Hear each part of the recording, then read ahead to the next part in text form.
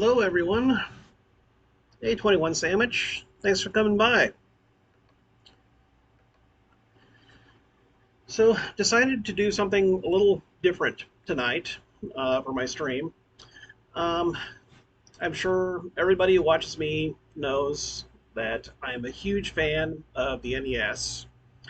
It's my favorite console. And when I got into retro gaming, another thing that I also got into was the NES homebrew scene. I thought that it was completely awesome to see that there are people still making games for the NES, and NES homebrew is alive and well. So I just wanted to kind of take the opportunity tonight to show off some of the games that have been available or are readily available or soon to be available. Unfortunately, some of the games that I'm showing off here are not currently available. I really wish they were. Um, in fact, the first one that I'm starting with here, Gold Guardian Gun Girl. This was actually a 2020 Famicom homebrew, and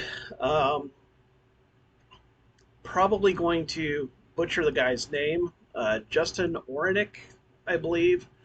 Took it upon himself to localize the game and release it on an actual NES cartridge, and that's how I got my copy. Yeah, what a name for a game. So, he also has a really cool box that it came in, and it's, clamshell. Hey, Pablo.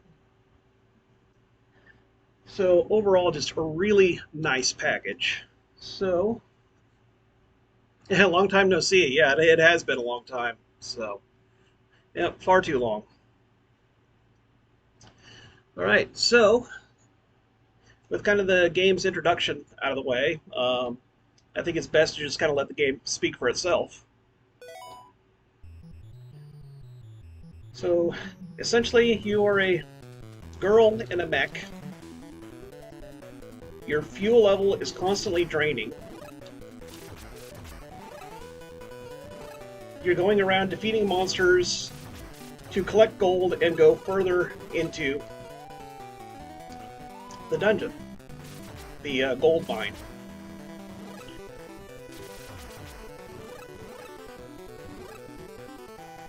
So you collect power-ups as you go that increase your maximum health.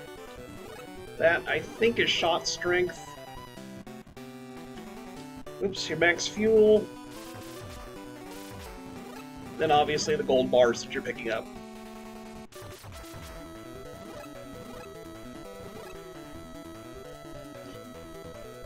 And fuel pickup, and that's the end of the area. It actually is somewhat roguelike, Pablo. The floors, they kind of have a theme to them as far as which monster encounters you'll find. Now that pickup I just picked up, that increases your turn speed. So as far as what enemies you'll encounter on which floor is the same, but otherwise the layout is procedurally generated, so it is random, kind of like a roguelike. If you happen to run out of fuel, which I am getting kind of low on, well, no, I'm right here at the exit. If you run out of fuel, your health starts to deplete, and then once you're out of health, game over.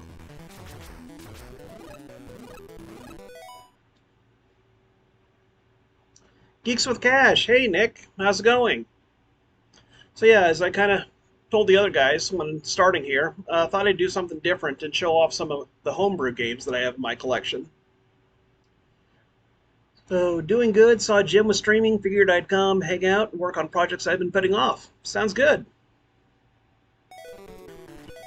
So just a quick note about the status screen here. There are actually 6 different control types for the game. Type A, you rotate your mech with the A and B buttons, but it constantly fires. Um, I can't remember exactly what each one does, but in other control schemes, you can use a button to fire, and then you hold down, like A, and press left and right to rotate the mech. Um, so when you're shooting, your fuel is constantly depleting. So you can actually use some of the other control schemes to control your fire to help preserve fuel. Then this is your steering level. You can actually decrease kind of the level of the power up here, which can be useful because speed also, the faster that you go, the more fuel that you consume as well. So it kind of becomes a balance of how much you want to invest in kind of each of your stats. Then item lock, which you can turn on and off, that will prevent you from leaving the screen if you haven't picked up all the items on screen.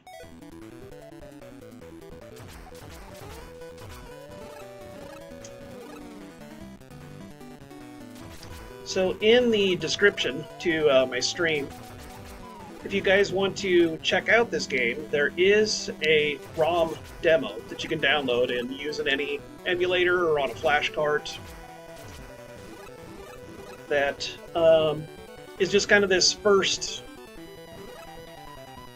demonstration dungeon, more than anything else. This was a very limited release as far as the NES cart on Video Game Sage, which is another great resource to meet up with different people in the NES community. Here's a new enemy, just a zombie. I'm pretty sure E.C. Myers Bids, Eugene, has an account on Video Game Sage. He's pretty connected with a lot of the homebrewers.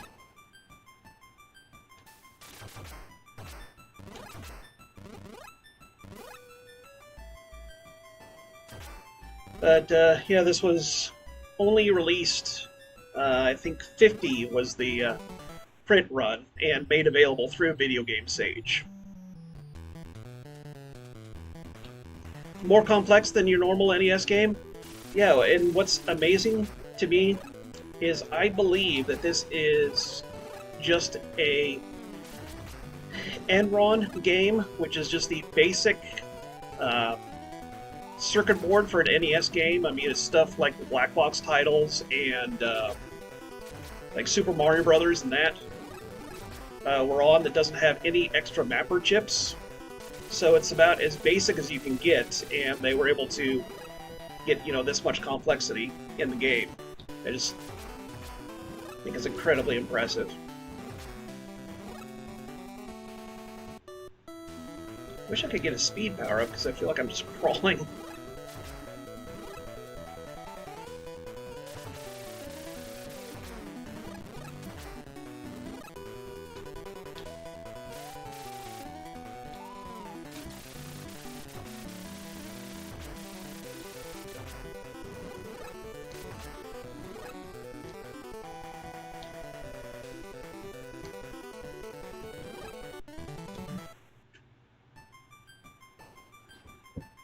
Hey, Yugoslav!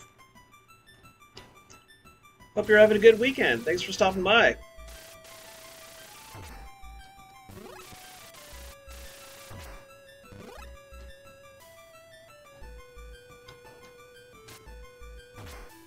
There, finally some speed.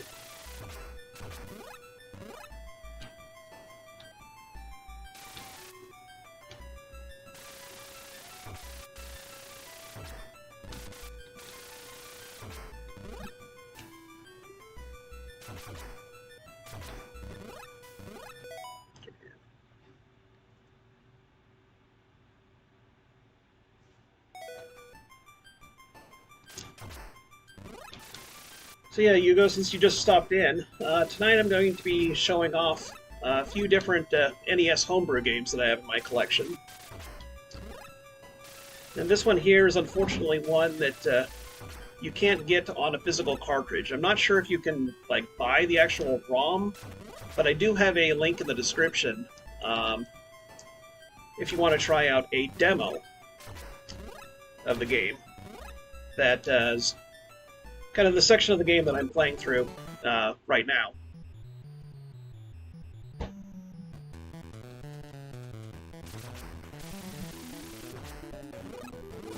Yeah, this is Gold Guardian Gun Girl. Okay, took my first hit.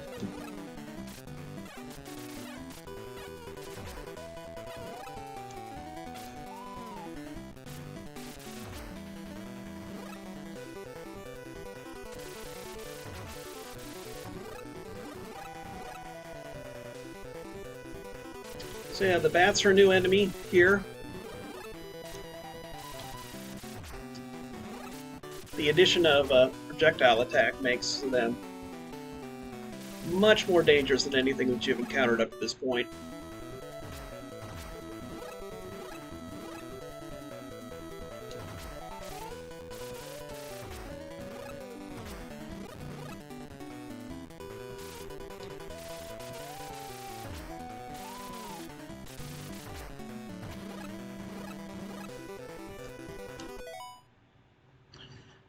What was the game you told me once? The one where they use a lot of techniques to save up memory to fit everything in the cart. I think it was something like repeating the sprite or something. Yeah, there's a lot of different techniques that they can use to preserve space. But yeah, being able to reuse sprite tiles by flipping them, using the mirror image of them, and horizontal flipping as well. Because I mean, when it comes to NES programming, and I've tried a little bit of it myself, everything is just super limited. Now, in theory, if you use more modern expansion chips and that, you can make use of a lot more memory and even, kind of forego a lot of the memory constraints that developers at the time were dealing with.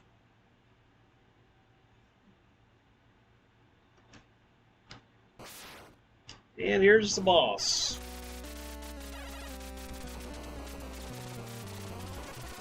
Okay, don't walk on top of me, please.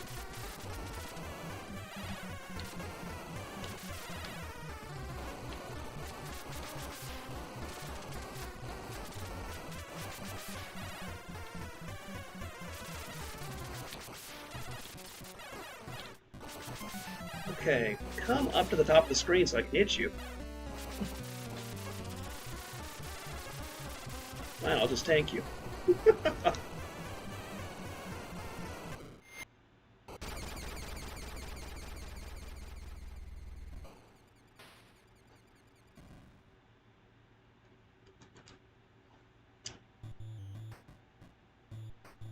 Elena defeated the monsters and regained the gold. However, this gold mine seems deeper. Thanks, 21. So yeah, Good Tune is the name of the developer of this one. I mean, I don't know their actual name. I assume they're Japanese. Micromages, yep, that was the game that I mentioned. So let's challenge the extra game. Push start button. So this is what I feel like is the actual game. The demo that I mentioned pretty much covers that section of the game, the first 8 floors that I just completed. And I believe 32 floors in the full game. So now Gold Guardian Gun Girl X, Extra Mode. So at this point, selecting New Game, you start over,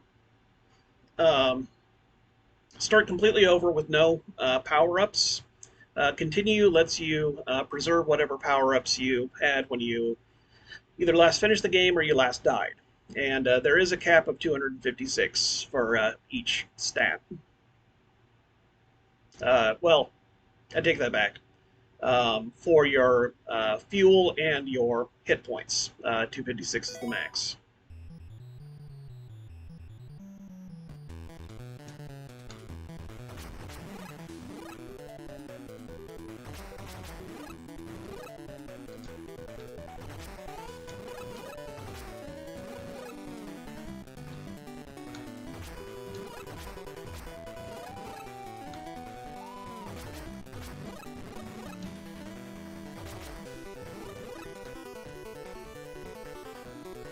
And also in X mode, you do not get the fuel at the end of every level.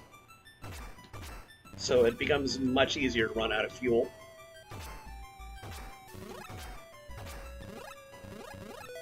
Okay, I'm actually going to back my steering down a bit.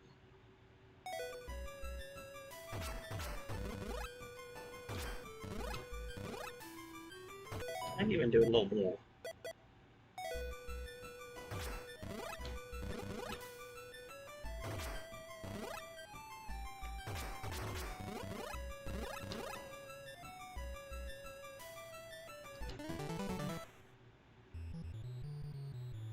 Hey, Mr. Matthews.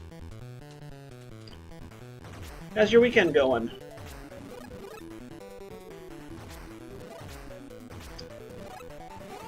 I appreciate you stopping by. This is a homebrew game.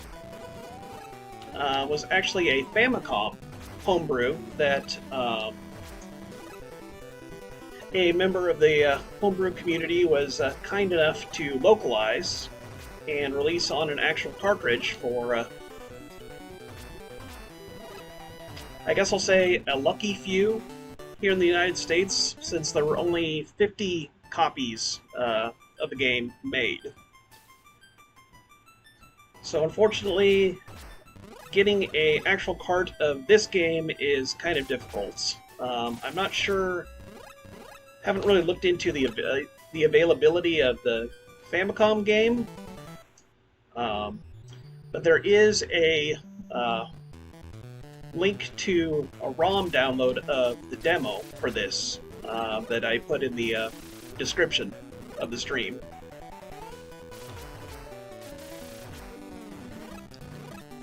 Like I said, I'm probably butchering the guy's name, but Justin Orenick is the guy who handled the localization of this.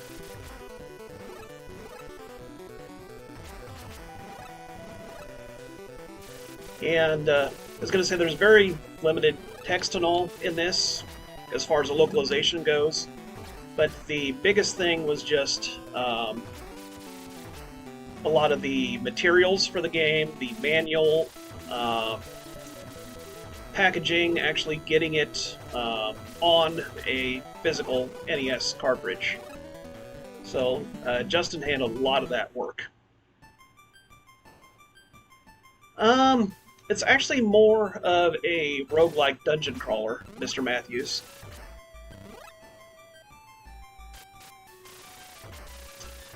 There is an end to the game, and I actually haven't gotten to the true ending before.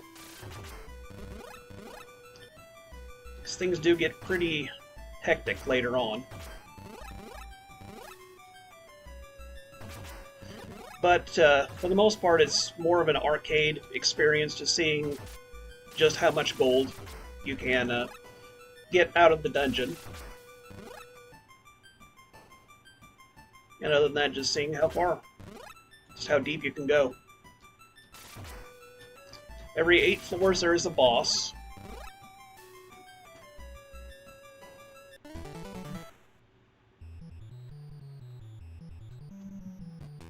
And I think 32 floors in total.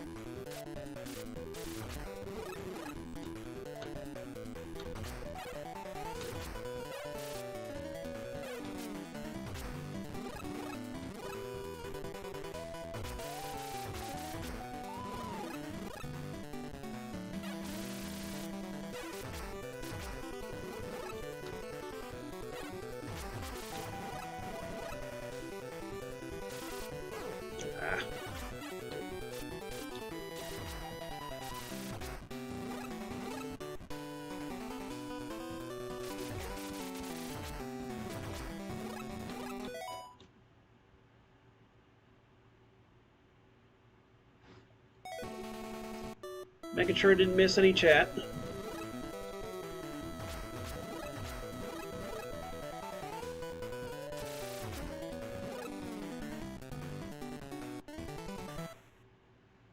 So far, it's been pretty generous with the extra fuel.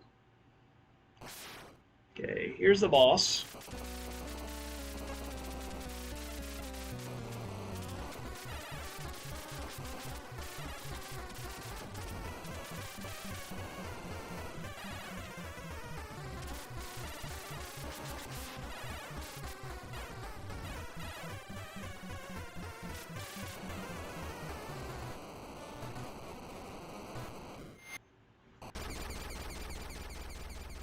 Alright, first boss down.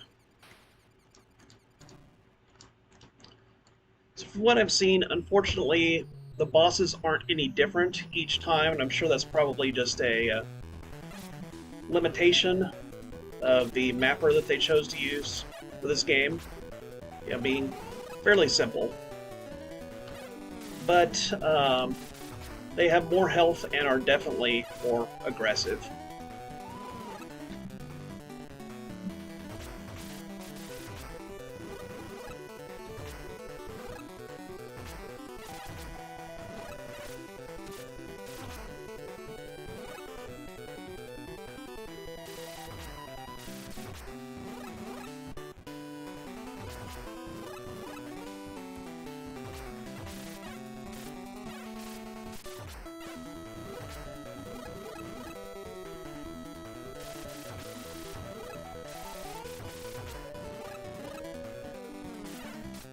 I think it's a while before I start encountering them, but the extra mode levels also feature new enemies, which I believe it's by like 11 or 12 that... Okay, well, sooner than that. I forgot about the skeletons. Skeletal miners.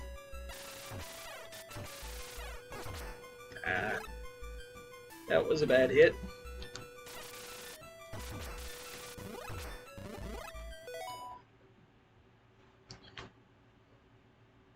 Hey, Zyxon, is that how you pronounce that? Let me know if I'm saying that wrong, but yeah, thanks for coming by. What's it called again? I want to look up the Famicom version. It is Gold Guardian Gun Girl. Yeah, thanks, Pablo. And Thumb, yeah, thanks for coming by.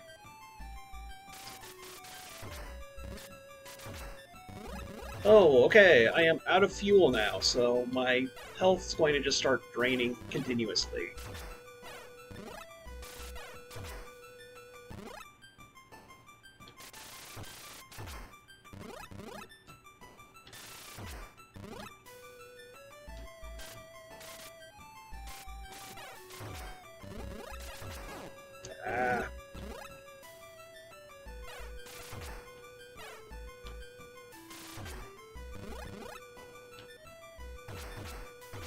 There's some fuel. Survive a little longer. Zyxon. Alright, thanks. I know you used to go by Nico, and I've seen you in other streams, but I think this is your first time here, so thanks for coming by, and everyone, welcome Zyxon.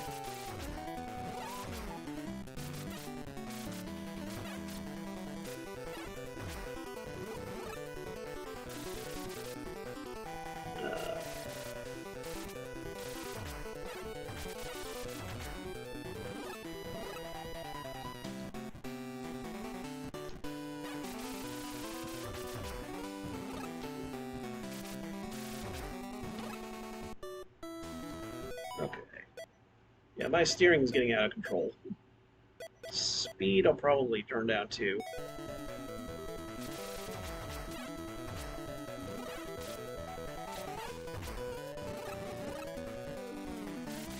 So like I said, the faster that you have your...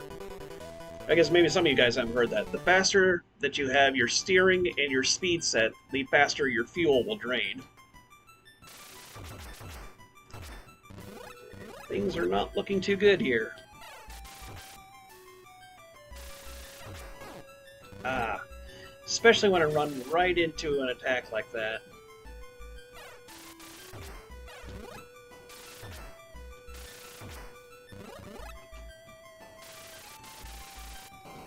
There we go. And I love the sprite of her just outside of her mech.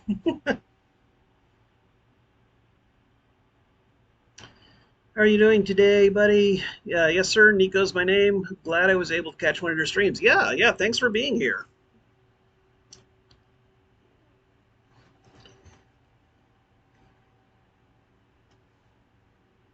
Okay, so I'm going to go ahead and continue. Give it another run here.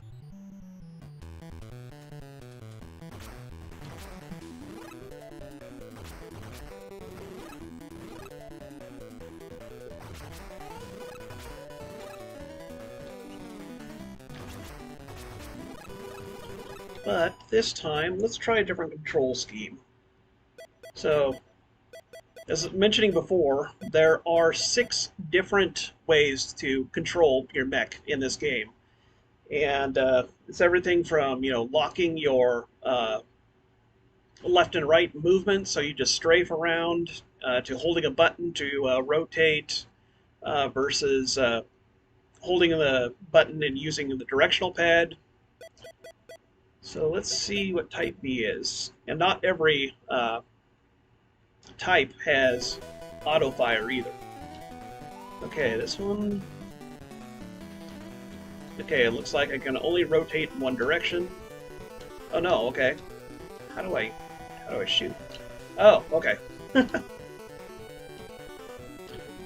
So yeah, rotation left and right with the A and B buttons, but you have to hold both buttons to shoot. Which I'm not a fan of that. So type C.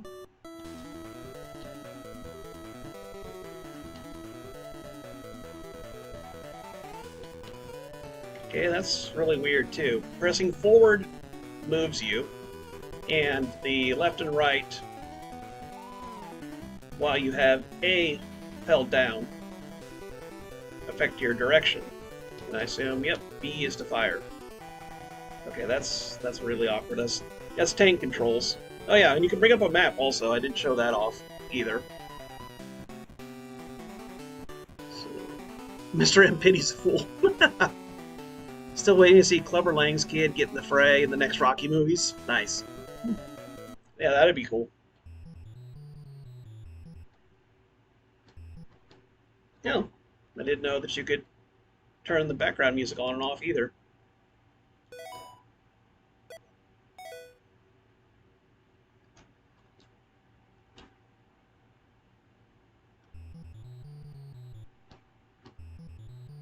Interesting. Okay. Type D. Okay. Same kind of tank controls.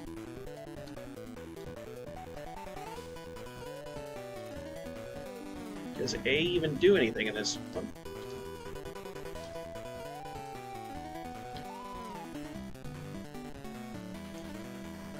That's really awkward.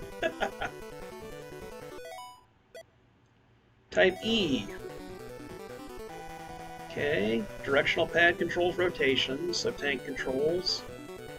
Oh, but you use A and B to strafe left and right. That's interesting. And then use A and B together to shoot. Okay, that's neat, but again, type F. Auto fire. No, auto fire with the strafing option. That's interesting.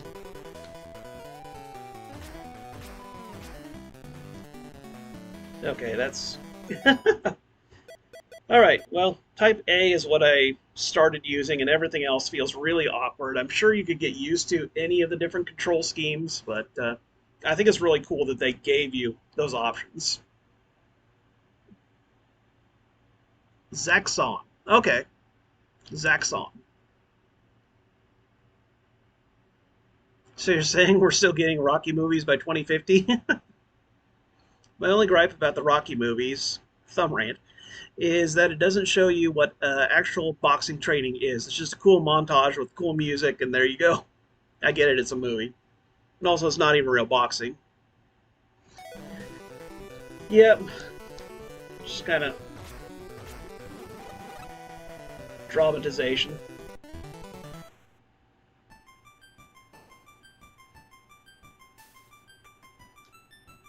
I don't disagree with you, Thumb, but it wouldn't be a Rocky movie without a montage, would it?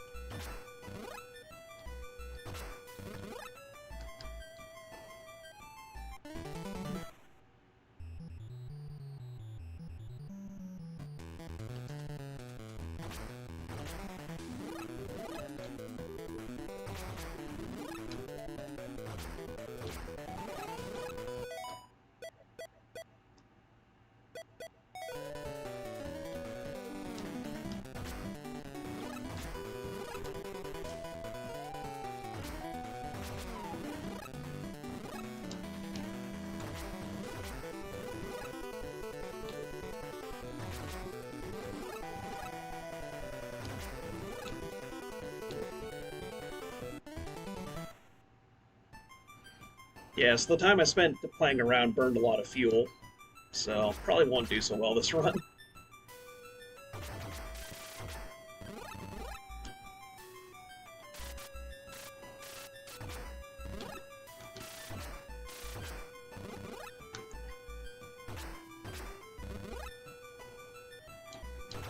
And to me, it's not a huge deal for a game like this, but there is no kind of, like, progression saving once you turn the game off.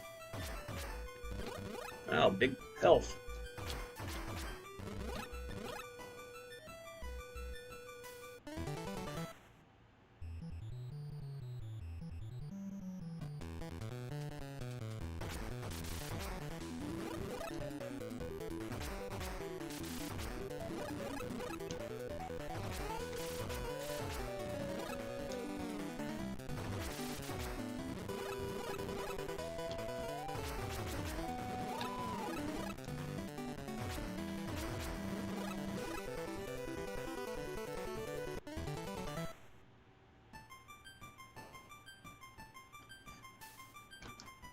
So then, you know, like most good roguelikes, there's also the kind of risk-reward of, do I stick around on my current floor to try and get more power-ups, more points, or do I just press on, knowing that my fuel is constantly draining?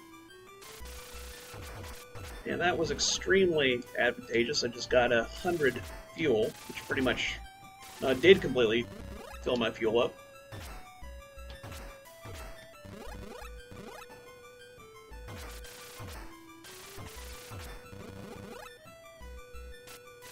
It's being really, wow, super generous with the power-ups.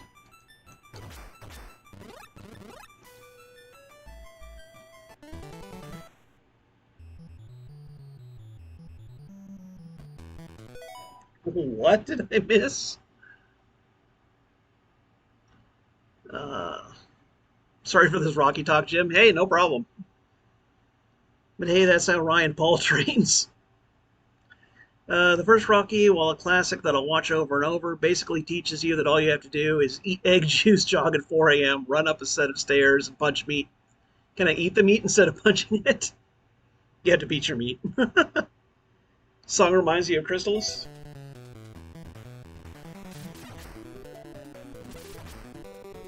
Yeah, I can see that.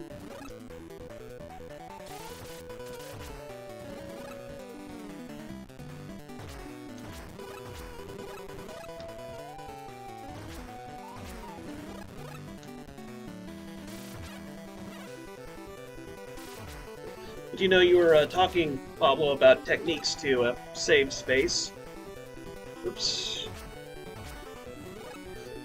The sprite for the character is actually fairly small. And, I mean, there's not a whole lot of enemy variety. And, you know, that allows them to add some good animation to the turning of the kind of tank mech.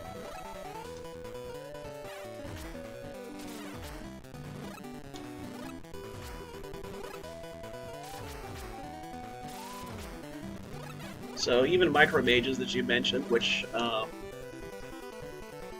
have to show off another stream. It wasn't one that I was planning on doing tonight, because I think it's a fantastic homebrew, but I think it's fairly well known.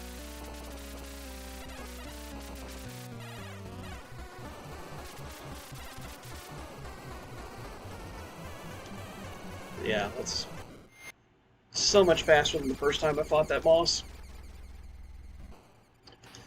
But that's one thing that they use in micro mages also, is small character sprites that allows them to add more individual animation for the characters because they are smaller.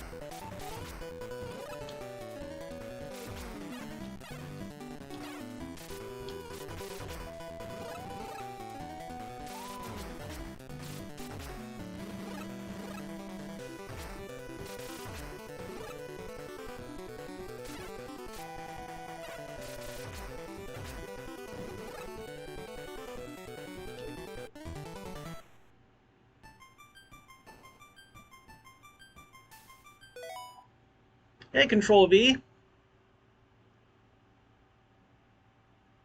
Like how the player portrait sprite changes based on the context of the game? Yeah. Like the Doom guy? Yep, exactly. Gotta get this silly project off my chest. Yeah, like only one tile? Yep, exactly. Yeah, the characters in Micro Mages are only one tile, where, you know, the larger the sprite, the more tiles you have to use, and you only have so much space in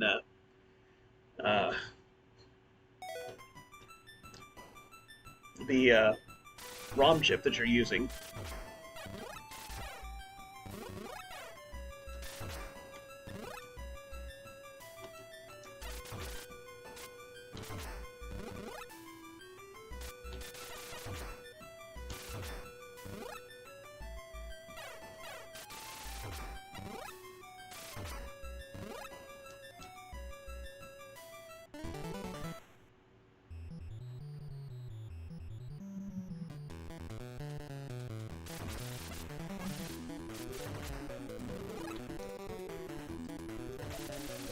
So yeah, since you just came in, eating Control V, this is an NES homebrew game. Actually, originally a Famicom homebrew, but guy was kind enough to localize the game and put it on an actual cartridge for fans here in the US.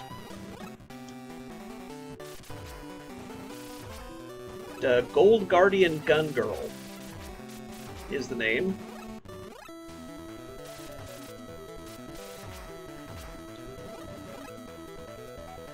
And if you have a emulator or flash cart, I do have a link in the description for the stream to a demo that allows you to do the first 8 floors of the game, just to kind of get a feel for it and see if it's something that you like.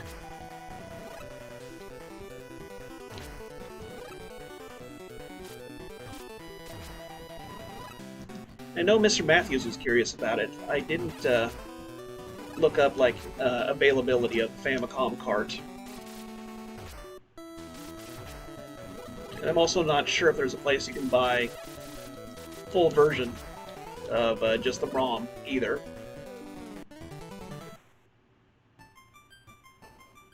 Oh wow, I missed a bunch of chat here. Sorry guys.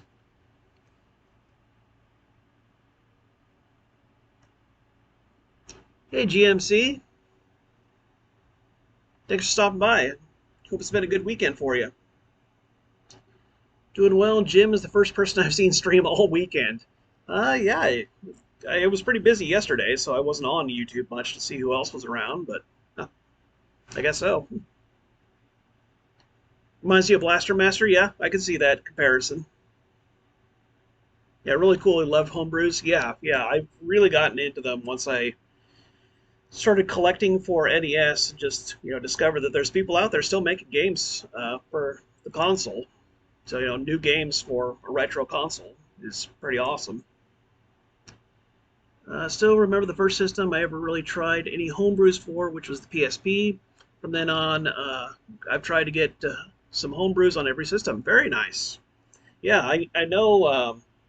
I'm starting to see more like Genesis Mega Drive homebrews coming about. Game Boy is pretty popular. Game Boy Advance. Um, so yeah, there's stuff out there. $300 on eBay. Wow. Is that for the U.S. card or the Famicom, Mr. Matthews? Spoot Scoop. Hey, thanks for stopping by. Hadn't noticed your profile pic, GMC. Best character ever. It's my favorite movie of all time. Very nice.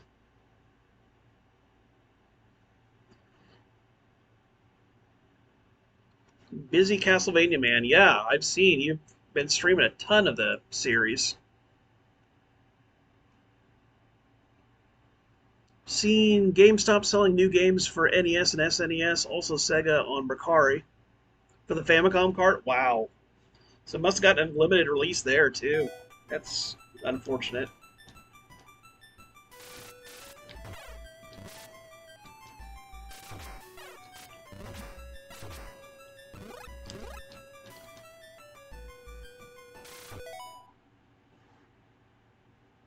Something flying around my room.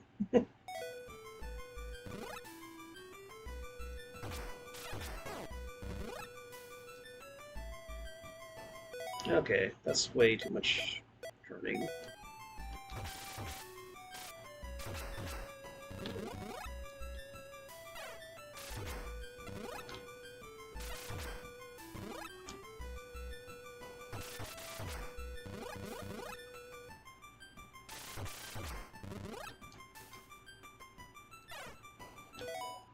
Okay, I gotta drop my speed down.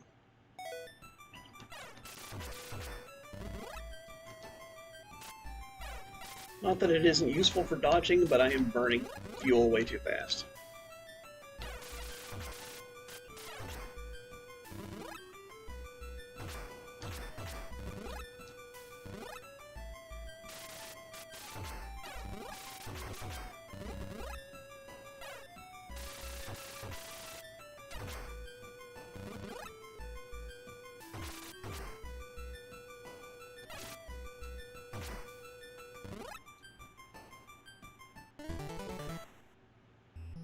Thirteenth floor.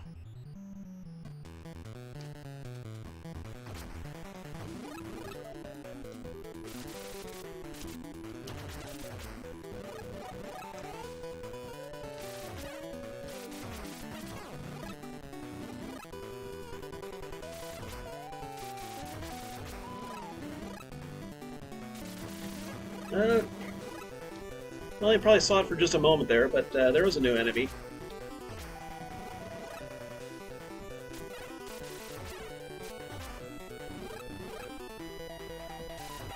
Encounter another one, hopefully it won't kill it so fast.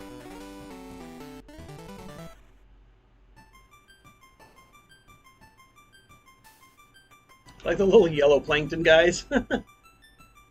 Okay, here we are. These wolves which will relentlessly pursue you around.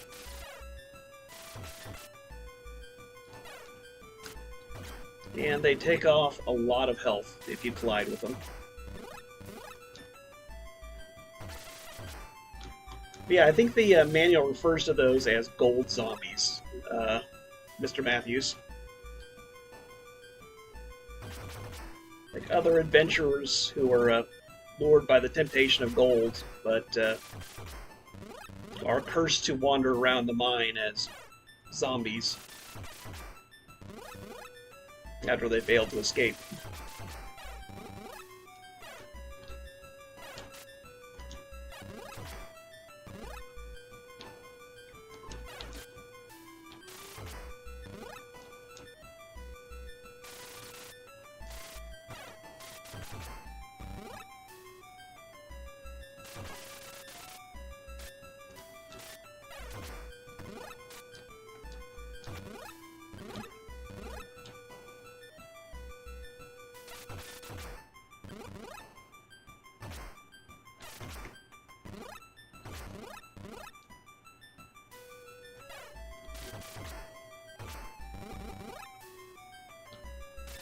really low on fuel.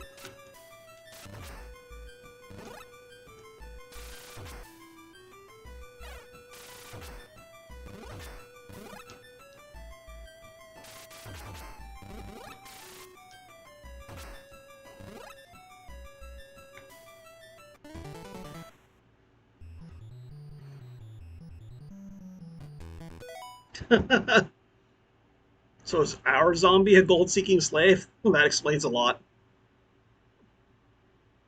Keep hearing that calm tune. I'm going to boot Crystallis on my Switch on the SNK collection. Not a bad game. I love Crystallis. Game seems super interesting. Seems it's indeed a guardian of gold. Yeah.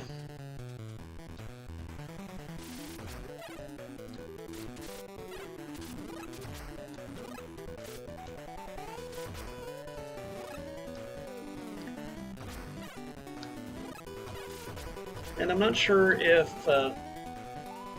Justin Orenick, the guy who localized this, if he has any plans on doing any more copies, if there's demand, but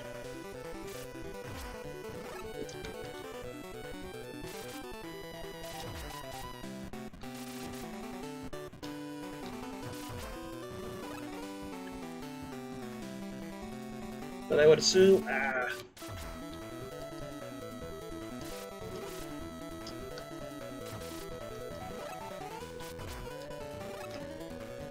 you know, just expressing your interest in the game is the best way to see something like that come about.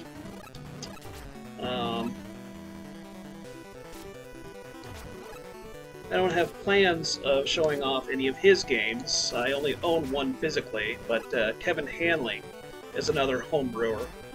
And I know he has re-released a few of his games because it's been several years since they were out, and enough people kept bugging him about it that he decided, okay, I'll do it.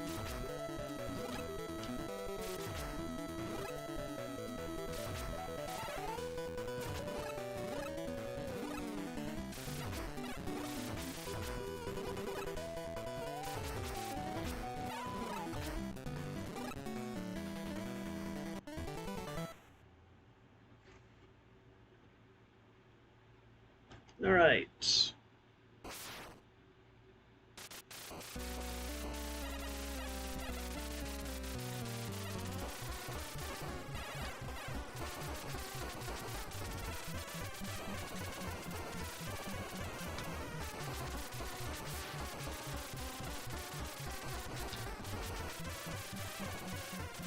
So, multiple health bars.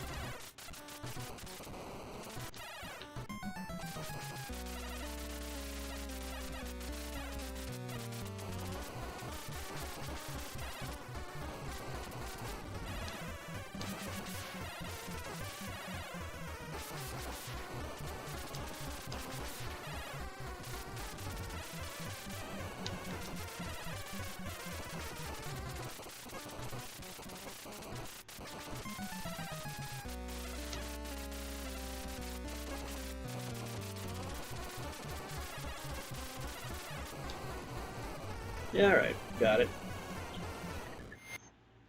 Didn't make it out of there unscathed, though.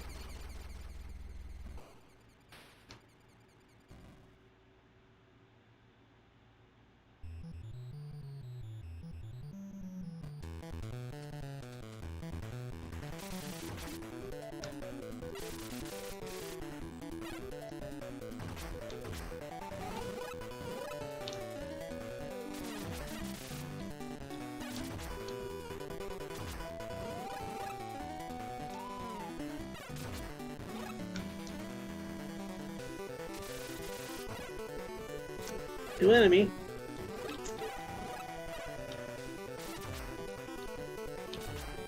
A water elemental. Can't remember what she's named in the manual.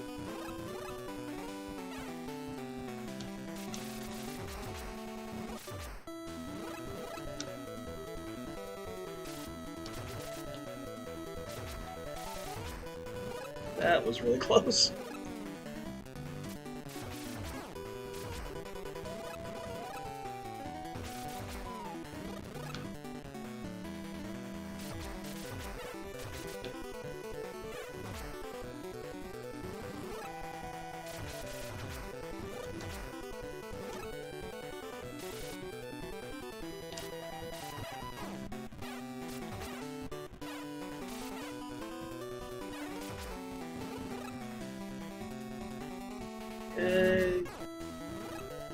Wasn't worth it to wait for.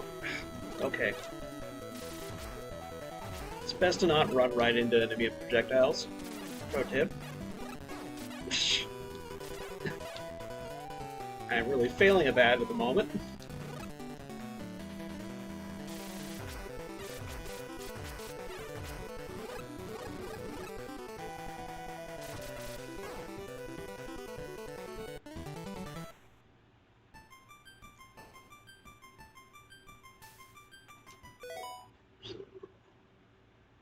Speaking of roguelikes, what did you think of Toe Jam and Earl, Jim? Never heard your opinion. I think it's something that's fun in short bursts. I don't know if it's something that I'd see myself like playing regularly.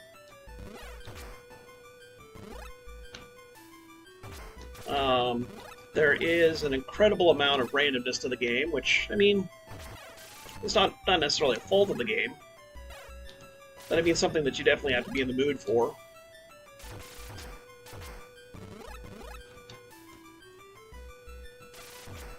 The quirkiness of the game and like the overwhelming 90s-ness of it, I think is fun. I think it's something like Toe Jam and Earl Back in the Groove, which I played most recently. It's, I think, almost poking fun at the campiness of the original.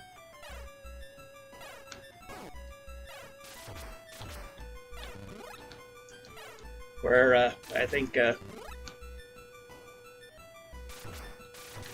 might have been a bit of that with the original, but I definitely think that they were trying to be cool with the first Toe Jam and Earl.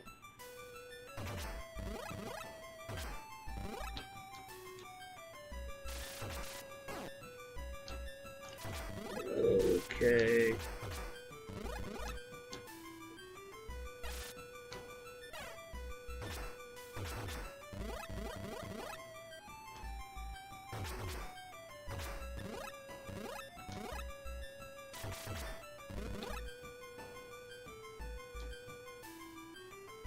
Am I?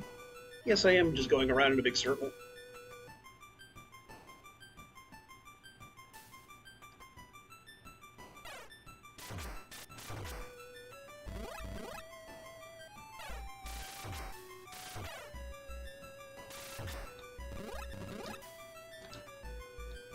If I remember right from the podcast, Mr. Matthews, I think you enjoyed Toe Jam and Earl quite a bit, didn't you?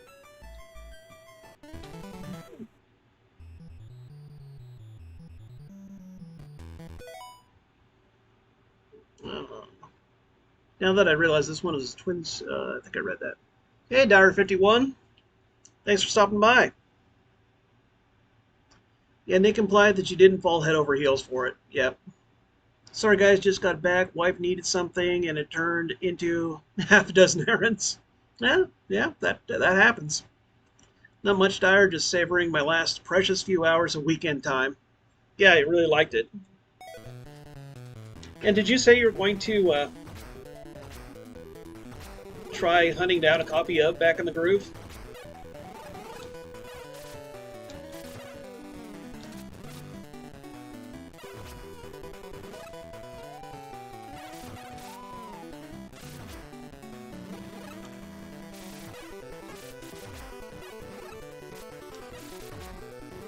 Oh, that's right.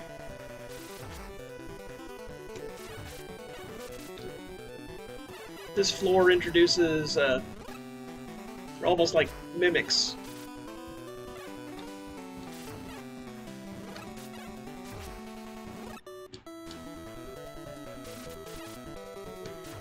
You enter a room and it looks like there's gold just sitting on the floor, but it's actually an enemy that will kind of scuttle away when you get too close. Come on, pop out. There we go. Oh, there it was.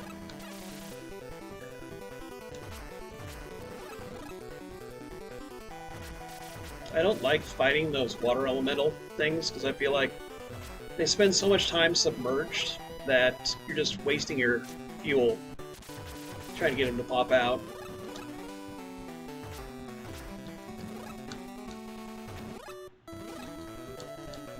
And as far as I know, every enemy has the same likelihood of dropping the same power-up, so...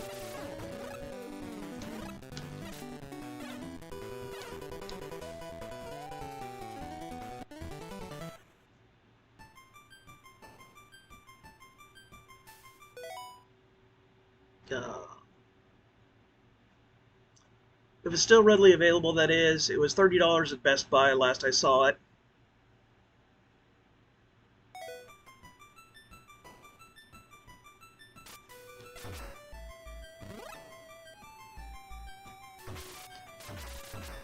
Yeah, this music here, Pablo, actually really reminds me of, like the Sages song in Crystallis.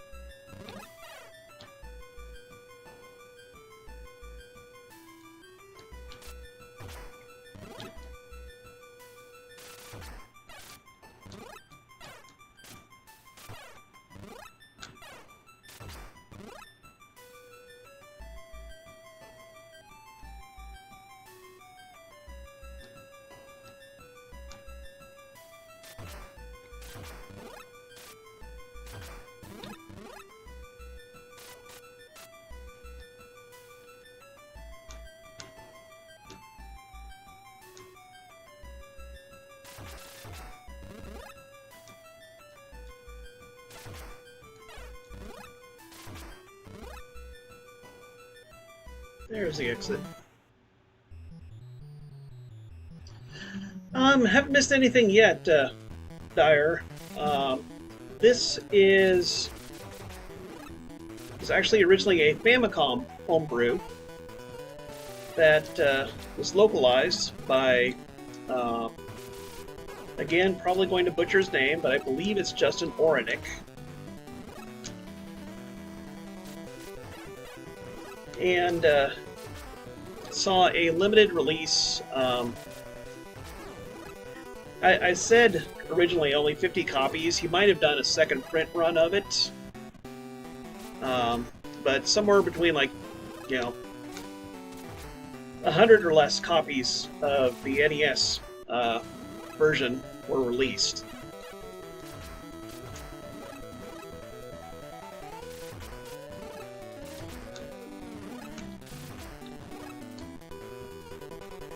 But Gold Guardian Gun Girl is the name of this one.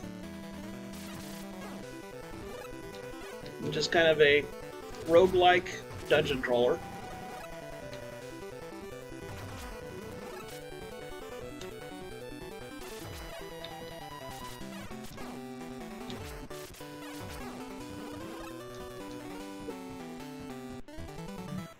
Right, 22nd floor.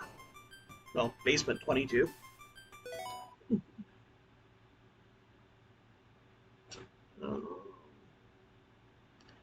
We're still with the first game. Seems like Jim is going to 100% it. Grins maliciously as Jim joins the completionist club. Oh, there's a new enemy. Pretty sure the manual refers to them as drill slimes. The joke being that in almost every NES game, slimes are the weakest monster that you encounter, usually the first. In this game, they are the strongest and one of the last monsters you encounter.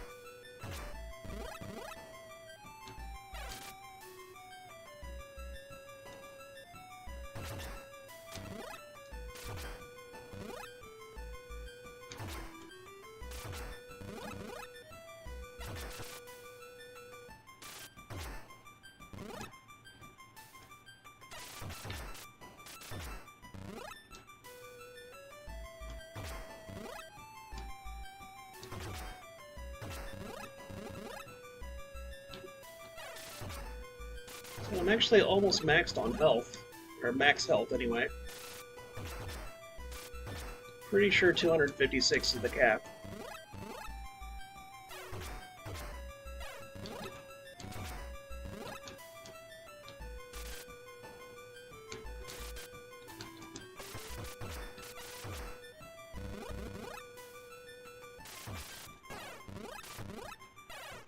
Okay, that was bad dodging on my part.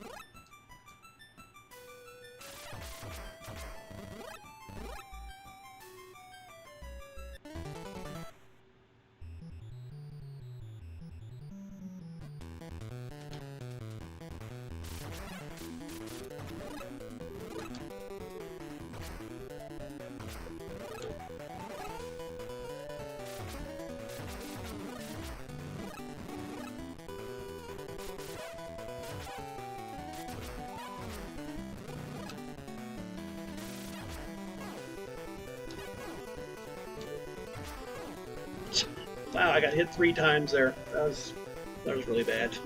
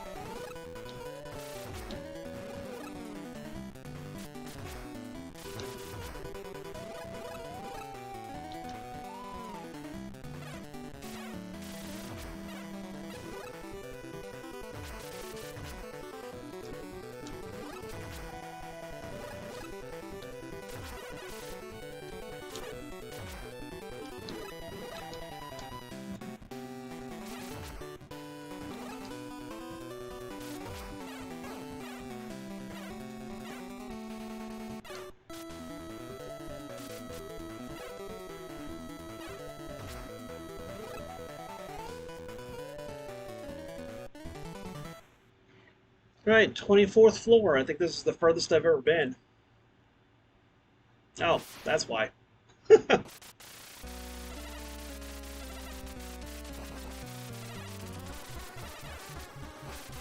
Can't just stay up there. I'm fine with that.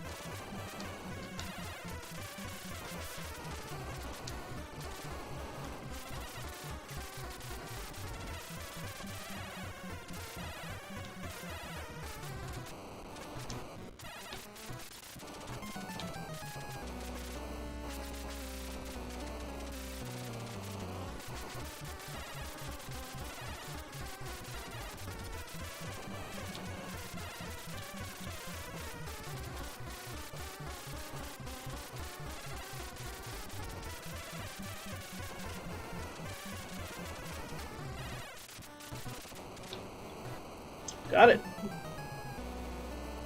Mozen Power, hey! Thanks for stopping by, Mozen. So what you're seeing here is a NES Homebrew, Gold Guardian Gun Girl.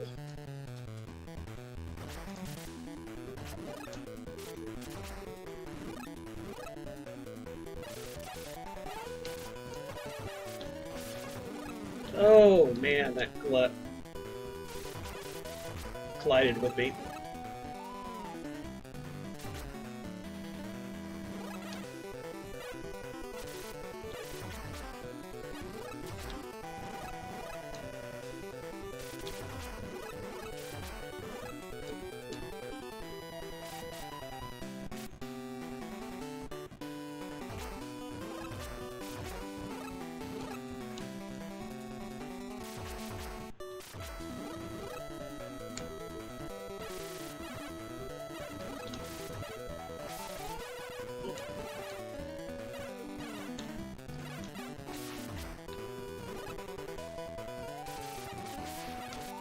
Wow.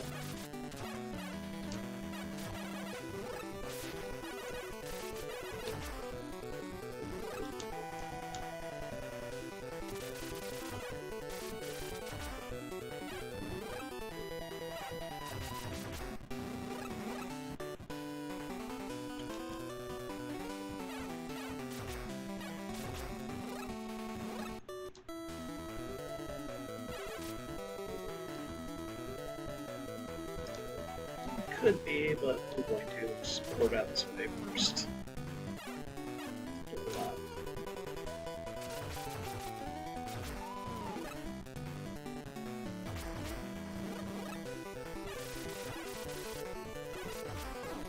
Ah.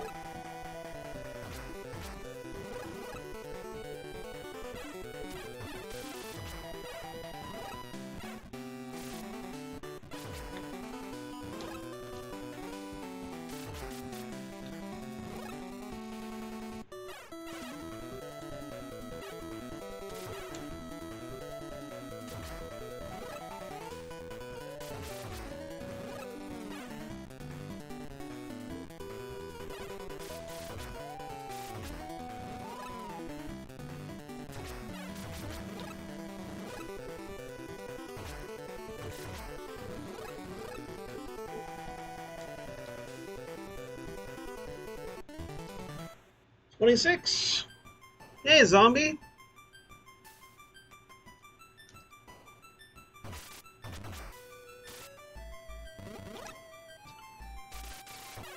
That's a dangerous room. I don't know why I'm still sticking around.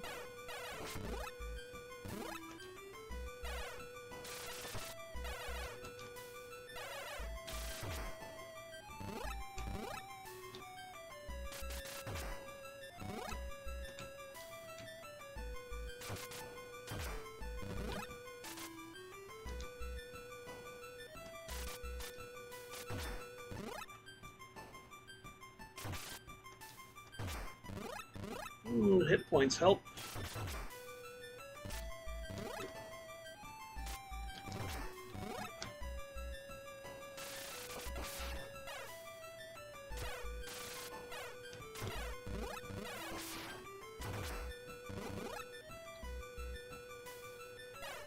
I am more just trying to survive right now than anything.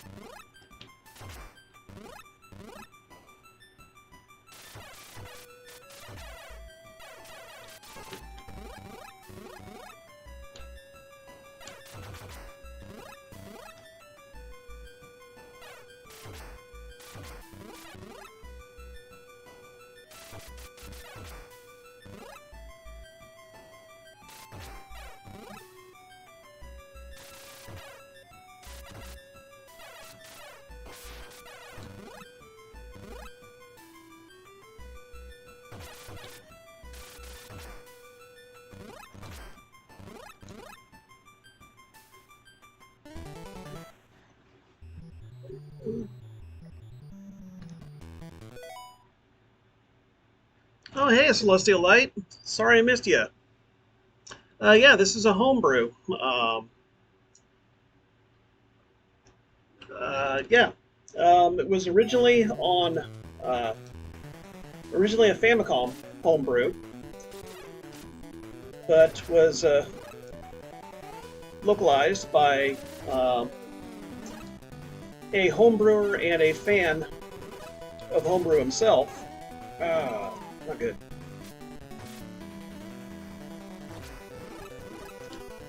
And released in very limited quantities through the website Video Game Sage.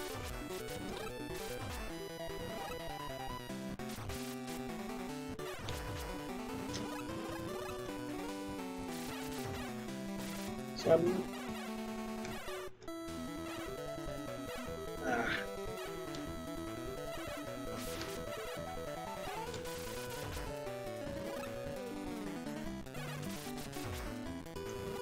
In the description of my stream is a link to a place where you can download a demo which will let you play through the first 8 floors of the game. More to just kind of give yourself a feel for the game. I'm not sure about the availability of a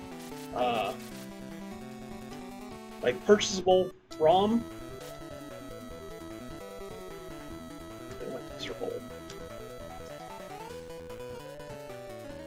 But I know the Famicom version also, Mr. Matthews looked up.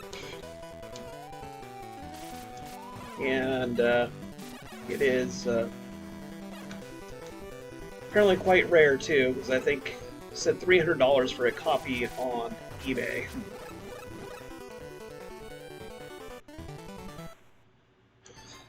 "28th floor. But I'm probably not surviving much further. In fact, this could be the end here.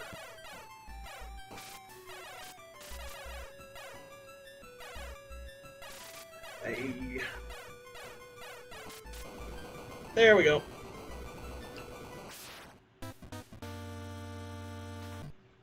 Well, game over. So more like a mobile armor instead of a mech, but it's okay. Yep. So, all right. So yeah, sorry you guys came in at the end. You only got to see a little bit of the game there, but yeah, thanks, Pablo. So, yeah, that was my best run at the game. So I'm happy with that. Like I said, I think there's 32 or 36 floors of the game. 32 would make sense as a multiple of 8, but. Anyway, that's Gold Guardian Gun Girl. Give me just a second and I'll switch over to the next game.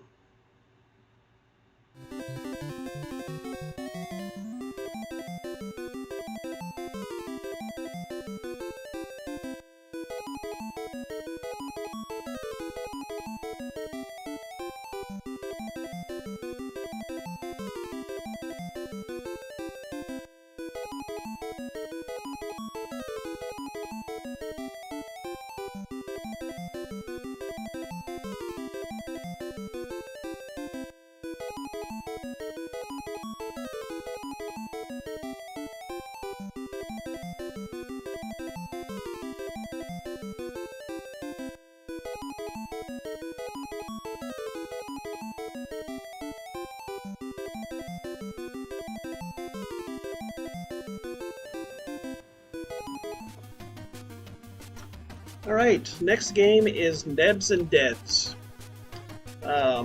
This one, 2018 release, as you can see on the title screen, from Dullahan Software.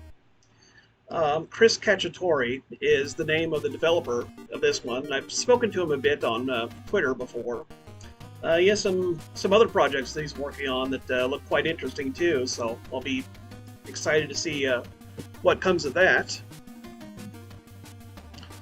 So this is a platformer The central gimmick with this one is a dash mechanic. So holding down the B button lets you dash a short distance. There's power-ups that let you dash further at a time. And then the diamonds that you have to collect to feed to the octopus that is fused to your head to increase the game timer, because you can run out of time. You defeat enemies by dashing through them, or into treasure chests to open them. Your dash does not recharge until you either dash through an enemy or hit the ground. Yep, Headless Knight for the Castlevania. Yep, Castlevania series. Oh, Eugene is here. Hey, Eugene, yeah, all that you've missed so far is Gold Guardian Gun Girl, so I just finished that up, and I'm going to play a bit of Nebs and Debs here. I'll admit I'm not that great at the game, but I do think it's really clever. And I also absolutely love the music.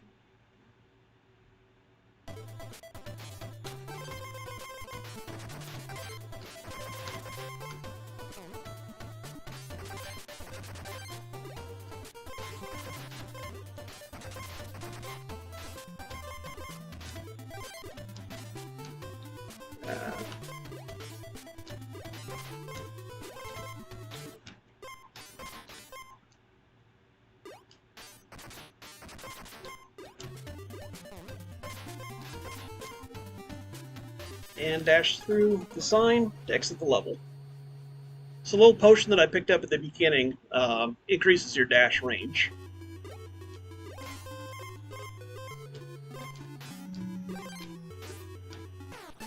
Oh, that was really dumb of me. I thought that was something completely different. I didn't see that as an enemy.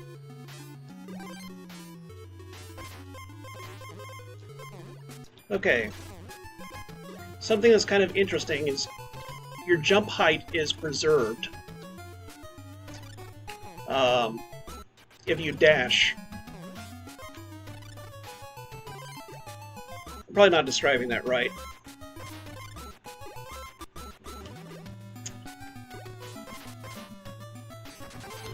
Essentially, if you're in the middle of a jump and you dash,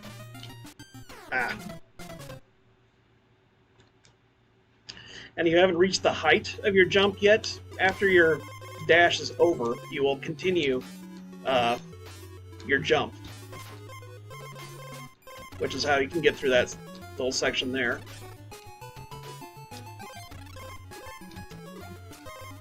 In the normal mode of the game, anyway, one-ups are fairly plentiful. I could have sworn that there's a one-up.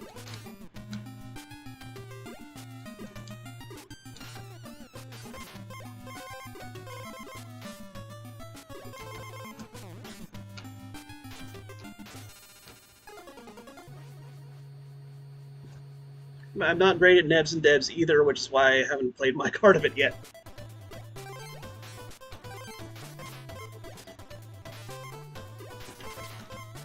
I'm not great at it, but I really...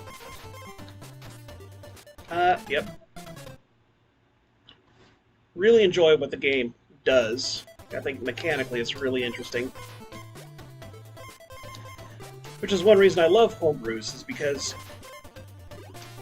you see a lot of experimentation with things that haven't been done. And I keep missing that dash.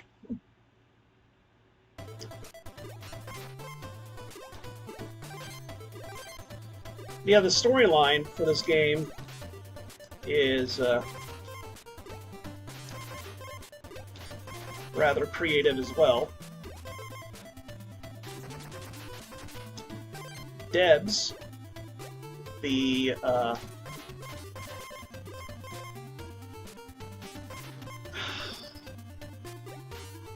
okay, here's one flaw with the game. I just soft-locked it. Because you can't scroll backwards. The only thing that you can do here is wait for the timer to run out. So it's rather annoying. But anyway, Debs crash landed on the planet, and Nebs, the octopus, was dashing around eating crystals when it ran into Debs and ended up getting stuck to her head. So it's now kind of a symbiotic relationship where Nebs wants to eat the crystals to stay alive because he has a very high metabolism, and Debs is wanting to collect the pieces of her ship so that she can go back home. And no, you cannot dash upwards.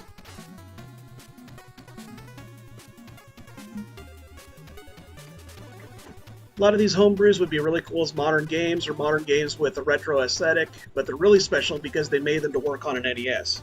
Yeah, and with all the hardware limitations that come with that, Eugene. Yeah, which I think is awesome. Yeah.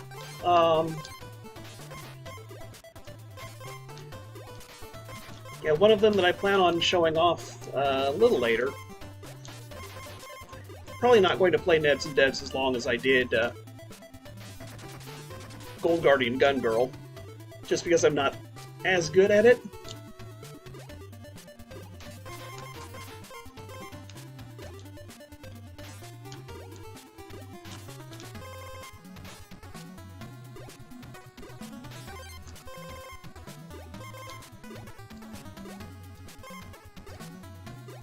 But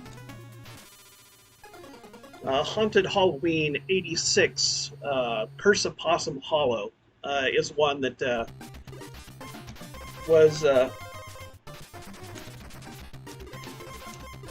released recently on Switch. Okay, here's a little exploit. Dash into that guy, and that's the first part of your ship recovered.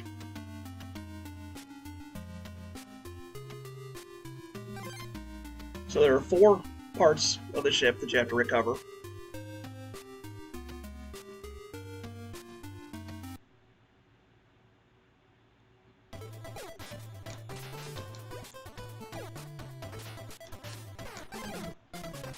I dashed into the treasure chest and not the enemy.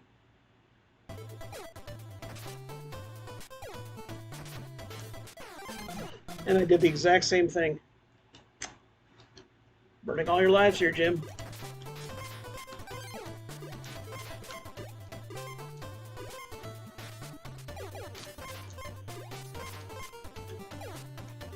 No, I don't know if I trust being able to get to that.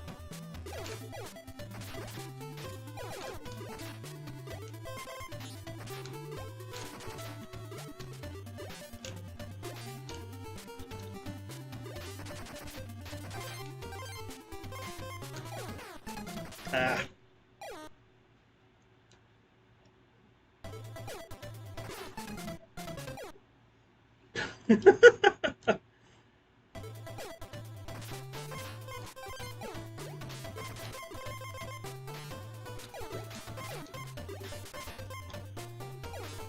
Yep.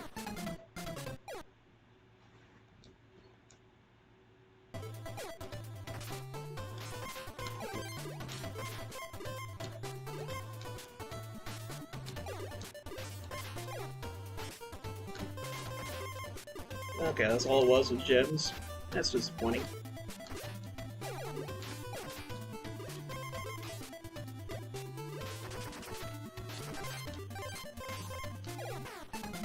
Missed it.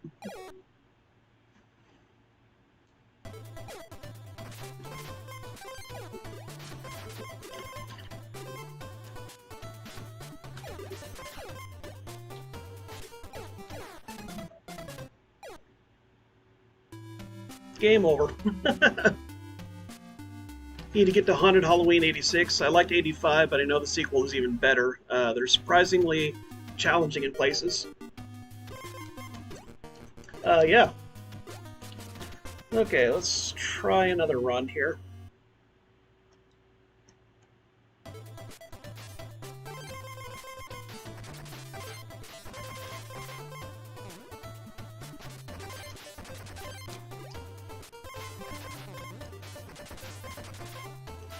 As you can see, I'm in no way an expert or even that skilled at this game. But I do think with practice, this would be a really fun one to speed run if you're into that sort of thing.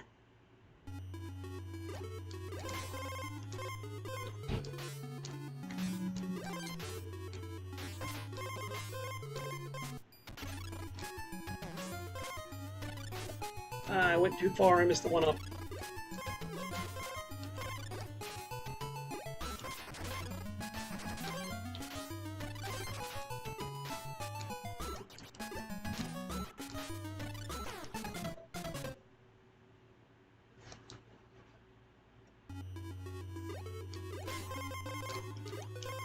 So the mechanic of your dash being refilled when you dash through an enemy actually becomes critical in some of the later levels.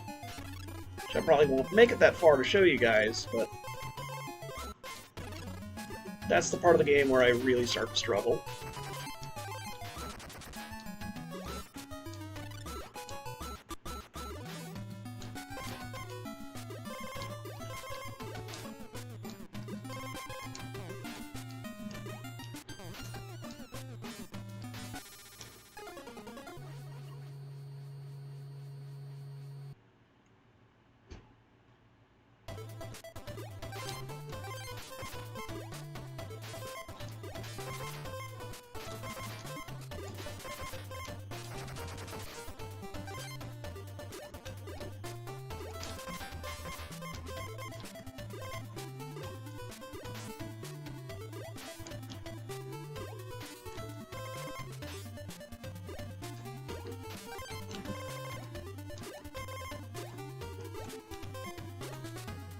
I also like all the secret chests and things that were thrown into this game.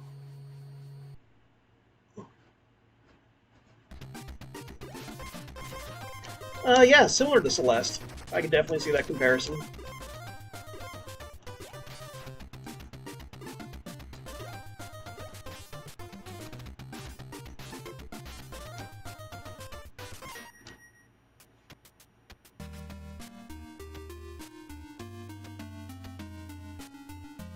Oh my god, what game is this? I stepped away for a bit. This one is called Nebs and Debs. Dullahan Software, and developed by Chris Cacciatore. I know he had like his own storefront that he was selling copies of the game from for a while, but I'm not sure. I don't think he is at the moment. But if you're okay with importing, Rogue Studio, which is based in France, is currently selling copies of the game, along with some other great homebrew titles that I hope to show off at some point. Micro Mages and Twin Dragons.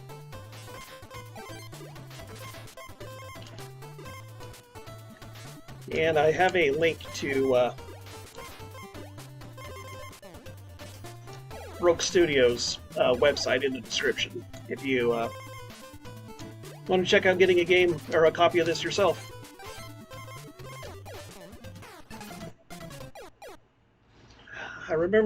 Don't quite remember the timing for the ending there. I haven't played this in quite a while, so I am pretty rusty at it, as you can see.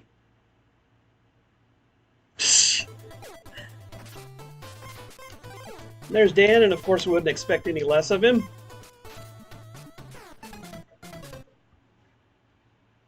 Like the character design, she looks so angry. And this is an interesting one to see all of the changes that happened to the game through its development. Because a lot of the alpha builds of the game quite different than the finished product.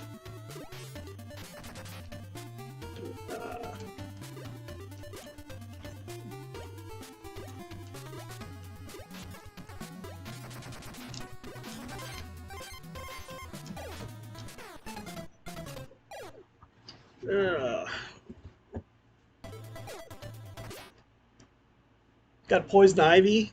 Oh, damn. That sucks.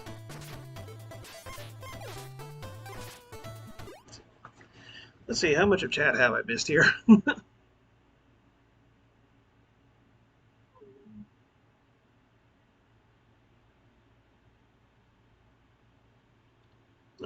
Eugene says, hey Nick, busy weekend writing and fixing things around the house. Celestial Light, I have nothing to prove, so I'm good. I only stream for myself. Yep, that's how it should be.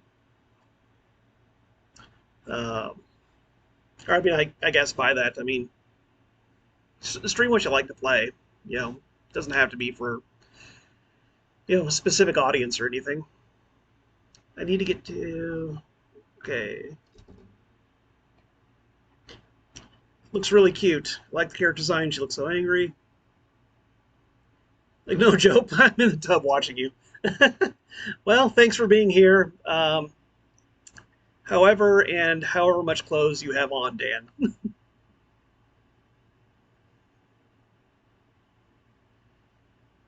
Mega Dan has his own hot tub stream going. Mazda's back and has tacos. Very nice. Hot bath plus poison ivy equals itchy all over. Broke Studio also has Famicom versions of a lot of these homebrew games. Yeah, that's true. Yeah, I didn't even think about that. That's something that they started doing recently.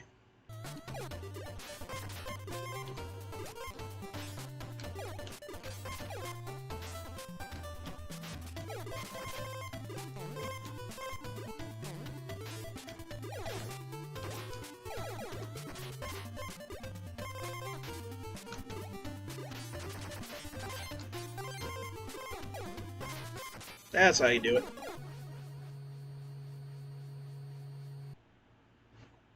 Okay, this is where things start to get really tough for me.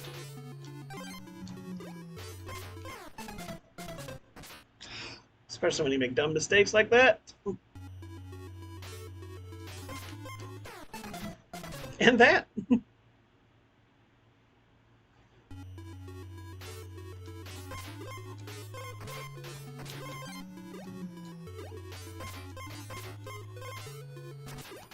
Oh, shoot.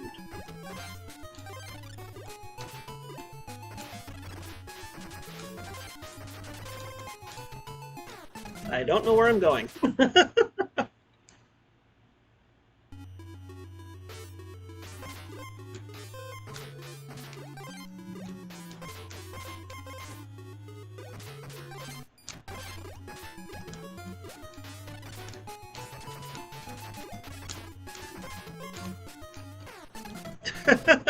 Try to keep myself alive.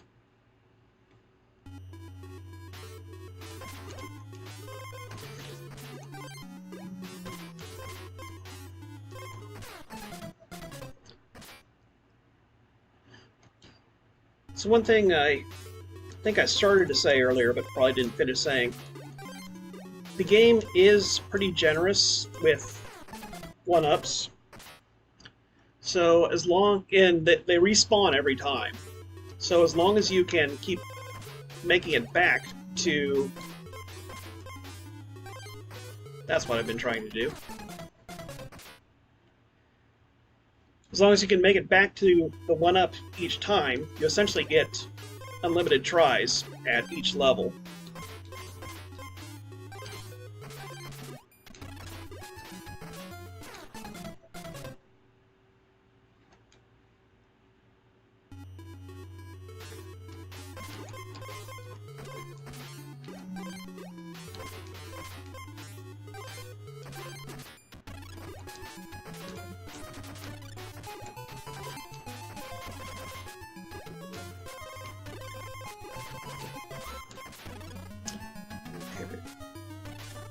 Timed that wrong. This is a section where you have to dash through one of those green stones in order to get another boost to get the rest of the way.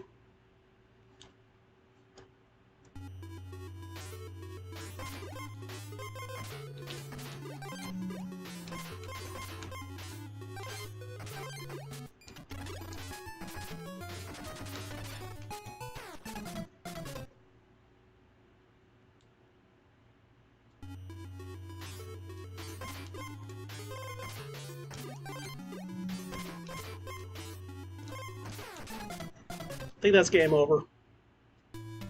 Yep.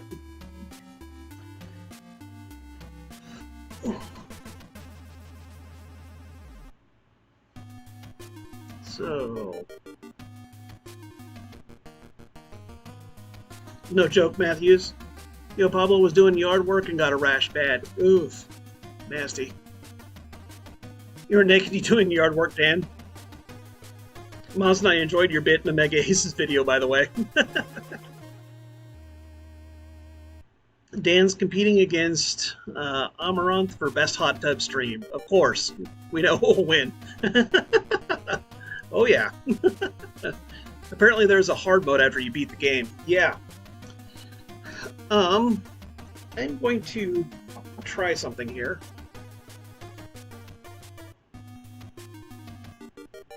And I don't... So... yeah, it doesn't look like it did it. When I tried this out on my top loader, I actually discovered a bug, and I think it might have something to do with the lockout chip that's used in the card. I mean, that's just my guess. But it bugs the game so that the music plays faster, but more interestingly, you get unlimited dash, which pretty much just trivializes the game.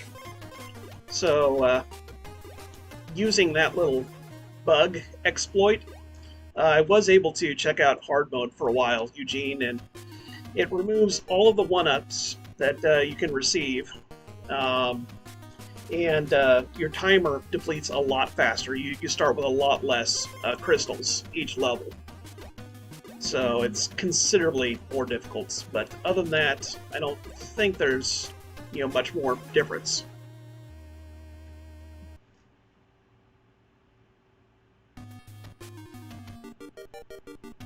Don't have allergic reactions much. Wondering if I should see a doc or just tough it out. Put some clothes and go to the doctor, Dan. Feel like they will just say, you get some rest, put this cream on it, and try not to itch. See ya. Yeah. Probably. I mean, I've never had poison ivy, so I don't know, Dan. Tough it out, all they'll do is give you the cream and probably tell you not to take a hot bath. Yeah, definitely an interesting bug. Hey, Chris James. Thanks for stopping by. Not sure if this is your first time in the stream, but welcome, if so. Yeah, but if you play it on the ABS, there's no lockout chip. Yeah, and I don't think the top loader has a lockout chip either, so I could be completely wrong about that. But I just know that you can change the region setting on a lot of these homebrew lockout chips by resetting a certain number of times. And I noticed on my top loader that if I reset the game, it goes into that glitched mode. If I hit reset twice, it goes back to normal. So that's what makes me think maybe the lockout chip has something to do with it. But anyway, I brought it up to Chris Cacciatore's attention, and I'm not sure how far he got with it, but definitely an interesting bug.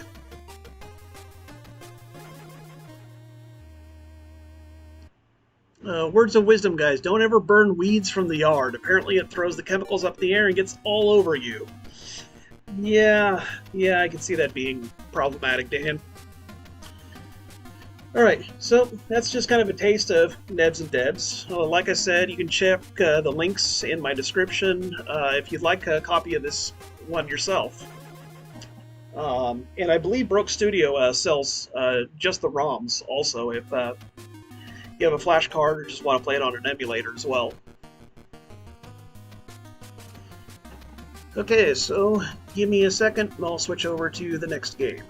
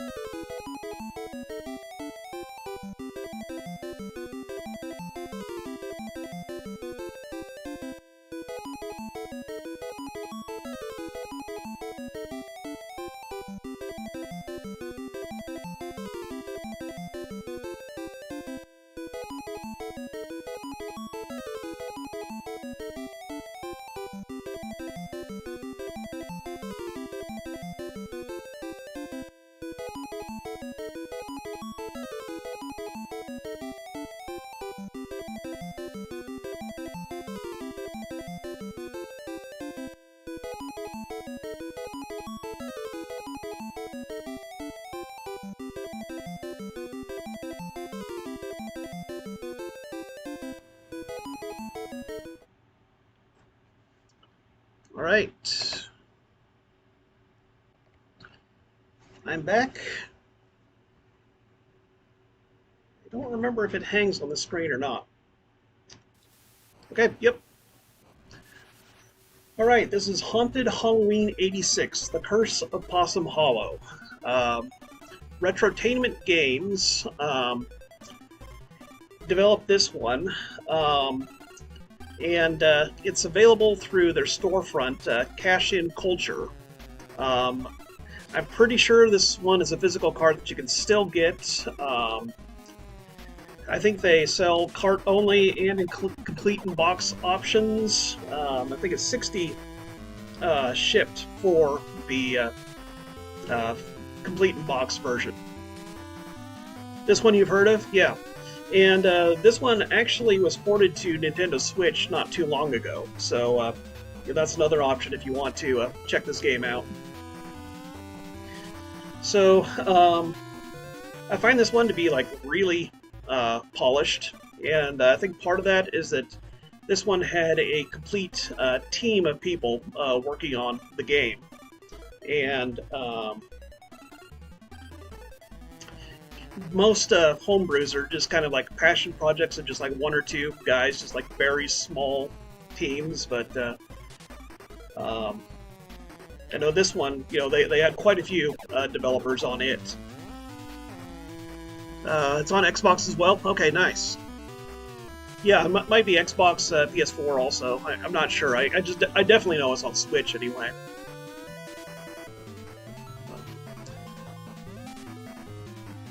Let's see, what else did I miss here?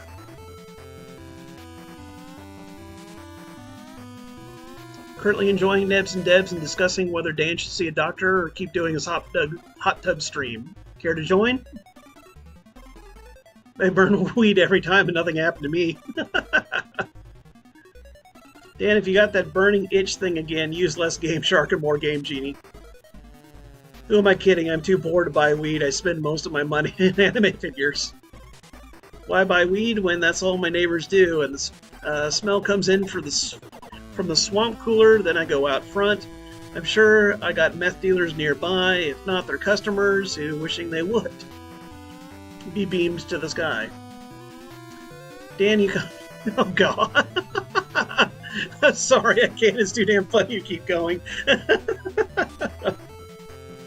Curse of Possum Hollow sounds exactly what Dan is experiencing right now.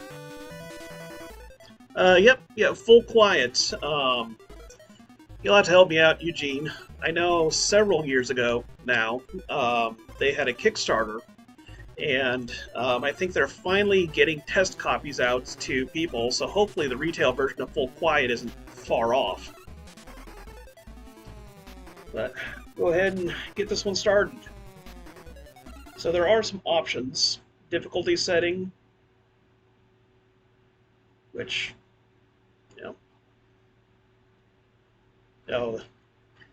yearbook.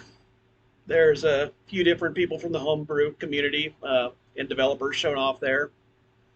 So I think that's kind of funny. Music player, etc. So, welcome to the arcade. Hold plus button to skip tutorial. So I think that's a holdover from the Switch version. So press down twice.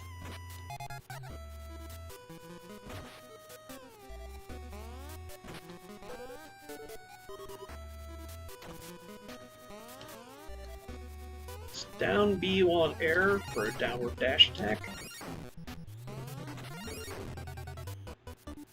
Down forward B. Oh yeah.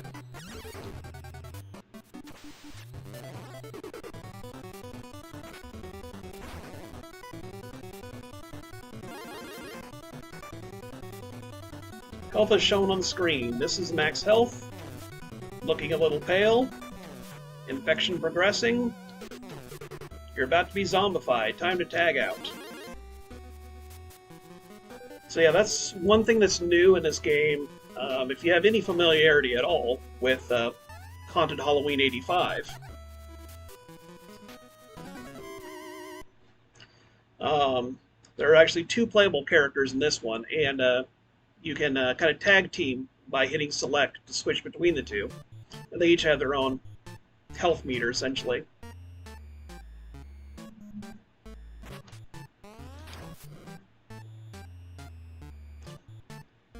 Hey, Donnie and Tammy, you like our costumes? You guys look like dweebs. Huh? Like, isn't this what those monsters you fought last year looked like? We told you they were grody and heinous looking. Totally. You just look like you found a dead possum on the road and glued its fur up to your shirt. And who ever heard of a ghost with a ponytail? Come on, Donnie, let's go get our costumes on. If we get a late start, we'll miss out on the candy, and people will, start giving out apples. Gross!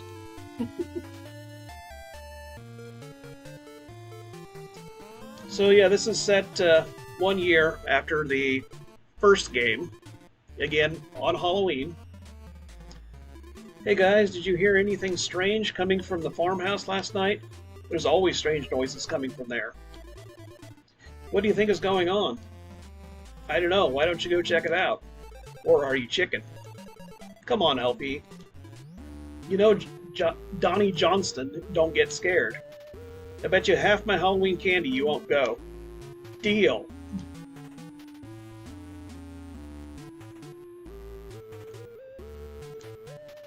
This is taking a bit longer than I expected. What the? Strange. Something's been digging at those roots. It looks like a buried piece of an old map. Rad, just holding it gives me a strange sensation. Okay, so here's where you can upgrade your different abilities. I like to go with the double jump. I feel it too. We can't dwell on that now. Look. Whoa, LP was right. The door's open. Let's go in and see. I ain't going inside. I thought Donnie Johnston don't get scared. Let's go. This place is a dump. Wait, did you hear something?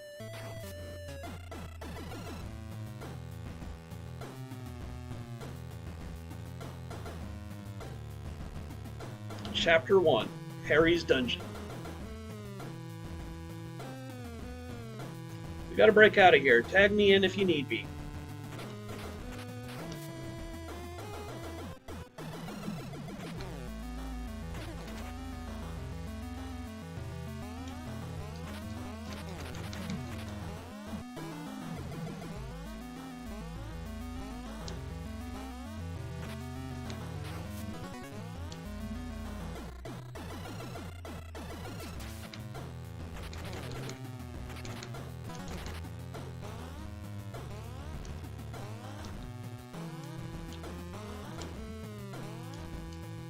Okay.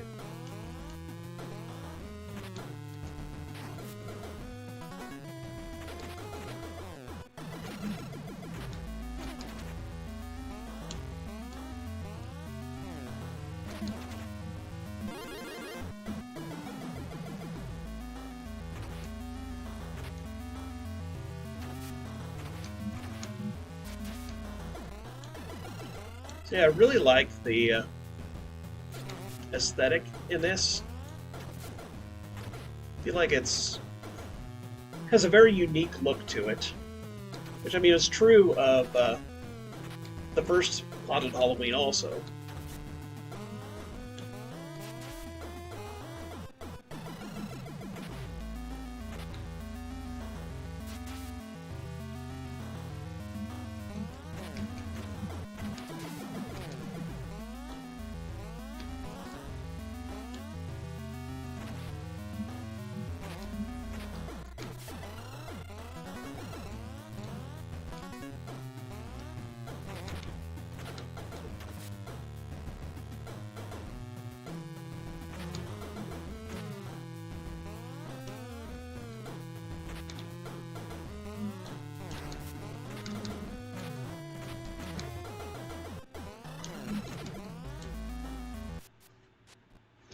Trenchcoat Man, I've been waiting for you two. Whoa, who are you? No time for that now. I see you found a piece of my map. Protect it with your life. Its powers will aid you on your way. But the owner of this place wants it too. Now go, beyond this room is a cave. It will lead you out of this wretched place. Where'd he go? I don't know, let's just get out of here.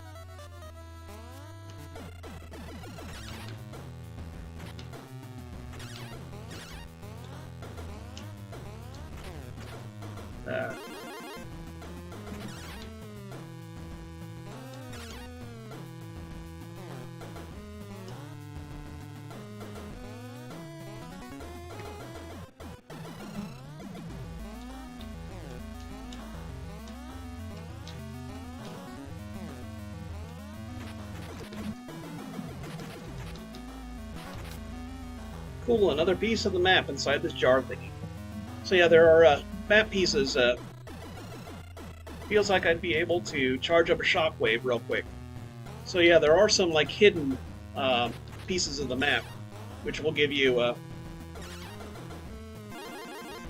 new abilities as well.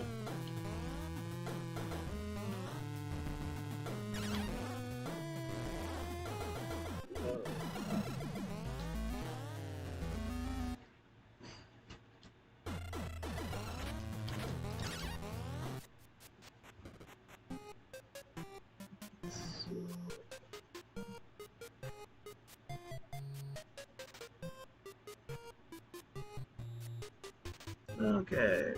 Oh, what did I miss? It's periodically discounted on Switch, but also worth $9.99. Right. Mazen, what you working on?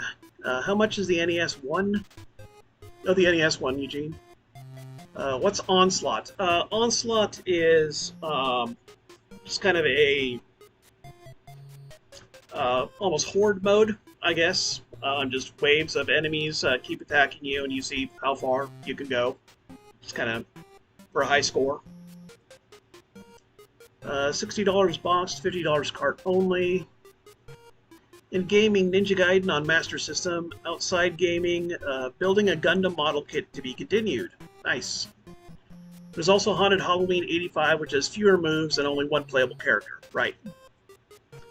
Nice, Eugene. I played this one when the makers were at MGC. Very nice. I thought you were building an actual Gundam. Is that one dope, Mazen?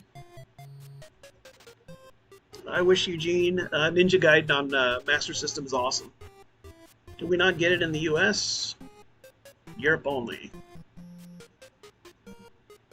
Might have been released in Brazil too. Yeah, I found out Master System was really popular in Brazil. With seems like they got a lot of releases that Europeans did that we didn't in the US. Only Dan points in front of the emulation team. Perspective is a little confusing sometimes, especially jumping on small platforms, but no worse than a Simpsons game. Yeah, true. My copy runs just fine on all my NTSC Master System hardware. Nice. Amazing scrolling in the stage. Yeah, parallax scrolling in a Homebrew is it's really nice. Play most of the games on RetroPie Dire. Oh, I see. I don't think my card includes Onslaught mode. They added it later. Right. Yeah, because I think the version of this that I have...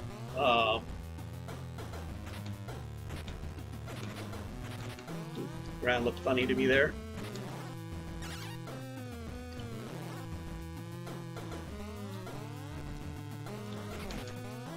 Okay. Getting beat up. There we go. I think as a version, I think they changed some things up for the Switch version, and then like re-released the cart with some of those extra features.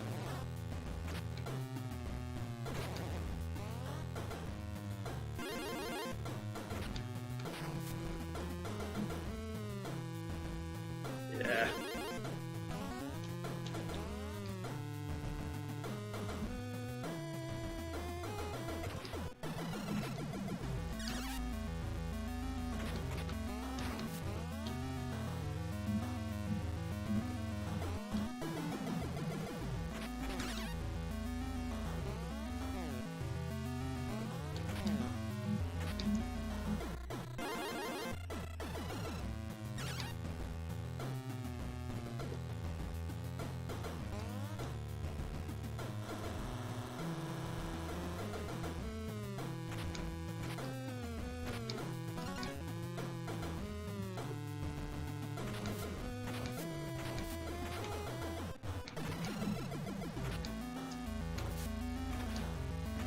One thing that I think is interesting, I still not sure as if I've found all of the secrets in this game.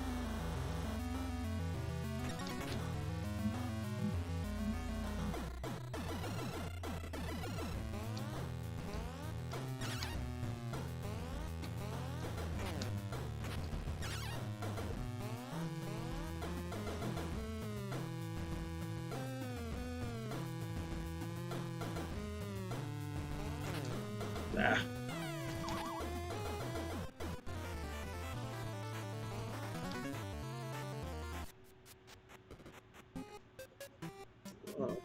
Ever see the Brazil exclusive Master System port of Street Fighter 2? No, I haven't. I believe they got a Master System port of Dynamite Heady that's unique to Brazil. I was just Googling something called the Master System Evolution tonight, which has 100 plus Master System games built into it. Oh, that's interesting. Yeah, never heard of that, yeah. Sold in Brazil, where Sega never died. That would explain why. Kind of want an OG Master System. I love how that old system looks. Yeah, I know Megadan has one, and he's had quite a few issues with the controller port on his, so I don't know if that's a common problem or just something to keep in mind.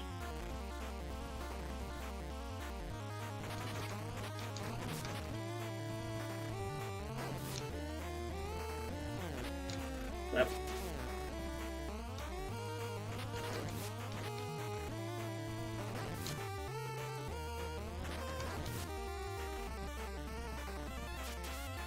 Ah.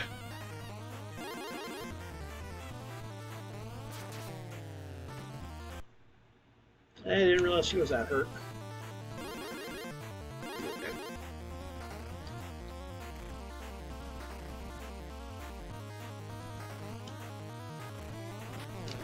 Ah.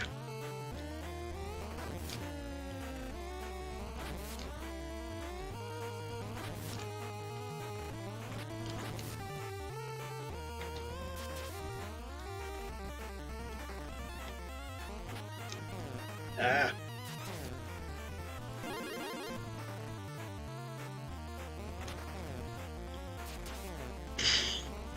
I am doing horrible here. Okay. Another piece of the map. Chapter complete. Write down this password and then press start button, I assume.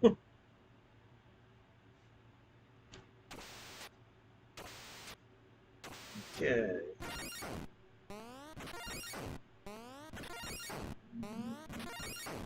We'll do the forward dash.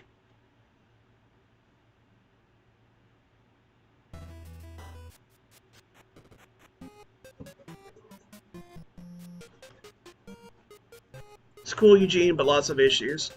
It's definitely the most stylish of the 8-bit consoles. I love the OG Master System design, such a cool looking console, my favorite system that I never play. Controller port issues? I've rarely, if ever, encountered one with this issue. I wonder if I could build a Mister into an old Master System case and call it the Mister System.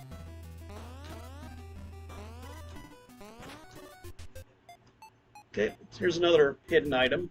More of the map. This will reset my double jump every time I kill an enemy.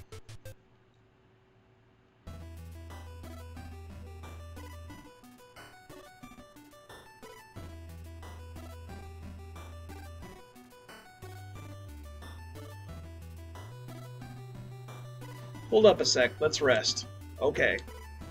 Dude, I saw a lot of weird stuff last year, but nothing quite like that rock monster. I just hope everyone else is okay. We can't be too far from home. And I think this thing is starting to move. I've got a bad feeling about this. Well, we've got no choice now. Let's just hope this thing floats us home.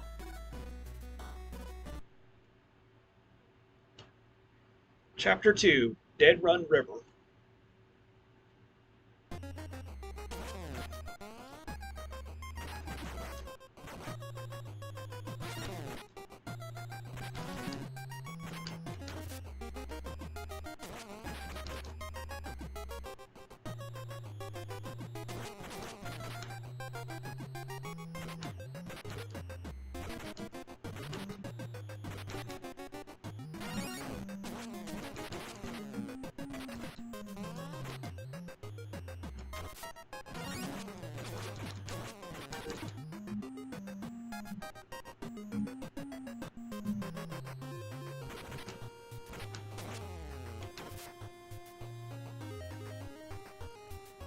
So yeah, there's definitely some nice parallax scrolling in this stage too.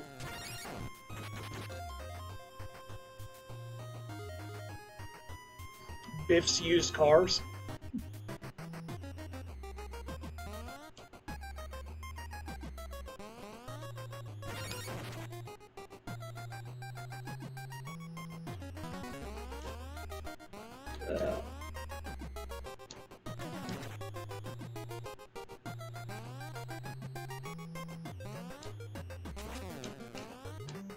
Oh, that was close. Fish almost knocked me in the water.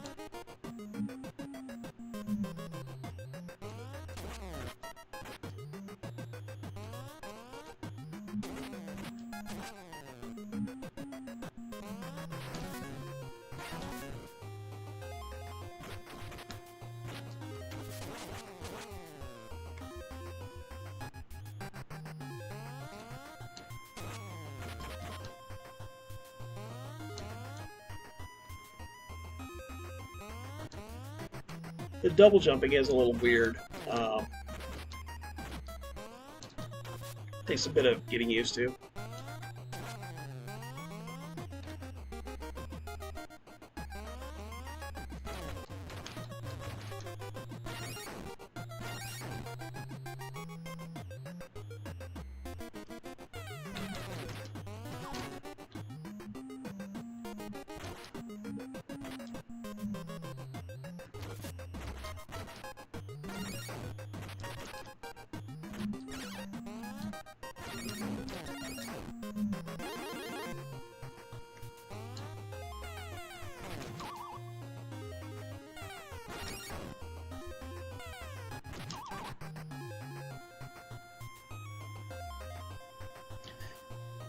So that's one thing that I think is kind of cool, is with how dark a lot of the backgrounds are.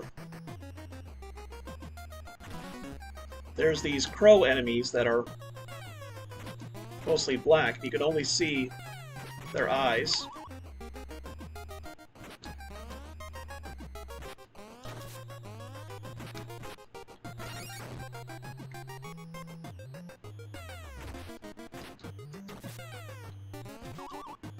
Just kind of part of the challenge of the enemy, is that they are kind of hard to see at times.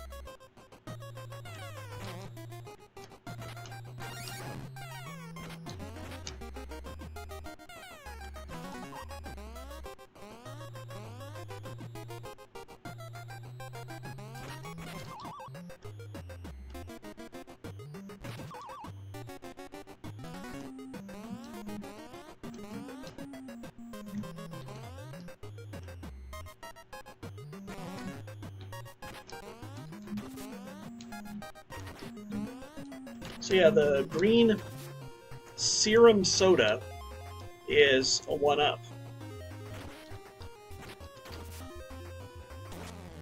And candy just acts to heal you.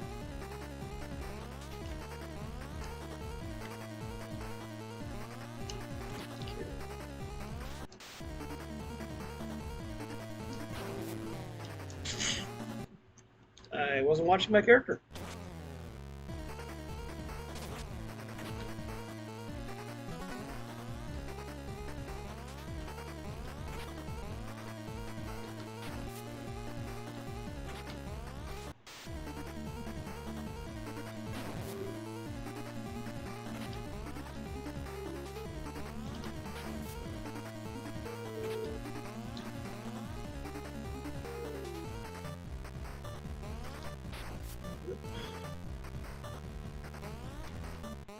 That looked like a bug.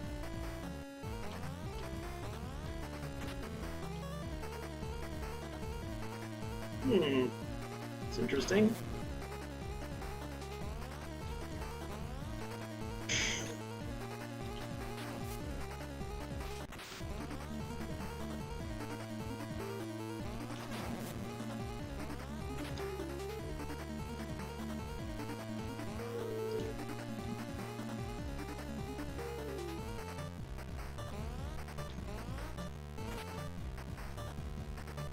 Missed.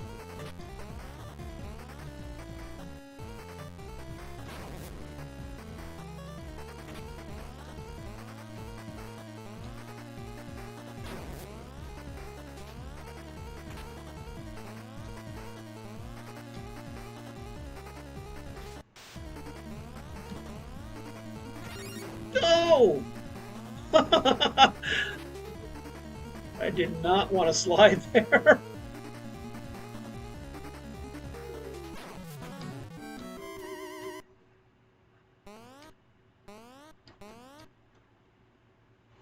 Hey, I know where we are now. Yeah, that's the old steel mill. Kev's dad works there. Maybe he knows what's going on. Hopefully somebody here has some answers. Or at least a cheeseburger.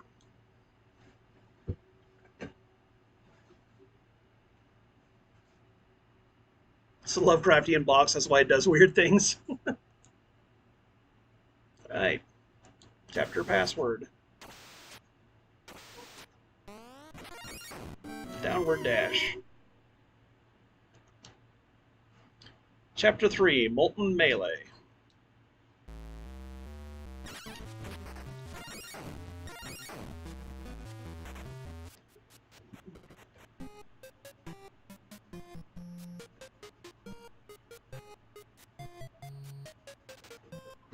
Rim shot.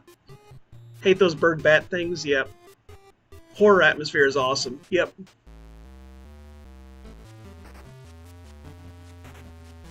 Yeah, just a lot of use of negative space, which I think is really cool. Oops.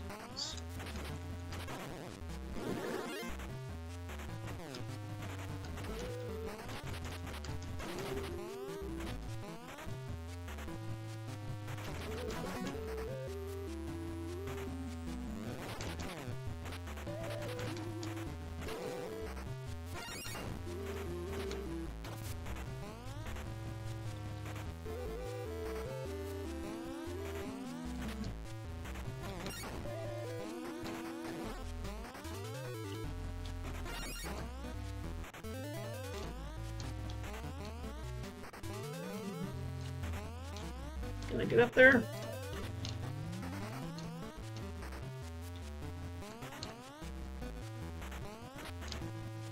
Guess not.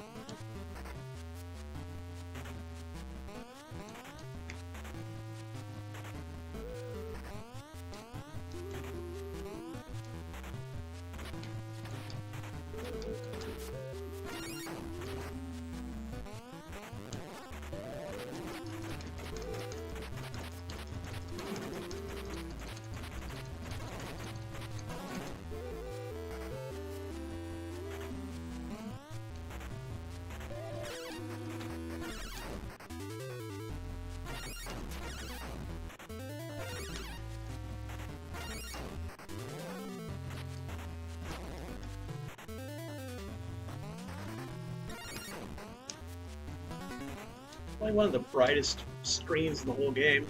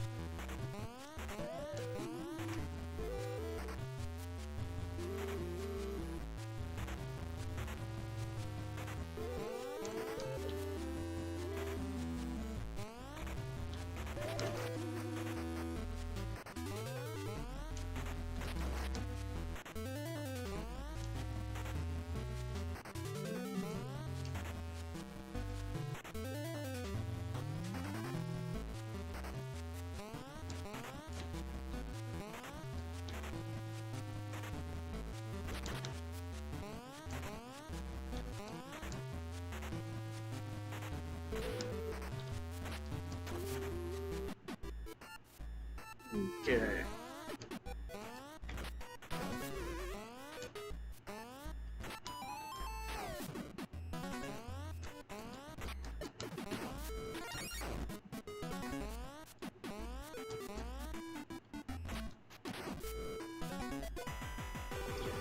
Okay.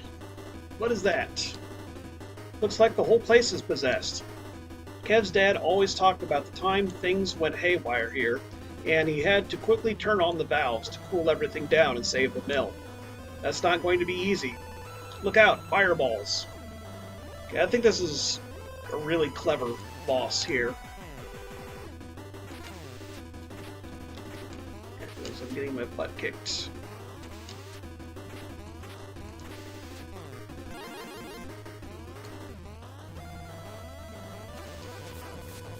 You have to flip all of the...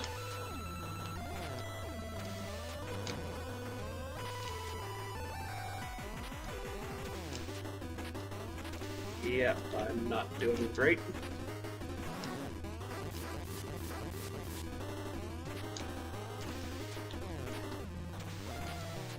Ah, got me.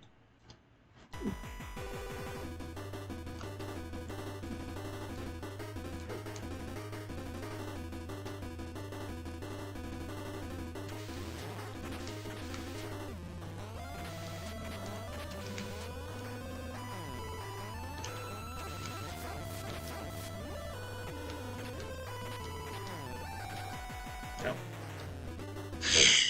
Saying that I'm kicking the valve and it's already closed. Yeah, okay.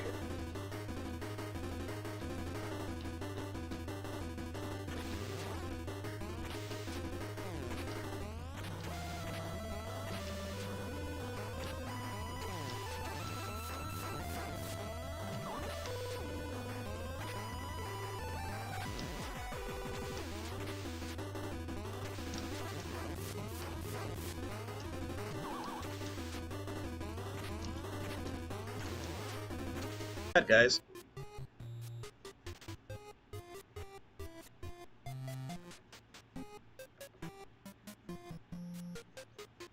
Okay, looks like we're still here.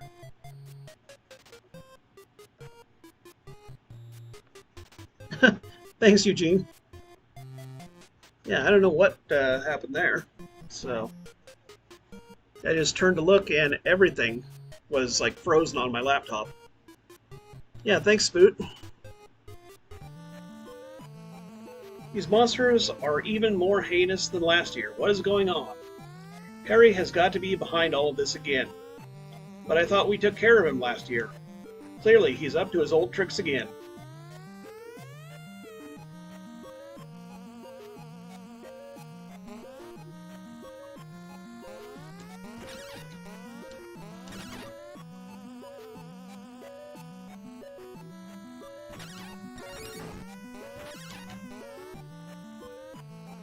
Looks like this train is ready to roll.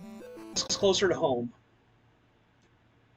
Chapter 4, No Ticket to Ride.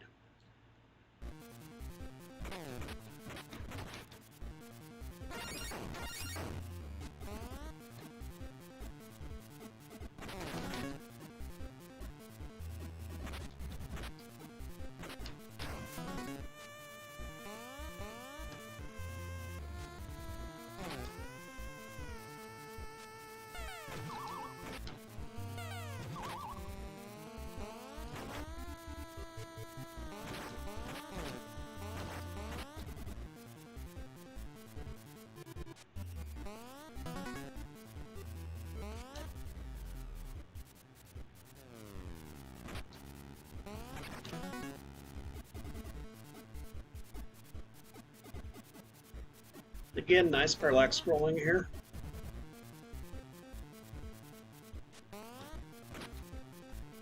Okay, it's got...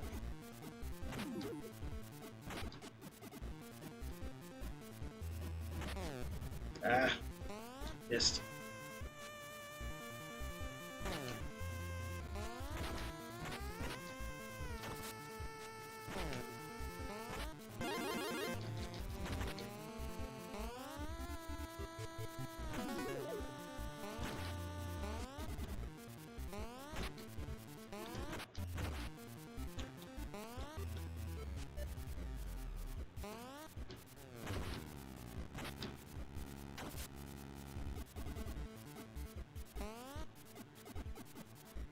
Oh, this ride is about to get rougher.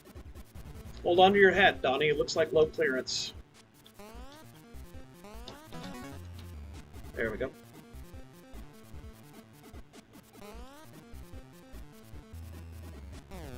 Ah.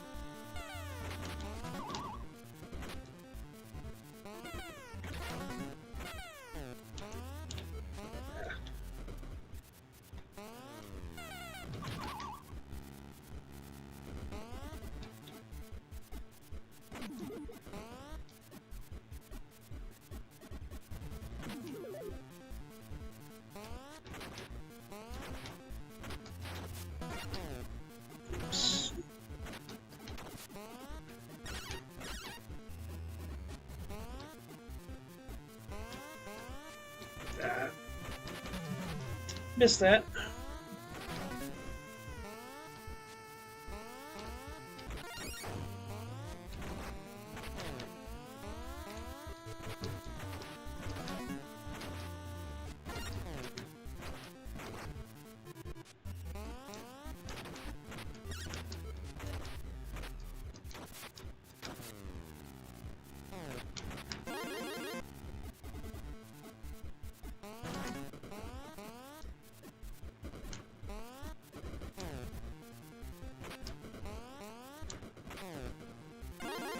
Okay, not good.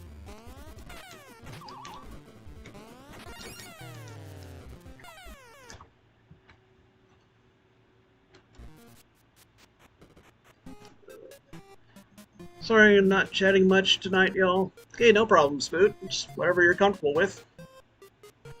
Your silence speaks volumes. Gotta call it a night. Have to take the granddaughter to the doctor early tomorrow.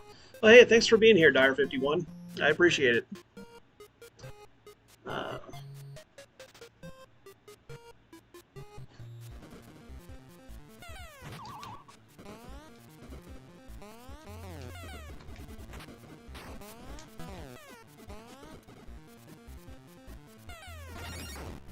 Oh.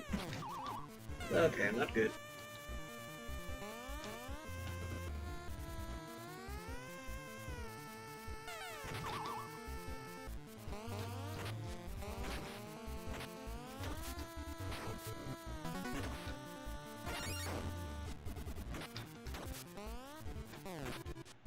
Ah.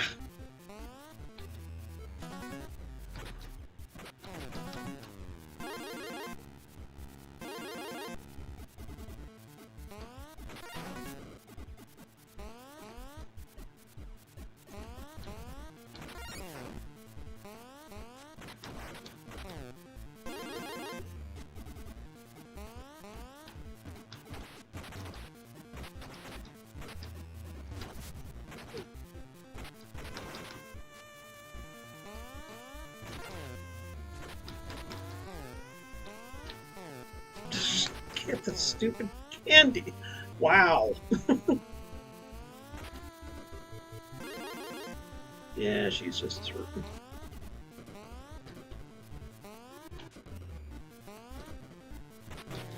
Ah.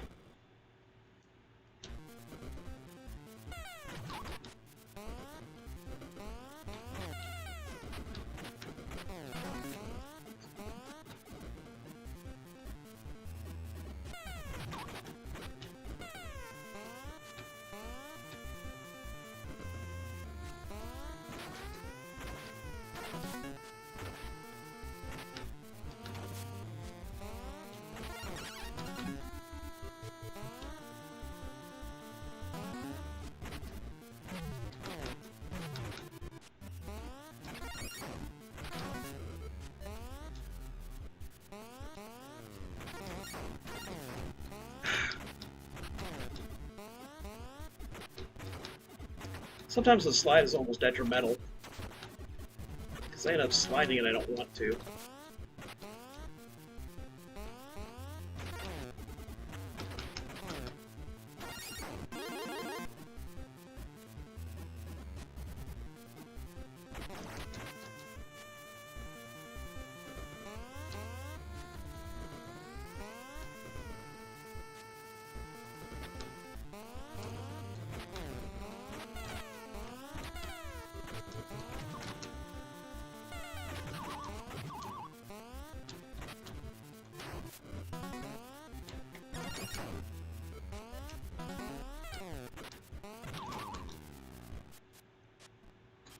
You again. Tell us who you are. I'm an adventurer like you. What do you want from us? I need you to finish what I could not. You have seen the horrors that have cursed this town. Harry is back and even more powerful than last year. What can we do to defeat him? Find as much of the map as you can. But know that Harry is also looking for more of the map.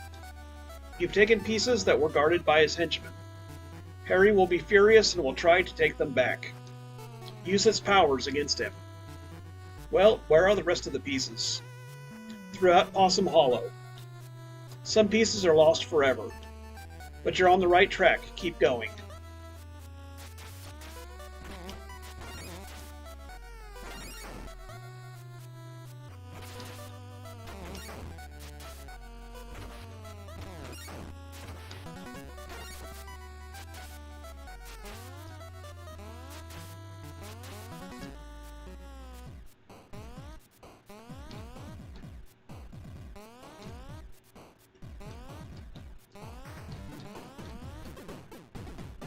Okay.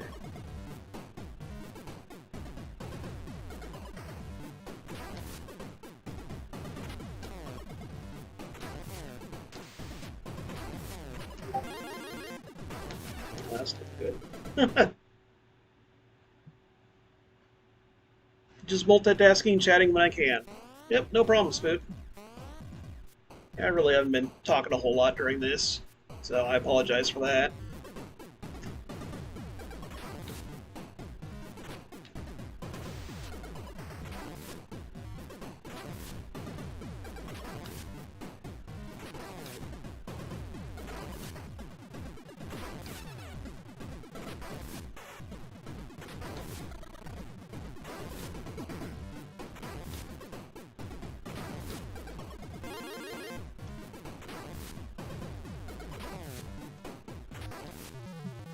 There we go.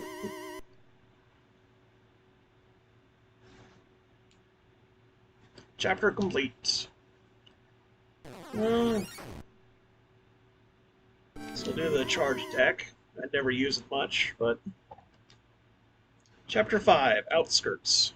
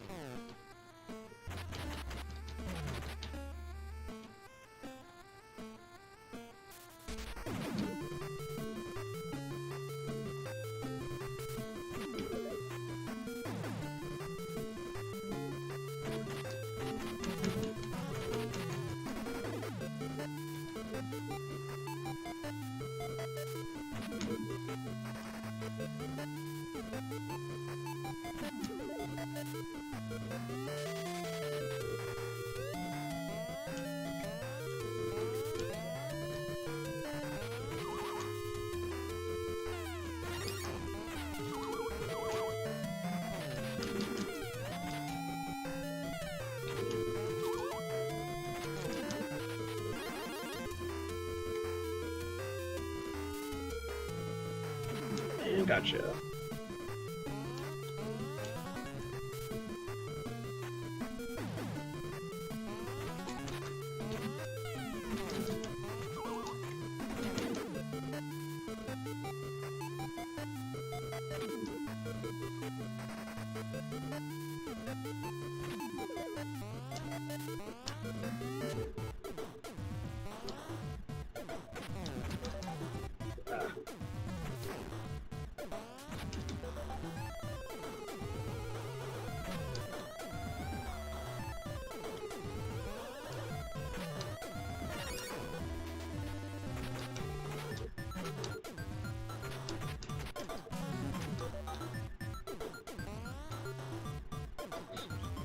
Oh no, did I miss it? That's not good.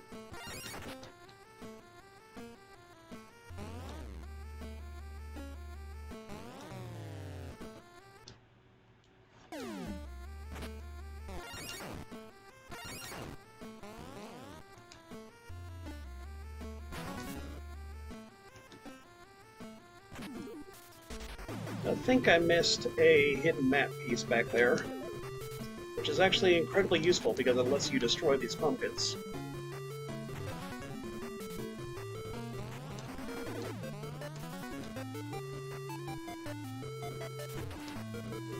These pumpkins are more just annoying, they just jump whenever you do.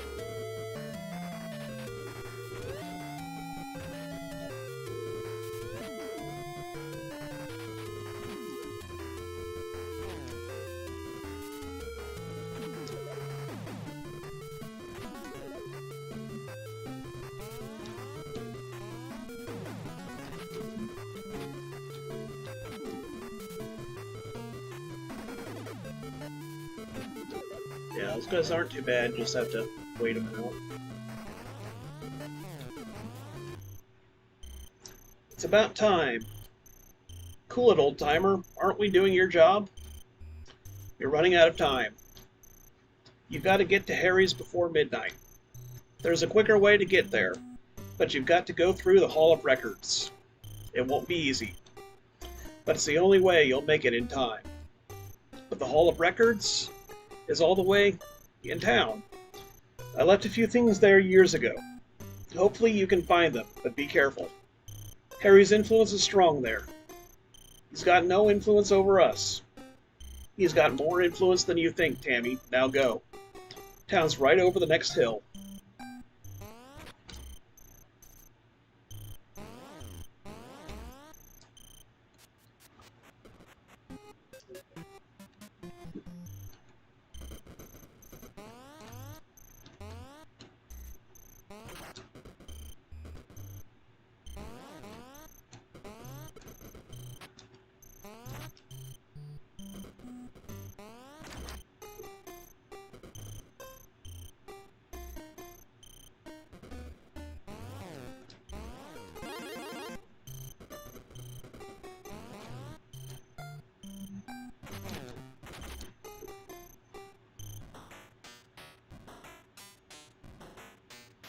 Okay.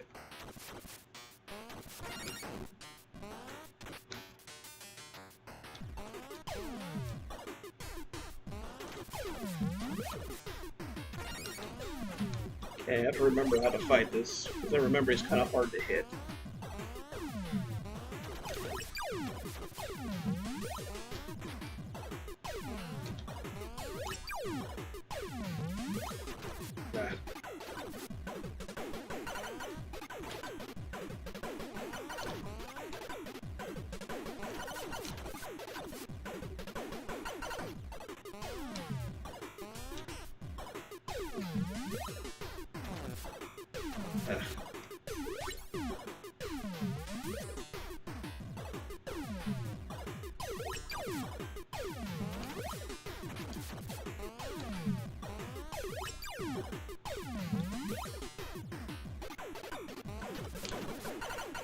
Almost hit him.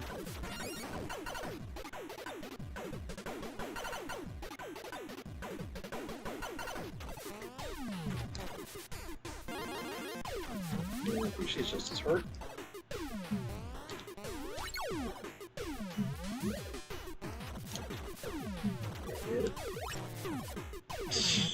Not get hit.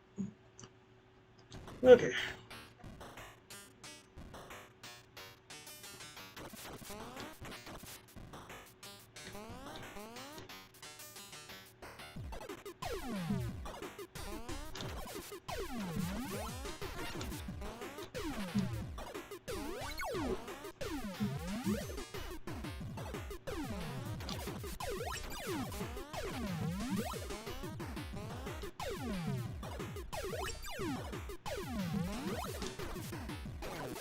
Far enough. Dang it.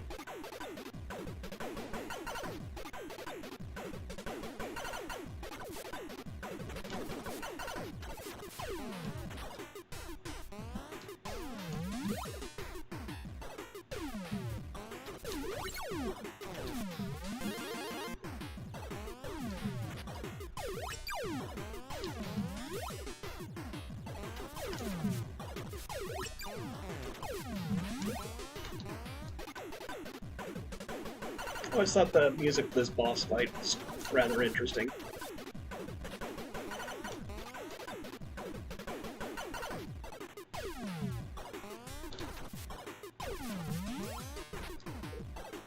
I believe the composer for this is a guy who goes by the Human Thomas.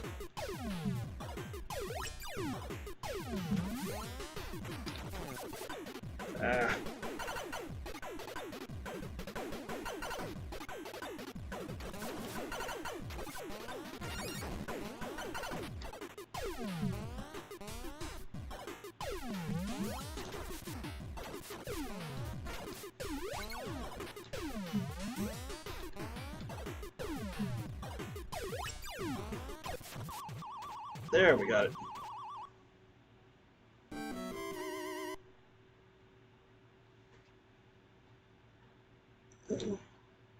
Chapter complete.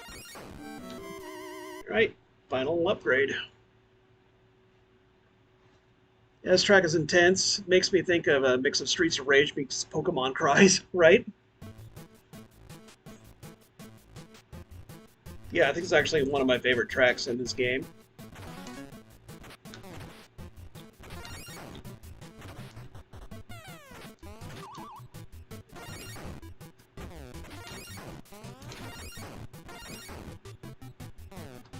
What am I doing?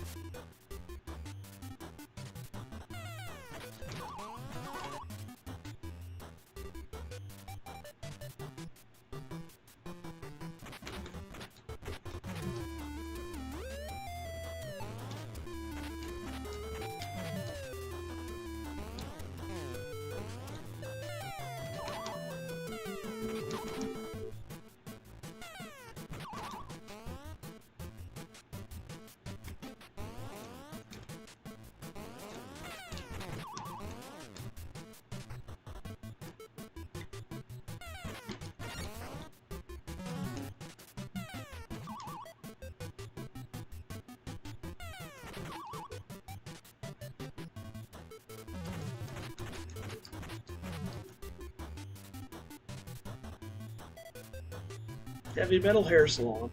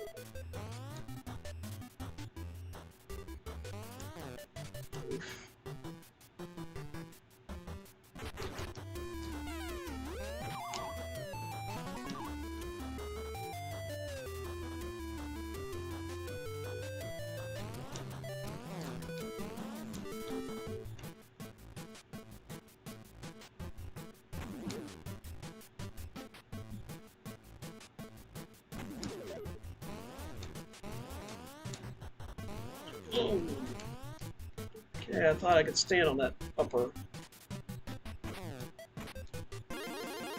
Ugh.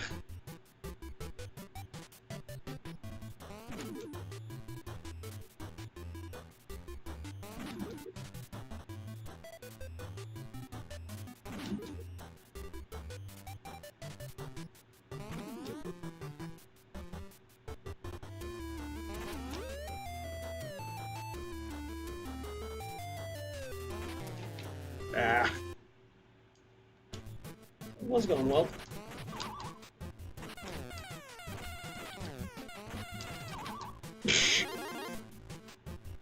Oh, that was an utter fail.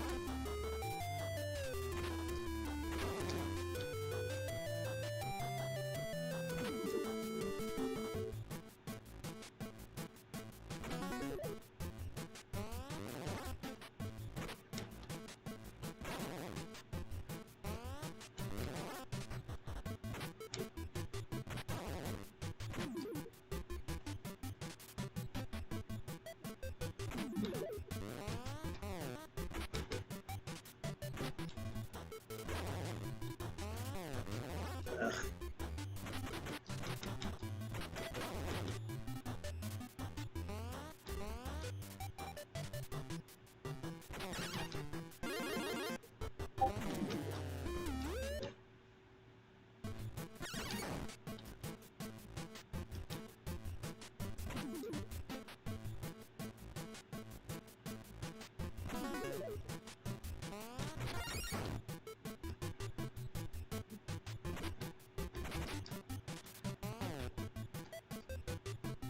Oh, whoops.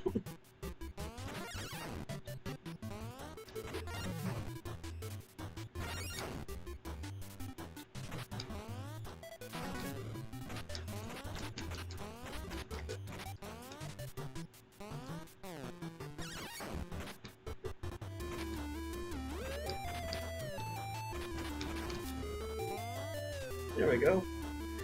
Throwing out those shock waves will barely take a toll on me now. There's a note, too. You are close. Beware the janitor.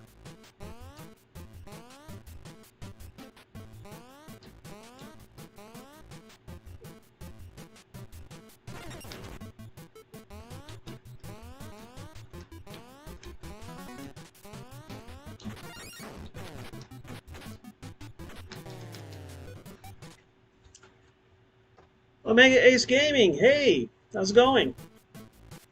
Oh, thanks, Eugene. Thanks, Spoot.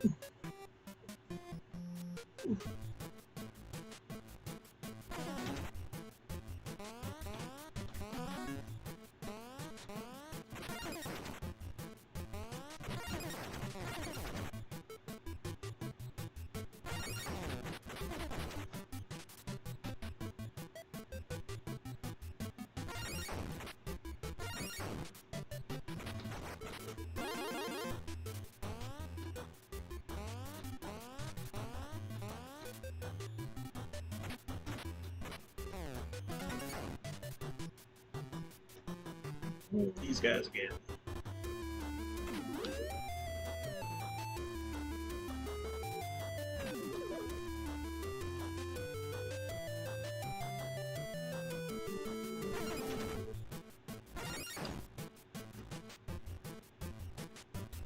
So yeah, Omega, this is Haunted Halloween 86, which is the sequel to Haunted Halloween 85. And it's crazy to me to think that the two games were released only a year apart from each other because of how much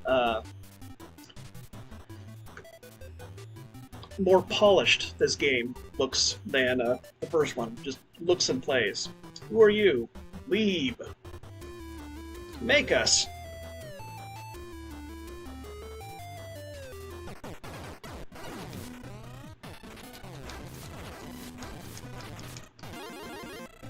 Oh, that's not good.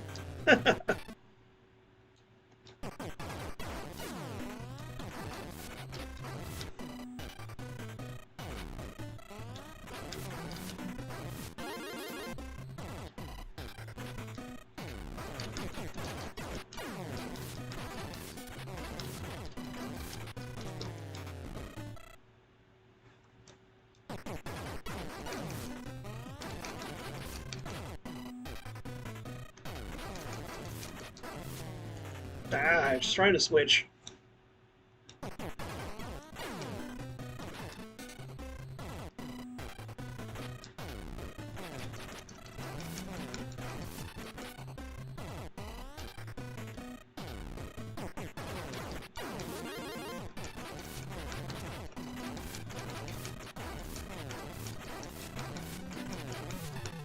Yeah, we got him.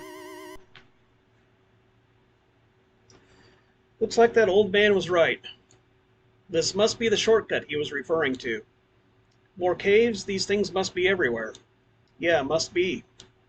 LP always tells me the world has 3 dimensions.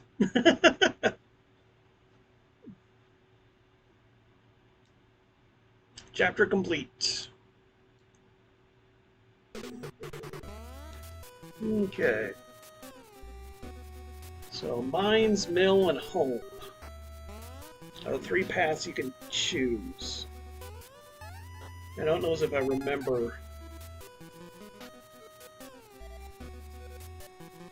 I know 2 of the paths lead to like a special move upgrade, and one of them continues the game.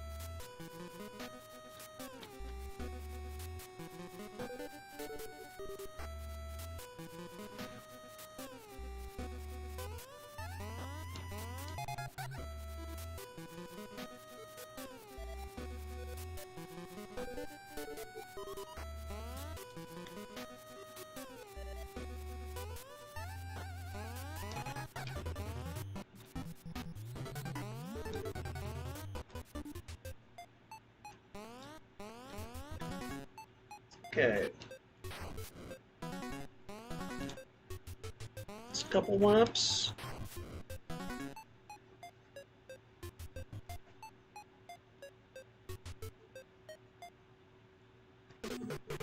Okay, so the fields is not where I was supposed to go. Let's try the mill.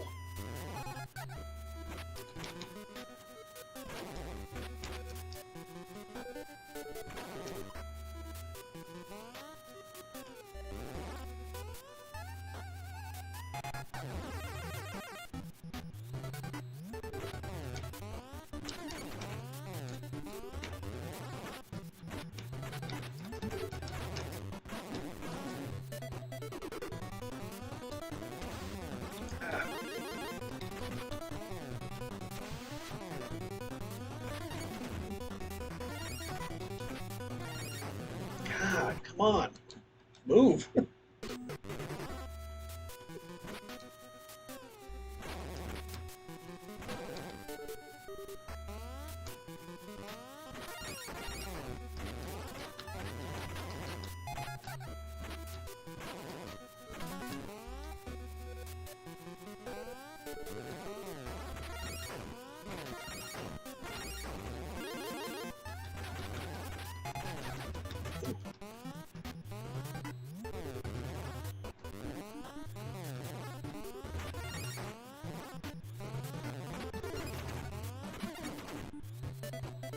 Made it. Whew. Double jumping is so much more fun now. I bet I can jump higher than Jordan.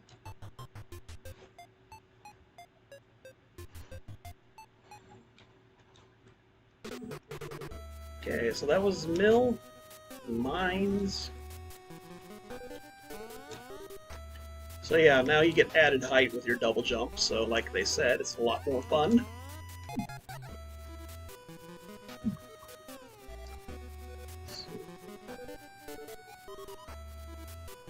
Really dig the music. What has everyone been up to this weekend? Anything exciting? Chores and revisiting a story and keeping a 6-year-old happy and alive. Yeah, it's been a lazy Sunday for me, which is nice, but it really should have been me frantically trying to have anything for my channel. I've been slacking hard. No worries, Omega.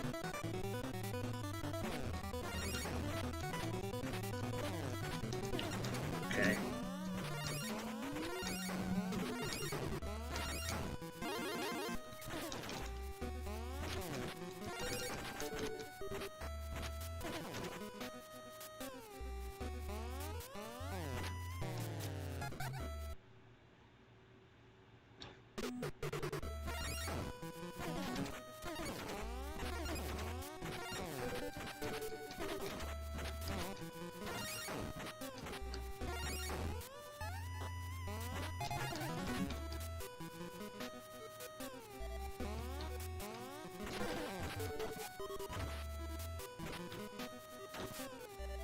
Okay, I think this is the right path. Chapter 7, Back to the Farmhouse. Holy milk duds. I can't believe we made it back here so quickly. Yeah, well, I'm not sure what happens at midnight, but we don't have much time to waste. Let's go find that farmer. I'm going to put my foot where the sun don't shine and teach him a lesson for ruining Halloween. My thoughts exactly. Let's go.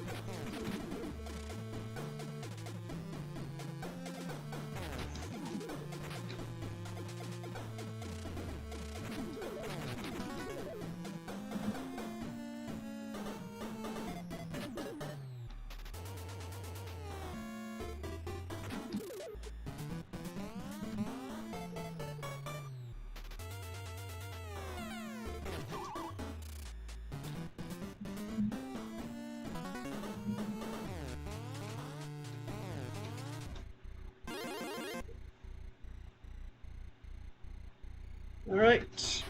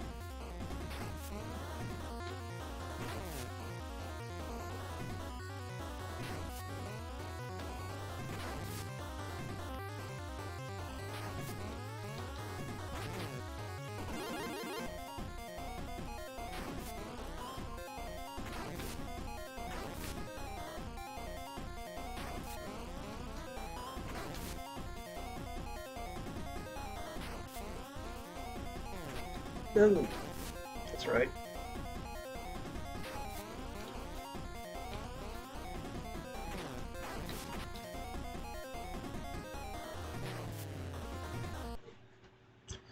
Closer. Oh, what have I missed? Totally hear you, geeks. I'm swamped with channel projects. Can't seem to finish any. Yeah, I have like 4 ideas, most at ground zero. One I got written up this weekend and got some raw footage, and one that if I do the way I want, I'm going to be filming it off and on for 2 weeks or more. It's why I don't like doing toys anymore, but I also want to do toys again. I have a bunch of videos halfway done, some of which involve collabs. I'm not huge on toys anymore, although there are a few I wouldn't mind collecting again. It's also important to focus on the greatest collab of all, your upcoming nuptials. See, that's very true, Eugene. Yeah, I have a few things I like to collect, but I'm not big into collecting any one type, which is why my toy stuff doesn't always get traction. Haha, thanks Eugene, I'm pretty stoked about that. A lot of work left to be done on that. I used to like collecting the Small Judge Dredd figures. They weren't even posable really, but I still think they're cool. Yeah, it's cool. That's a bad start. Okay, I got the timing way off. That was terrible.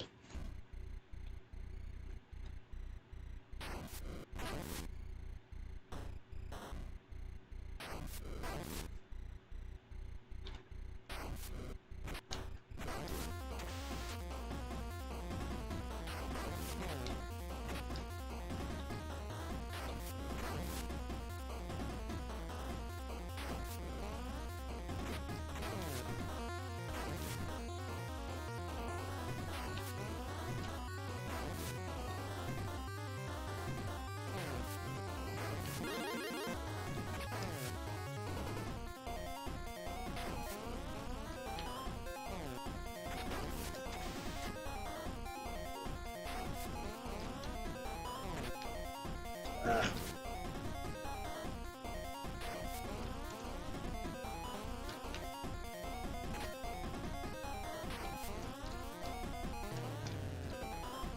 got me. Oh, come on.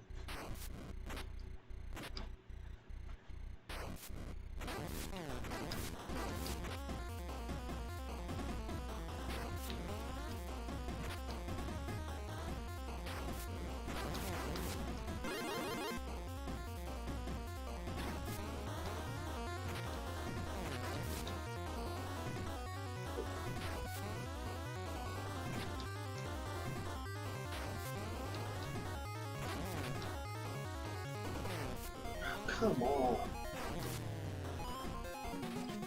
Game over.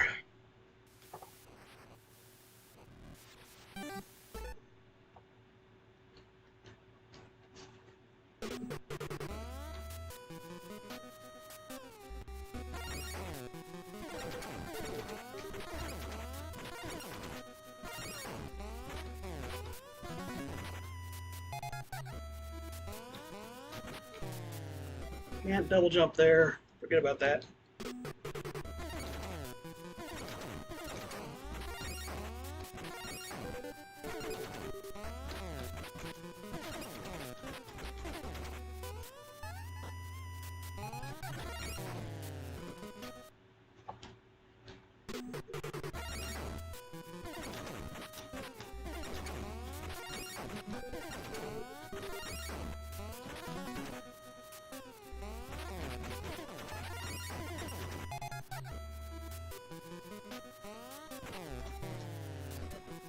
Okay, how do I do that jump? I did it the first time.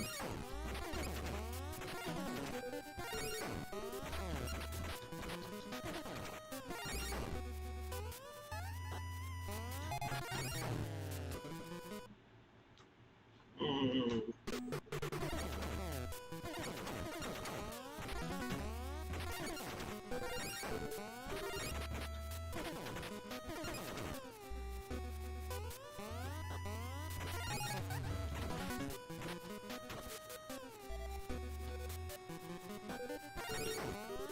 There we go.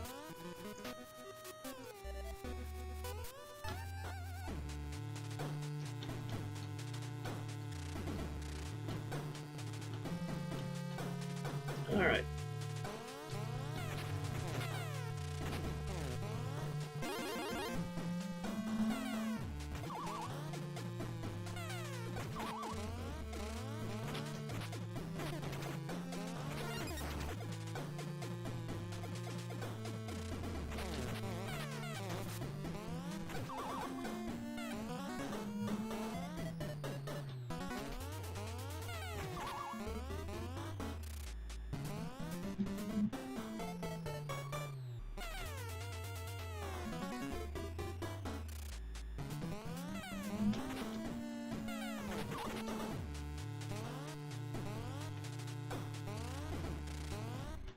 Okay, let's try this again.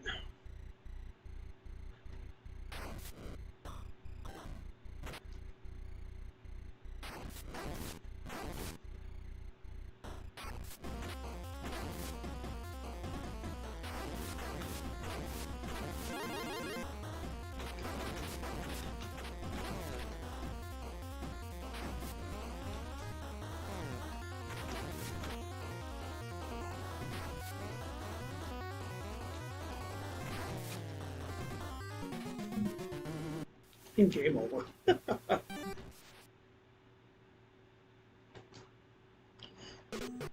Okay. I looked them up. Judge Dredd Mega Heroes. Apparently, they went down in value. So if I wanted them, I can get 5 or so, 15 to 20 bucks. Nice.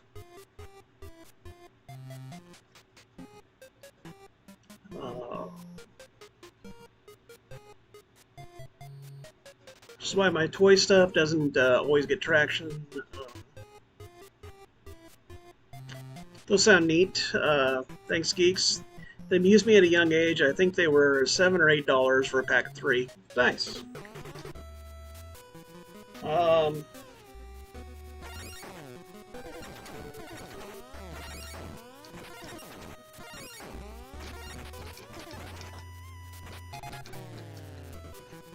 on.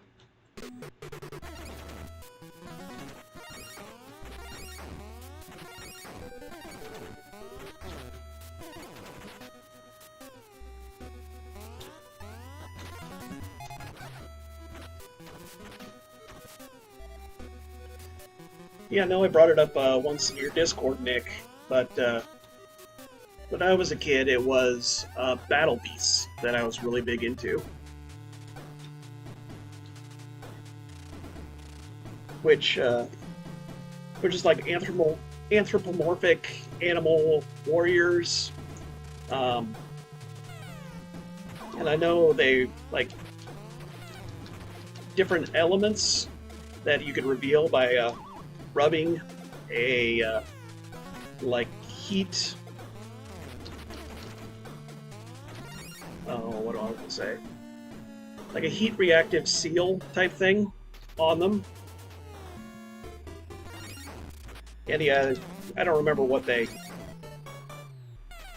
how much they sold for, but they came in 2 packs, and you know, for a while as a kid, that would be like the big thing that I'd always want for my birthday is Battle Beasts.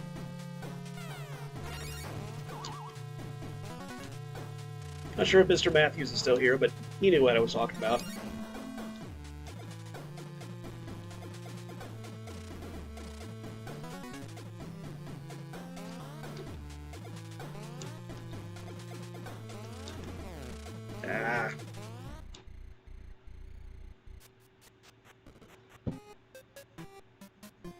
Any upcoming games you plan on giving a try?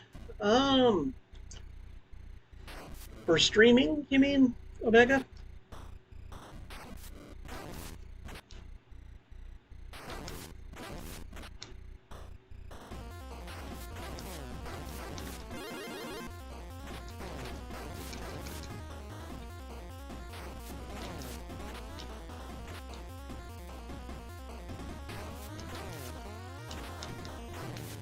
I'm just trying to rush. It's not working.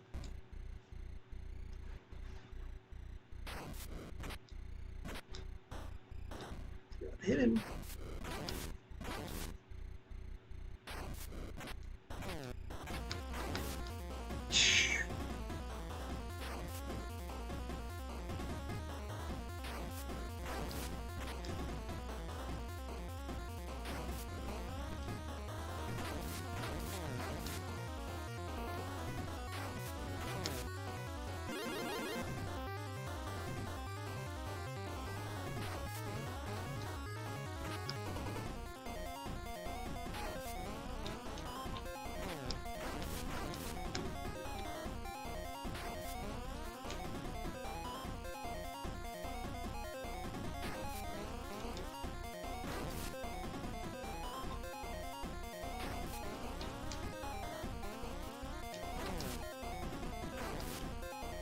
Come on.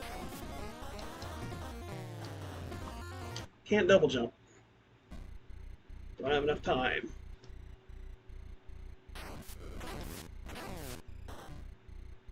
Can't get hit by that.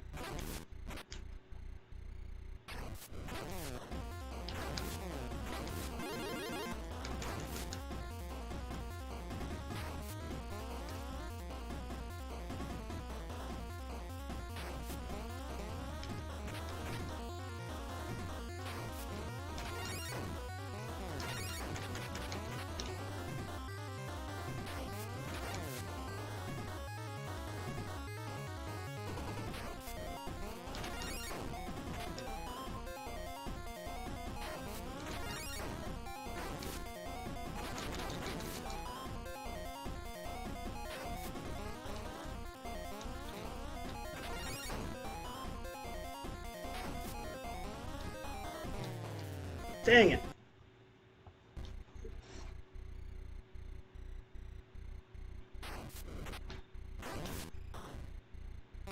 Oh, come on.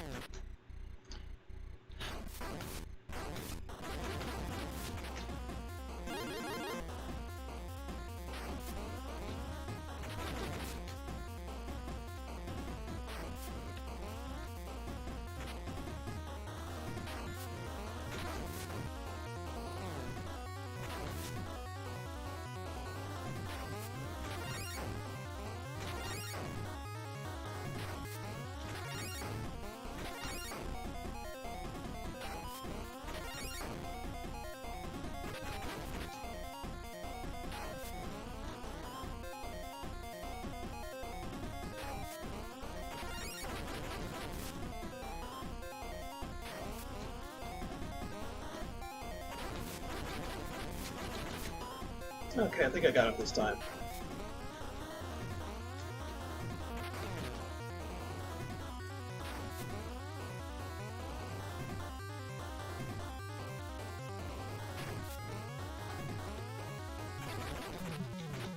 Got him.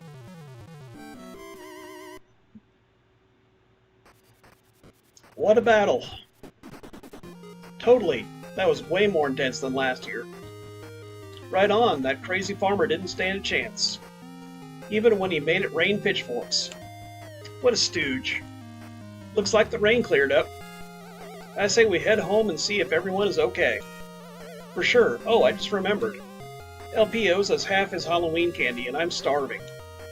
You know, he mentioned once that all of Possum Hollow used to be Harry's farm, and when the town was developed, Harry's family went missing.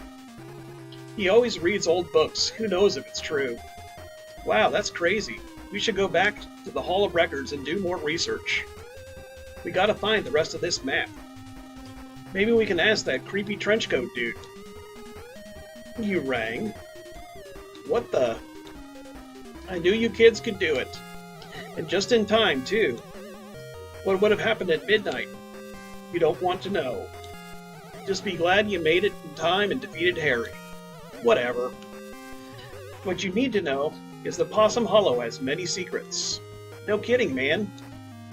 No one knows when evil will resurface. We must find the source. Give me a break, man. We're just 11-year-old kids. Possum Hollow is at peace, for now. But evil will rise again, and you will have to face it. This is heavy. Indeed. The map is powerful and will help guide you. You must find the rest before someone else does. Come on, Donnie, let's see what's at the Hall of Records. Candy first, then the Hall. Catch you later, old man.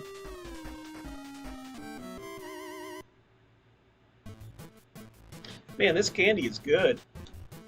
I just saw an old newspaper article about coal miners that went missing in mines under Harry's fields. Check it. Apparently, the year Harry took over the farm, all the crops on the neighboring farms died overnight. Creepy. I think we're onto something. No relation, I hope. Ever since last Halloween, I've had a strange feeling, like something is always lurking.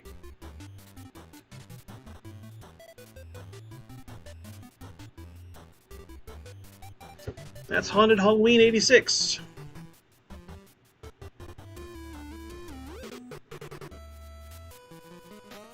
Then the game just loops.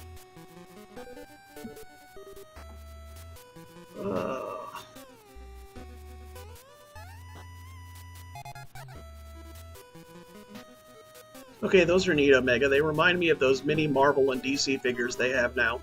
They're basically mini statues. Thanks to recent gaming pickups and the generosity of this community, my NES library has nearly doubled. I can't thank you enough, Jim. Hey, that's awesome, Omega. Heck yeah, geeks. I was a fan of those small metal Marvel figures. I meant in general, but if you want to mention ones for streaming, that totally applies. I recently got Saga Frontier Remastered on Switch, and that's one that I've been putting quite a bit of time into recently. I played quite a bit of it when I owned it back like high school, but I know I didn't finish all the characters' stories on it. So also, I don't think I had a real firm grasp on like how the game worked as a kid. So It's been fun going back, giving that some more attention. If I'm looking for any one figure, I would say the Tiny Metal Omega Red figure is one I'm on the hunt for. That or the Marvel Legends Omega Red figure, particularly the one that originally came with the Sentinel torso. Nice. Never started collecting X-Men Legends. I was so tempted when they did the retro boxing and had to put a hard stop to it before I did. Packaging was so good. I'd need two of each figure, one to display and package and one to have fun with. I had just a few because my fiance's younger brother was into action figures. He's an adult now, but I had fond memories of playing with those figures with him back when he was a kid. Heck yeah, geeks. The Marvel Legends figures are so dang cool. Yeah, thanks, Omega. Thanks, Pablo. Thanks, Nick. I gotta start working on some Halloween content. I have a few ideas of games I'd like to cover, but if I don't start them now, I'll be finishing in December. Kind of like how I still need to finish up Castlevania month. Okay.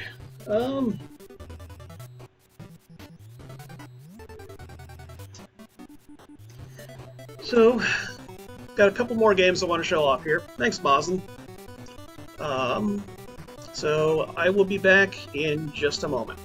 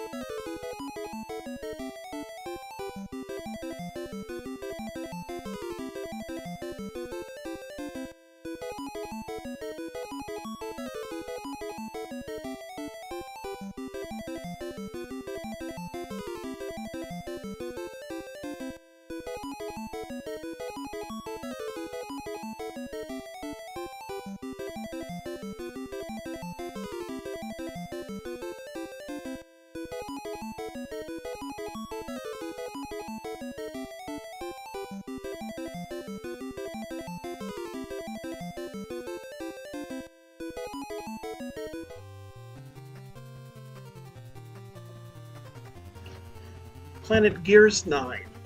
Two spacefaring scientists are greeted by the peaceful robot inhabitants. They live amongst them for many years in a fruitful exchange of cultures. Dr. Sword studies Beeper and takes a sample of its robotic DNA in the hopes of creating peaceful, sentient robots back on Earth, where they have been banned since the AI wars. As Dr. Sword prepares to return to Earth with Beeper, Dr. Zella Quinn decides to stay on Geras 9 in order to continue their research. While isolated, Dr. Quinn gently slips into madness. He finds a sequence in their robogenetic code that prevents violent actions and replaces it with a new sequence, turning them into his savage robotic minions. Meanwhile, back on Earth, Dr. Sword shows the world that sentient robots can be peaceful, proving that Earth's AI attempts failed, because humans were flawed, not machines. Back on Geras 9, Dr. Quinn discovers the planet's technological archive center. Among the ancient machinery, Dr. Quinn finds the planet's greatest secret.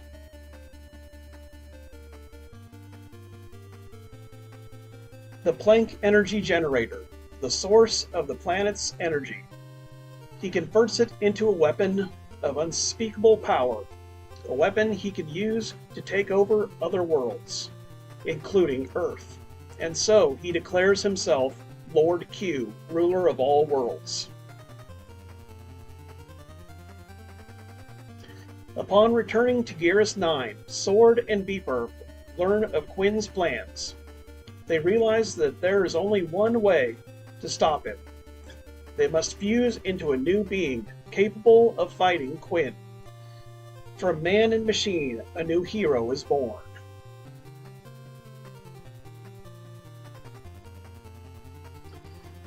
This is Trophy, and if you couldn't tell already, it is heavily influenced by the Mega Man games.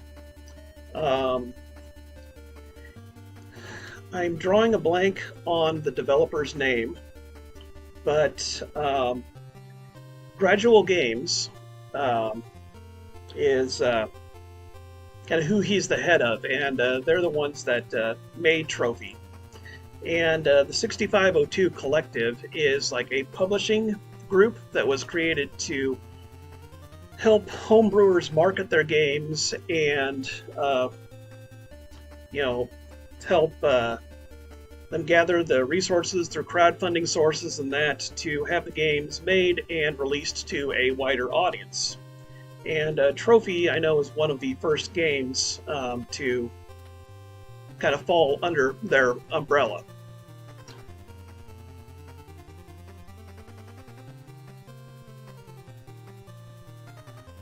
Come to realize quickly I'm enthusiastic for themed months, but really bad at them. Alright guys, I'm calling it a night. Great stream, Jim, as always. Oh, thanks, Pablo. I appreciate you being here. Thought of themed months tires me out. I can't keep up. Yep, take care, Pablo. But anyway, I know in an interview with the developer, he said that ever since he was a little kid, this is the game that he always wanted to make. And feels like, finally he was able to put that dream into reality. So, similar to a Mega Man game, there's a stage select here. 8 different levels. So we'll go ahead and do the circus level first, the carnival.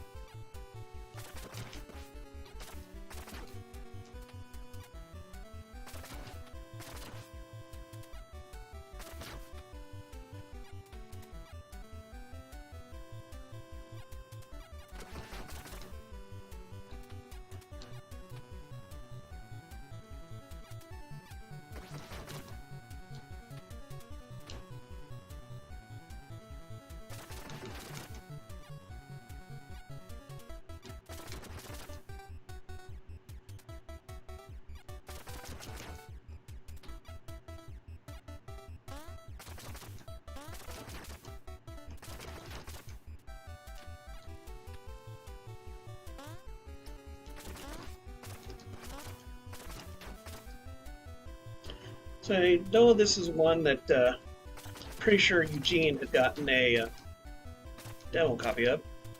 And there's a trophy stuck on the wall. That's how you recover your health.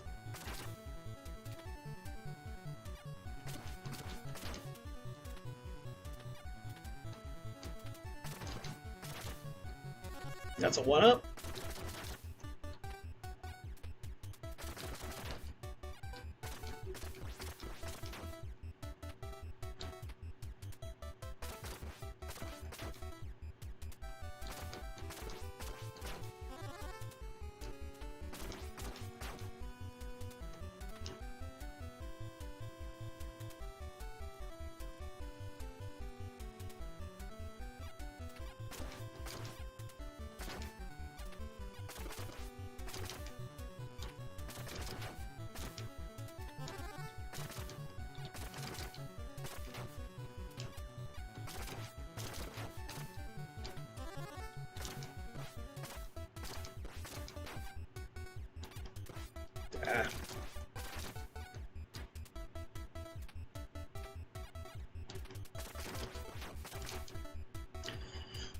And now, this particular game, I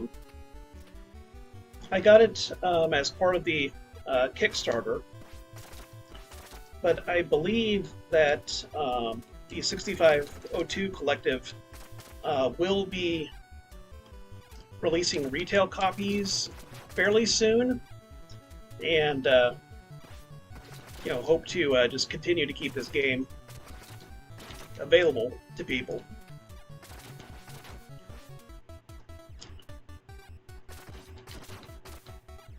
I could have used that health.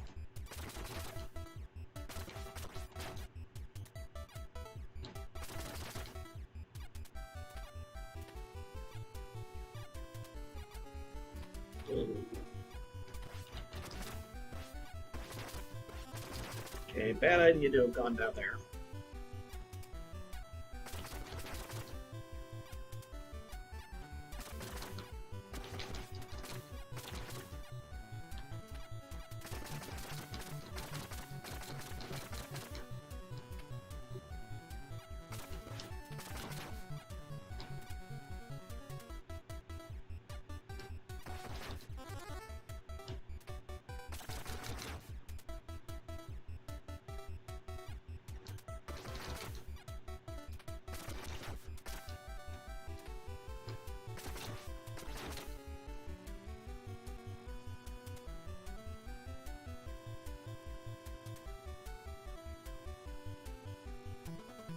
Alright, first boss. Oof.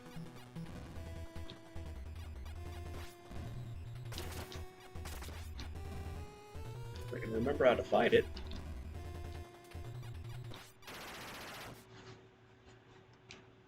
Nope, there goes the no-death run. There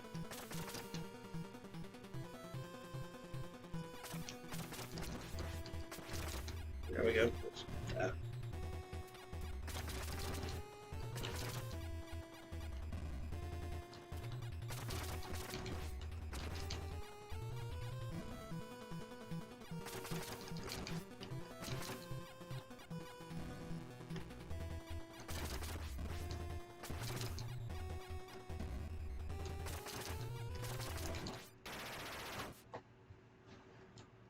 Okay, well, I have an idea of what I need to do here.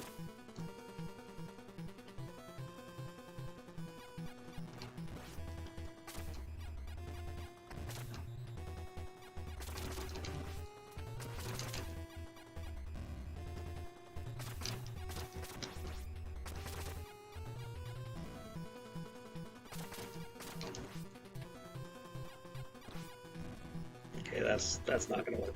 Ugh.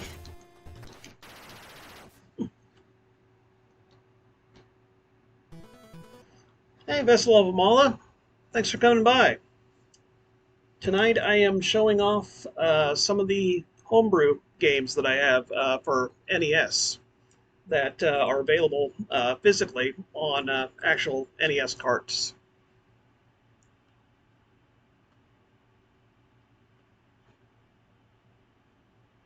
So, this is such a fun game. I still need to play through the final version of the game. This was a fun one to watch when Eugene played it.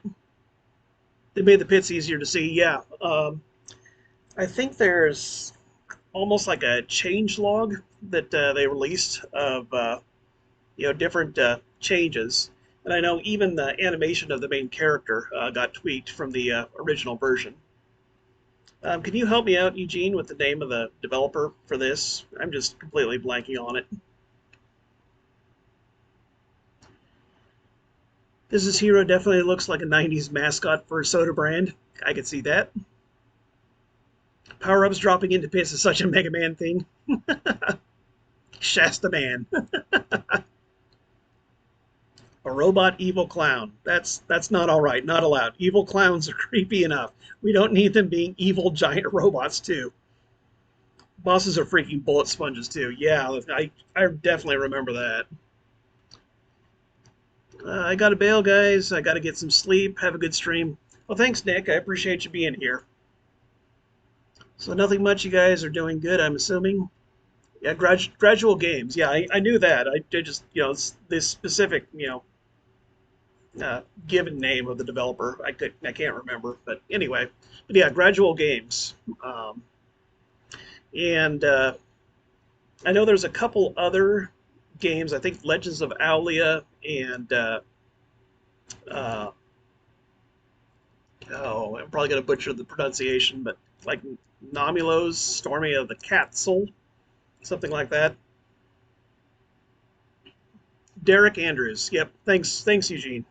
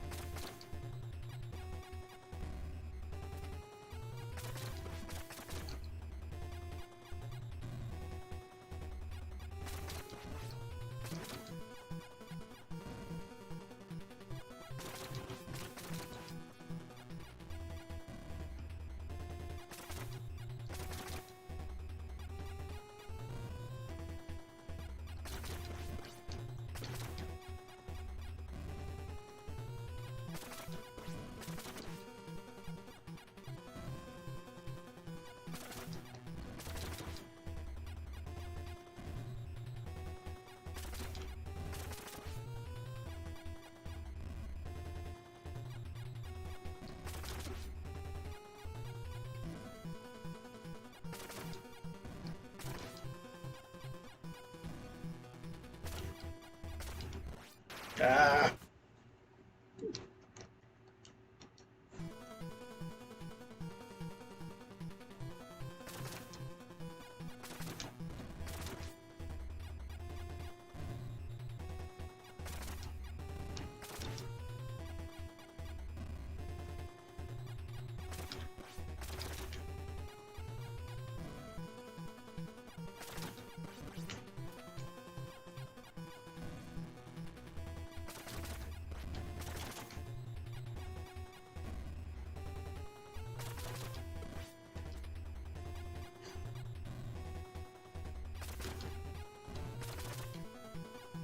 Oh, the window to hit this guy is so annoying.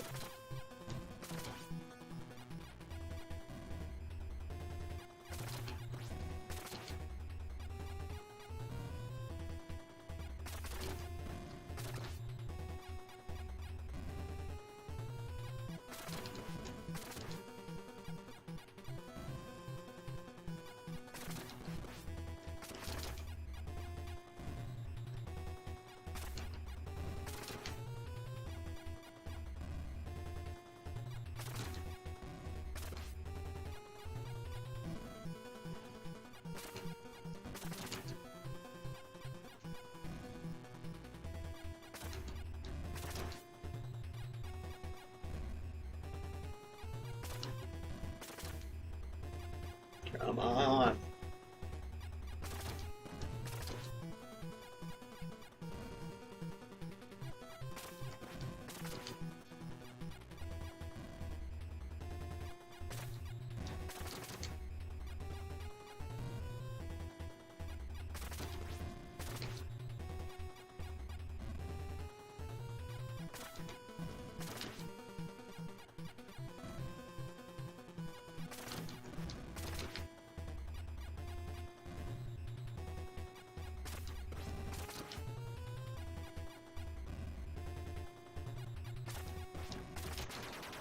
There we go. Not hard, just kind of long and drawn out.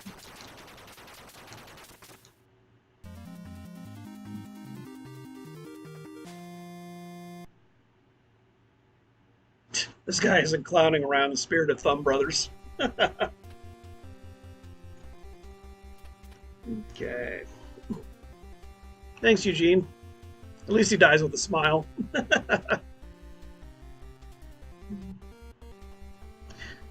First time seeing homebrew games that isn't Among Us mods. So yeah, NES homebrews really come a long way. So this level has nice, like, moon physics to it.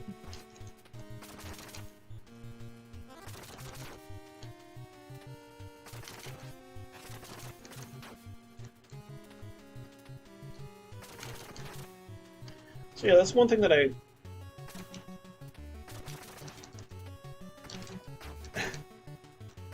wanted to try to show off with this. And I know, Eugene, you've shown off a lot of homebrews on your channel too, but just the level of quality that you can get with a homebrew. Yeah, it was bad.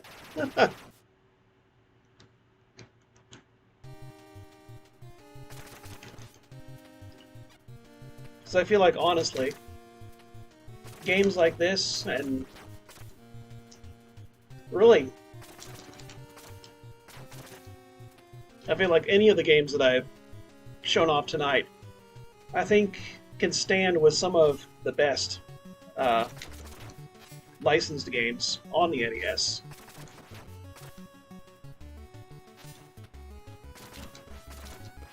Also, wouldn't be a Mega Man clone without spikes everywhere.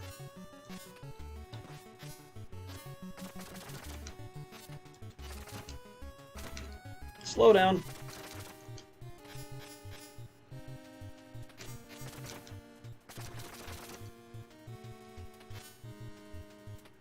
Oh, that was poor timing. Okay. We'll try the asteroid one more time.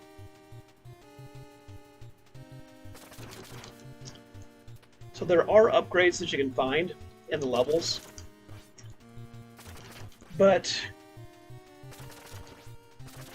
really the game is kind of free for you to take on in any order. There's, unlike Mega Man, there's not really boss weapons that you can acquire. So I guess it's kind of more of a traditional platformer in that regard, without the weapon switching gimmick of the Mega Man series. But everything else, clearly taken from, inspired by Mega Man.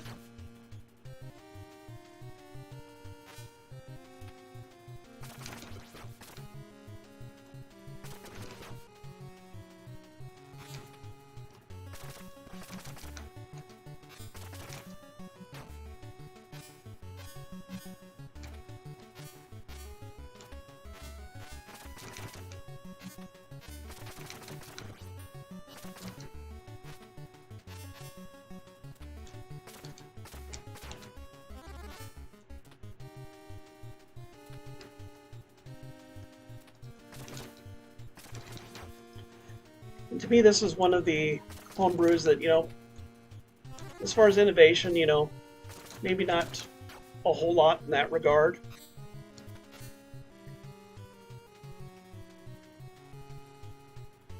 Okay, here's a hidden upgrade.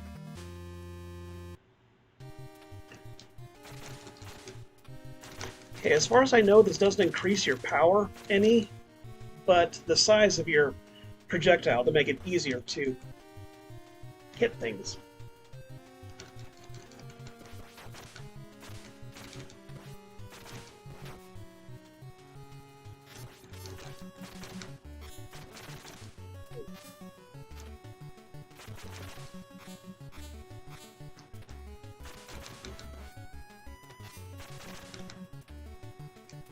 But no, like I was starting to say, maybe not the most innovative mechanically. I mean, like I said, it borrows a tremendous amount from Mega Man.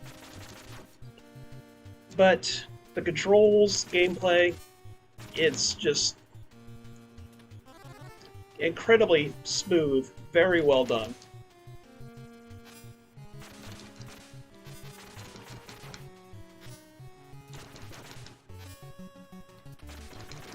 So, I mean, it plays well, and I mean, it's fun. Who doesn't want more Mega Man-like games?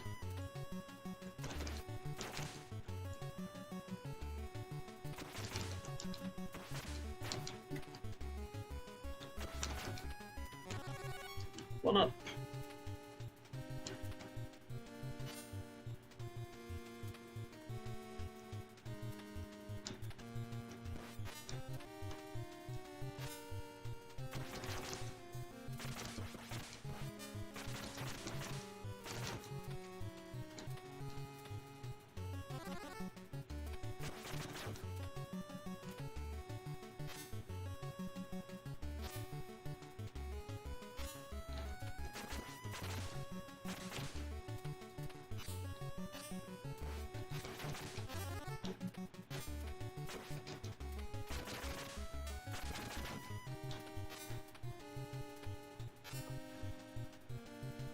Yeah,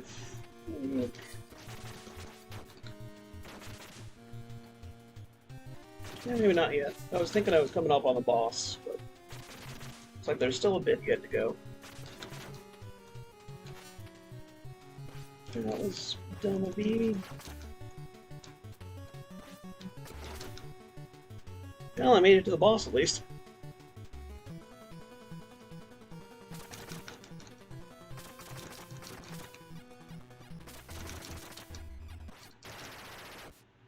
Got me.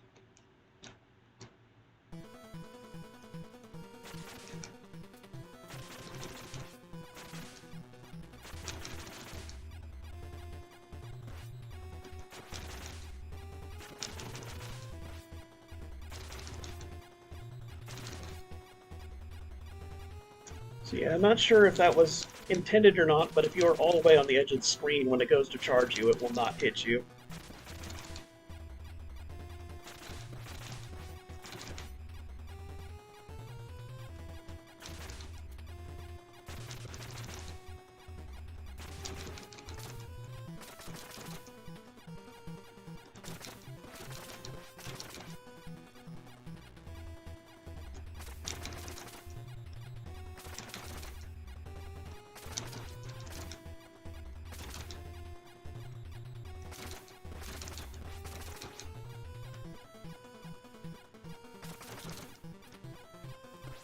What am I doing? Ran right into that. And that one. Ah. So what's the protagonist's name? The protagonist's name is Trophy.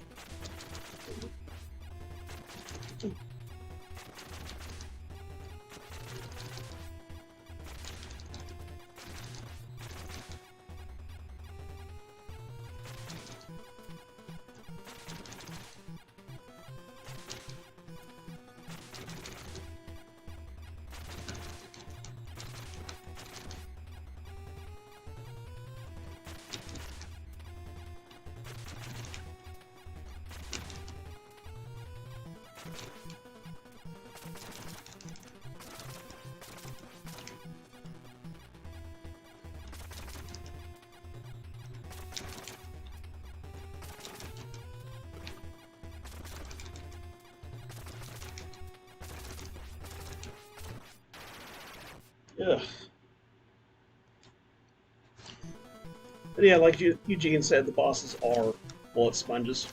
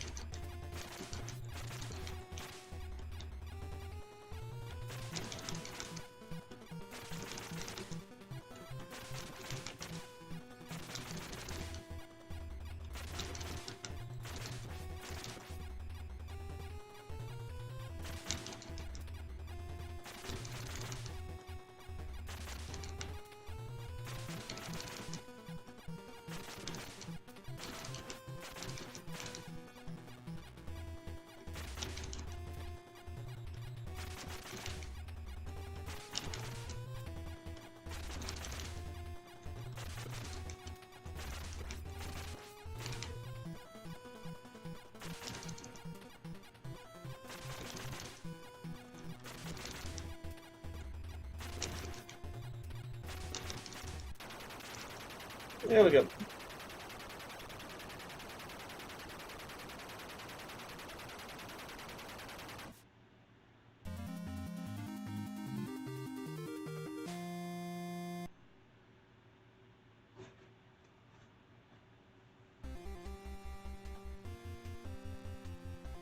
Yeah, well played, Eugene.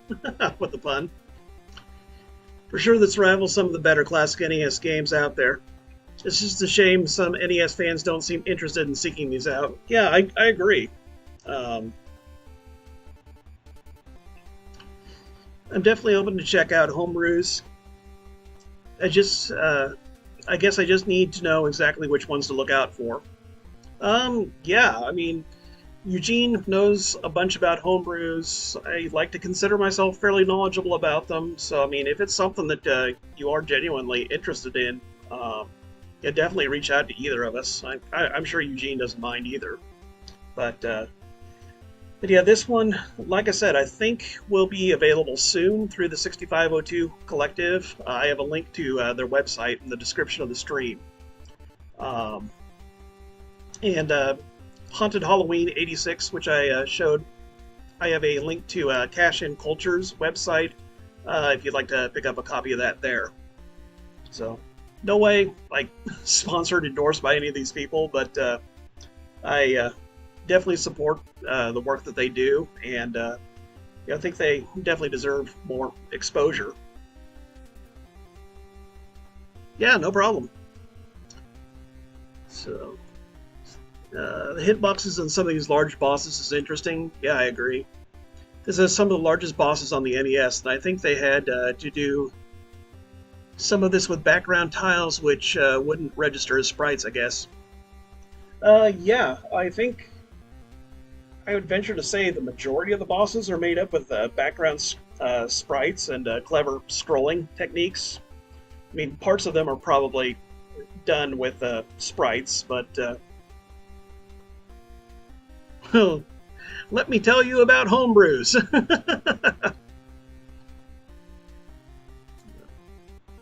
Thanks, Omega. Thanks, Eugene. Alien ship. The Prune Empire shall be avenged. Who better to shed light on these smaller companies than Batman himself? Yeah, yeah, there you go. Okay.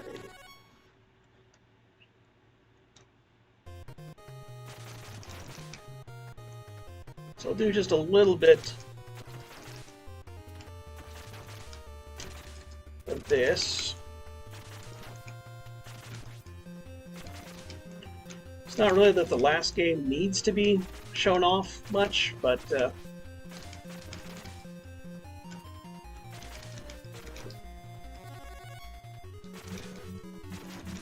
I do think it's worthy of mention in the list of great homebrew games.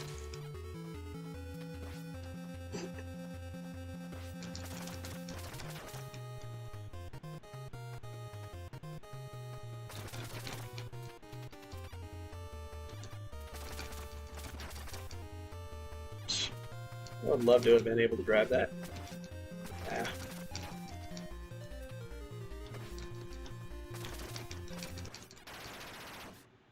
No.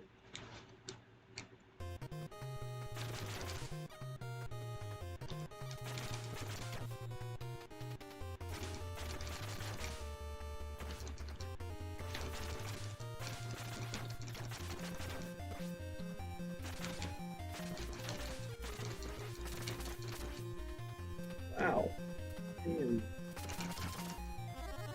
Okay. Here is another secret.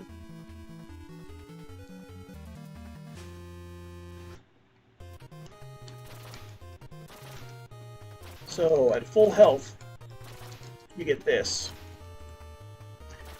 Which, I mean, it's a nice wide shot, but I don't know. Some ways I think it's inferior to the other because I don't think it's any more powerful, and you can only have two on screen at once.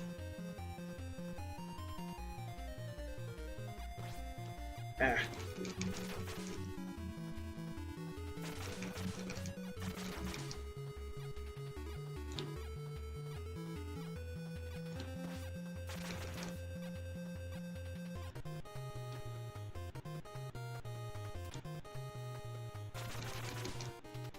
There are also hearts that you can find that will increase your max health. It's kind of Mega Man X-like.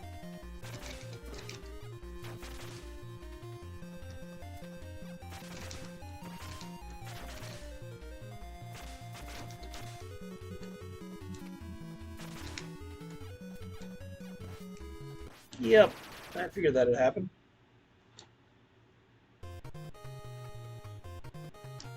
Planning on playing Splatterhouse in the future?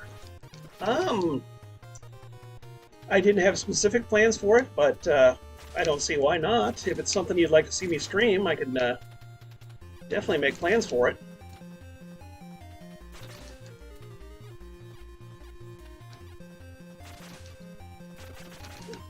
Why not? not great at Splatterhouse by any means, but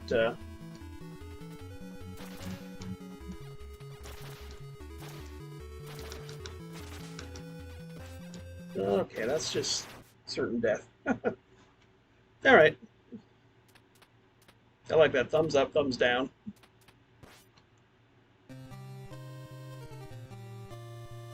All right. Well, I'll be back shortly with the last game that I'm showcasing.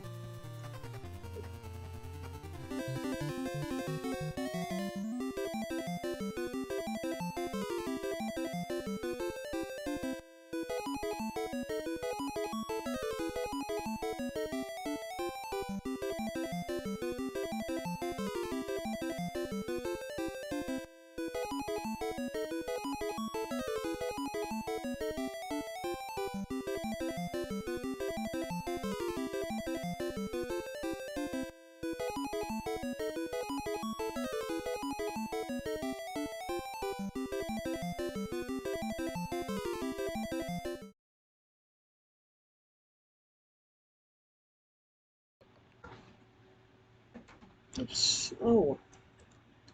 This helps to actually turn the game on after putting it in.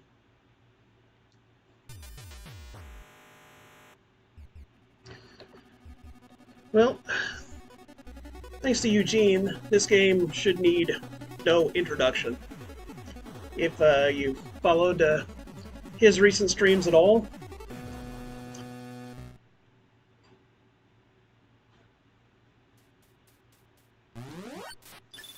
Battle Kid 2, Mountain of Torment.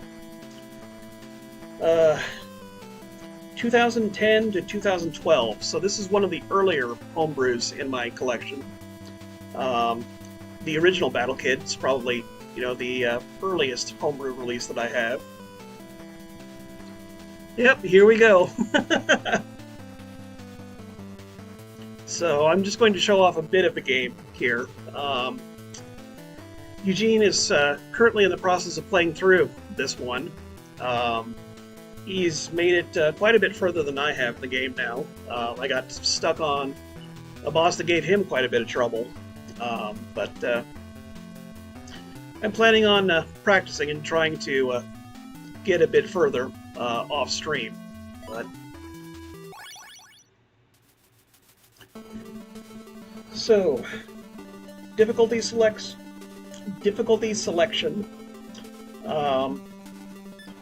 Normal is the standard experience. You do get passwords, and it's one-hit kills. Easy mode lets you take 3 hits before you die. Does allow for passwords, but I think you also might get the damage multiplier on easy. I know you did in the original Battle Kid. But for choosing easy is kind of a way of making fun of you. The game forces you to wear a pink suit of armor instead of the standard green, so there is that. But where the game gets crazy is in the other difficulties. Hard mode limits your deaths to 65. Very hard to 25. Unfair, you only get 1 life. So you pretty much have to no-death run the game on unfair. And there's some people that have done it, but I am definitely not one of them. So I'm going with normal. Dish Corp, in the heart of G1 City. Timmy, I've got something to report. What is it, Dr. B? An alarm just triggered in the warehouse complex. This has to be part of the follow-up plan he was talking about. You need to head over there right away. I'm on it. Before you go, take this. This is a communication unit that you can use to talk to me. Data can also be downloaded into it, like maps. You can access this anytime by pressing select when the game is paused. What are they after? Some kind of energy cells. I don't have time to explain anything else. You need to stop them before they get them. There's a side building you can land the ship at and not be seen. I'm on my way. Be careful, Timmy. Yep, yeah, I really haven't even attempted since I said I was going to, Eugene. But yeah, still working on Ivan. So then I'm afraid I must get going. I have some errands to run in the morning. Well, hey, thanks for stopping by, Omega Ace. I guess I probably didn't get a chance to ask if you're streaming tomorrow, but if you guys are around, I know it's like 2 o'clock Central Time. I think it's noon Pacific is when Omega Ace usually streams. So yeah, he's definitely a great guy. Check out his stuff. Um, but yeah, thanks for coming by, Omega. Looking forward to tomorrow's stream. Okay, good. He is planning on streaming something. It's already giving me Contact 3DS vibes. I guess I'm not familiar with that one. But this game takes its inspiration from Mega Man and I Want to Be the Guy, which I guess was a PC kind of fan game with insane difficulty and one-hit kills, but a lot more trolling than Battle Kid. Battle Kid, for the most part, feels pretty fair. Recently released beta. Oh, nice. That sounds cool. But yeah, if you're into Castlevania, definitely check out Omega Ace. He's a huge fan. I've arrived at the landing zone. You don't have much time. You need to get to the main warehouse building, but they also set up defenses around the perimeter. I also uploaded a map of the facility to your comm unit. Roger that. On my way. And here we go.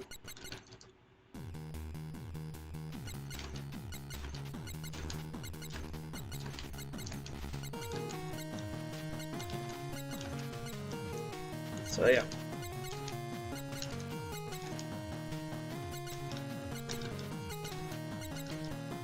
So yeah, I'm still not good at that, Eugene.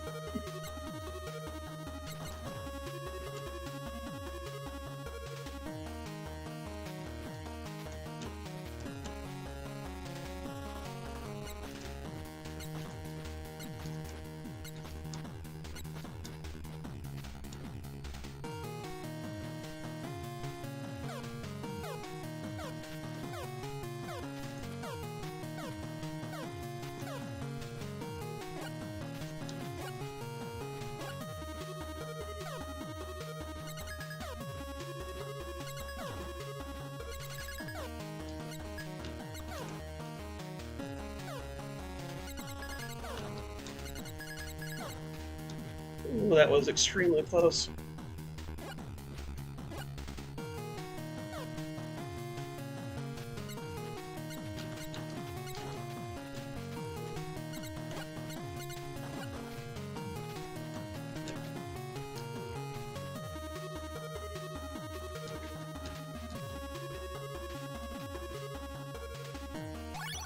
First checkpoint.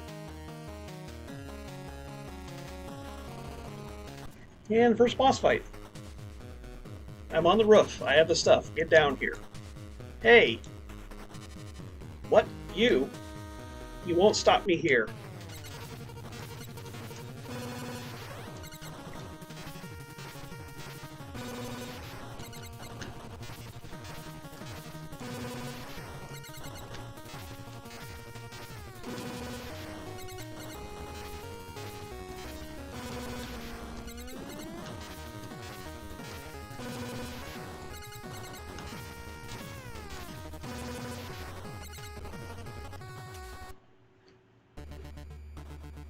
Ah, can't fight while holding these. There's nowhere to run to. Who said I need to run? What is that sound? It's that ship. Yes, and now it's in teleport range. Um, Not sure how to pronounce that word. Rodznase? And yeah, something in Russian, I think. No, she escaped. It disappeared? Timmy, there's nothing you can do. Head on back here. In the morning, I'll tell you more. Right. The following morning. Good, you're awake. I've got some more info for you. For the past few days, I've been gathering some bits and pieces of information. Ah, so Chetty's been chatting? Yes, the Super Mech wasn't the only weapon they were making. They have also been developing a mega cannon. This was a secondary weapon, but is obviously their main focus now. The energy cells they took last night were a vital component for it. So what's our next move? That transport ship had some kind of cloaked ability when it moved. Yes, it's not possible to track the ship, but when I asked for their base's location, Chester resisted for a long time, but finally blurted out, Shamik. Several miles north of here lie the Shomek Mountains, a very desolate place and very likely to be what he meant. Another thing, do we even know who they are? Yes, take a look here. This is Helga Crafty. You fought her last night. She is a very skilled and dangerous fighter. Last night she was preoccupied, so don't let that make you underestimate her. This is Ivan Makanovich. He must have been piloting that transport ship. He's very talented at making machines and won't fight without one. That's it? Only 2 of them? Yes, their group is small but very resourceful, obviously. Is there anything else I need to know? Not at this time. If you're ready, the transport ship is all set. I'm ready. Good luck. Be careful, Timmy. After flying for a while, Timmy reached the Shomek Mountains. Character design does remind me of Macross, though. First boss, you cannot defeat my Slav squat style. And here we go again.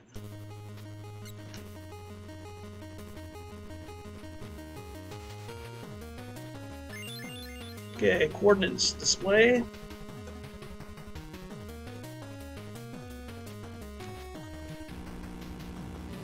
Teleporter room A. Teleporter A is now active. Hey, welcome back, GMC.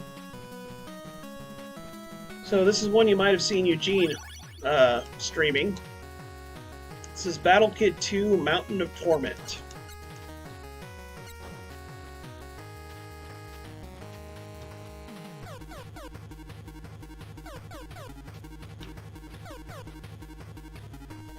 Okay.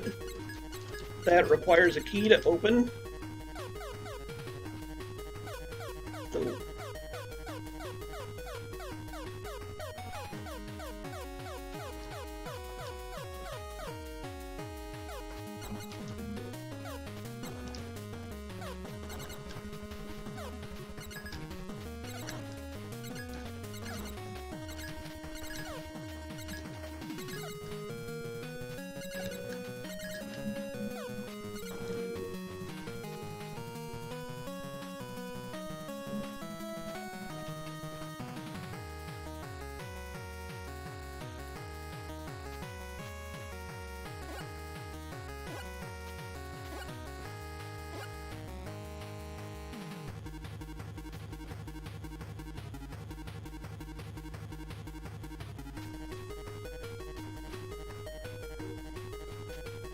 right, made it to the next checkpoint.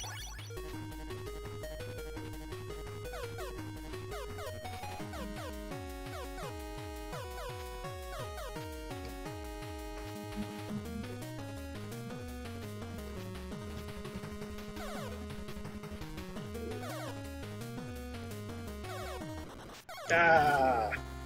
Yep, there's my first death.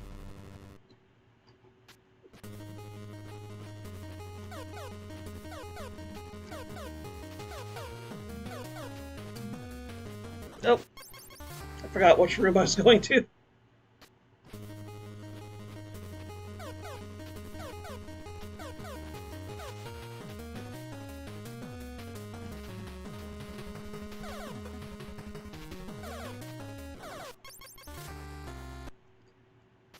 Did that wrong.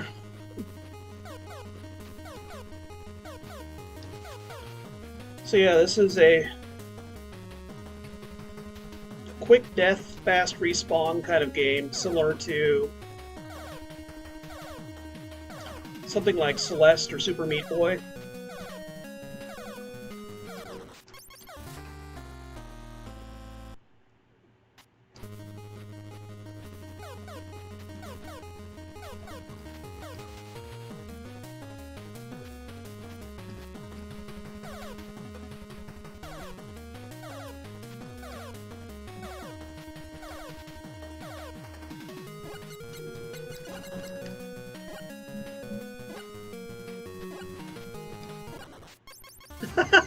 Staying right under the turret. That was smart, Jim.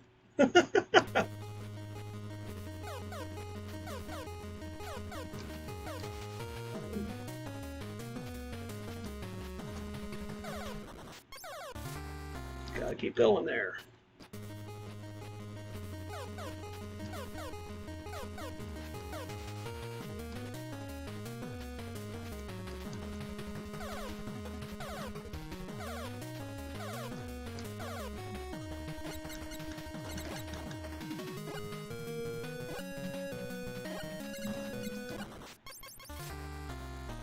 Okay. Slow it down there.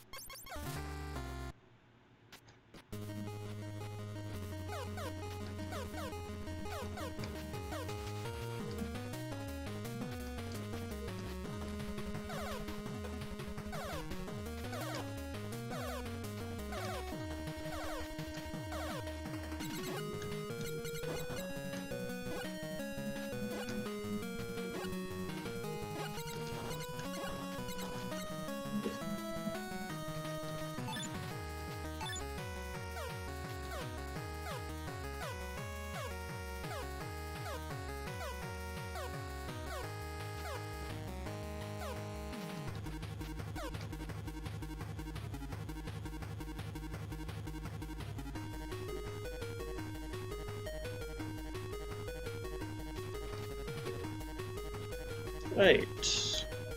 Another checkpoint.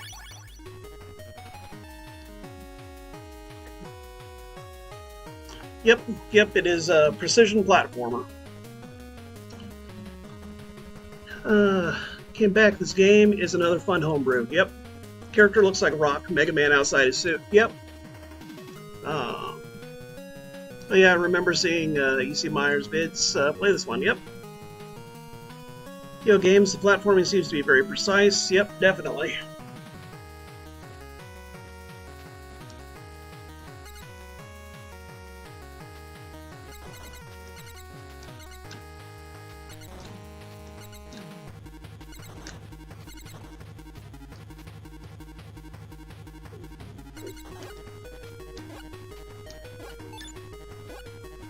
Yep, it's extremely close.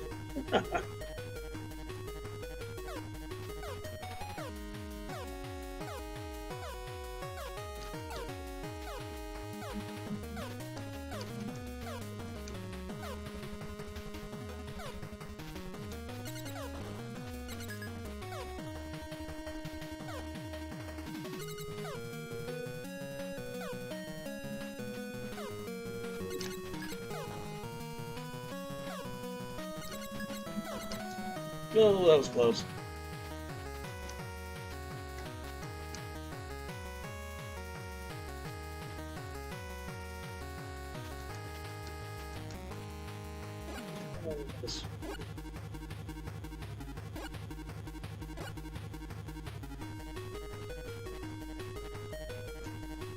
All right.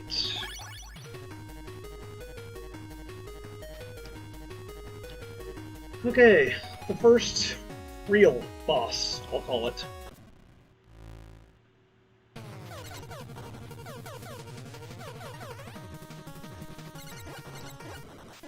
Ah.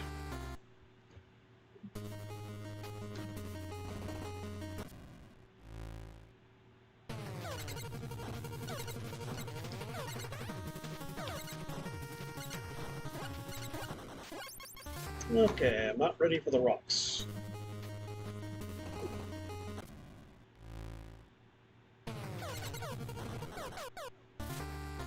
Wasn't ready for that.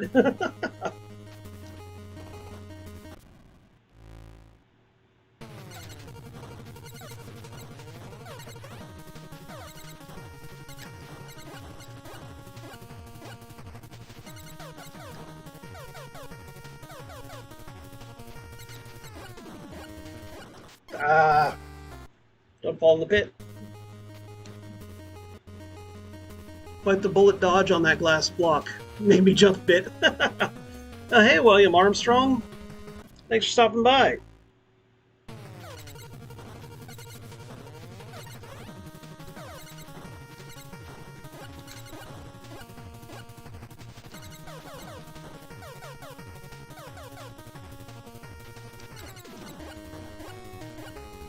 Oh, don't fall off the platform.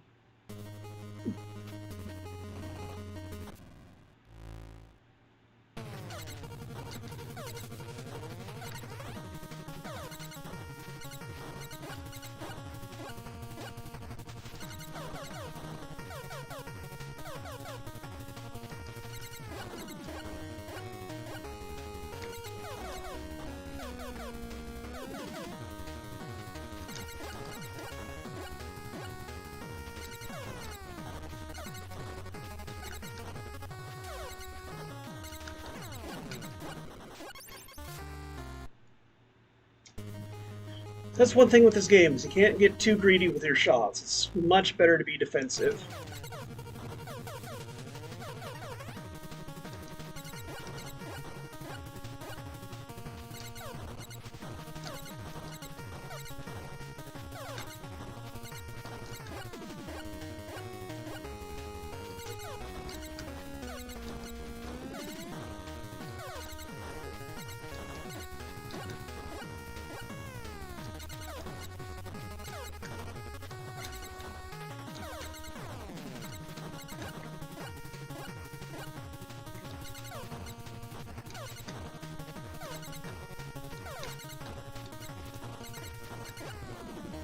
Oh, that was extremely close.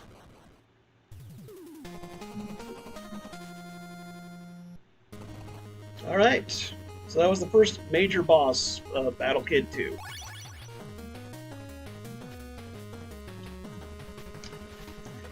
And with this game, always make sure that you run back to save after a boss fight, because if you die, you will have to fight the boss over again.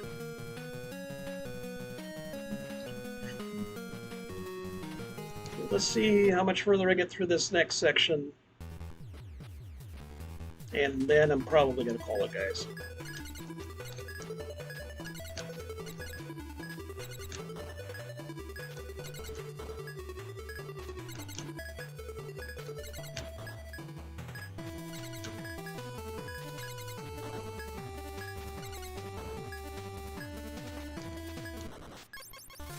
Well, there you go. Thanks, Amala. But anyway, that gives you a taste of Battle Kid 2. Unfortunately, Battle Kid 1 and 2 have been out of stock at Retro USB for quite a while now. I'm hoping it's just a matter of supply chain issues with the pandemic. But if you're looking for a challenge on the NES, the Battle Kid series delivers in spades. There's also a Famicom remake of the first game that you can find.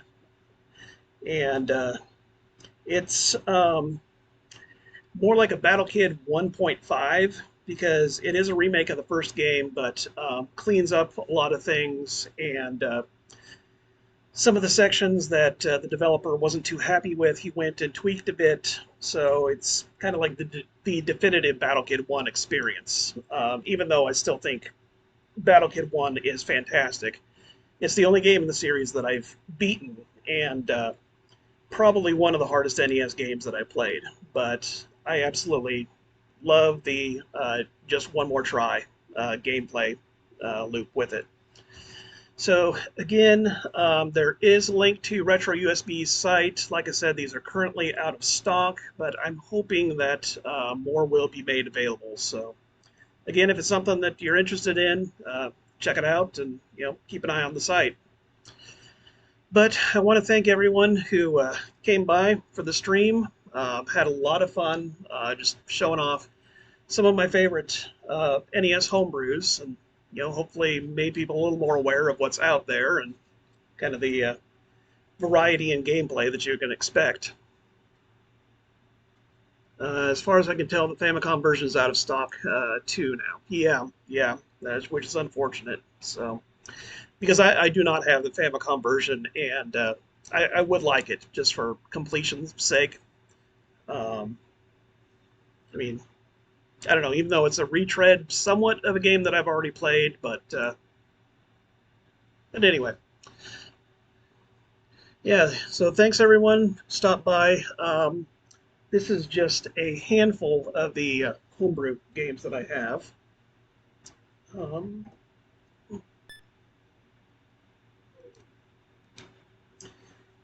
but and one thing that I love about homebrews too is all the crazy cart colors that you can get. That's trophy, haunted Halloween, and a pumpkin orange.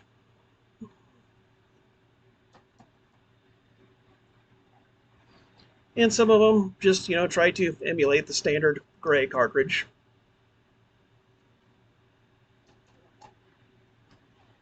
And Gold Guardian Gun Girl, I think, is one of the most beautiful cartridges that I've seen because it is a two color. It has a um, kind of smoky gray, translucent on the front, and then the back of it is a translucent red. So again, I just think it looks really nice. And of course, they come complete in box. So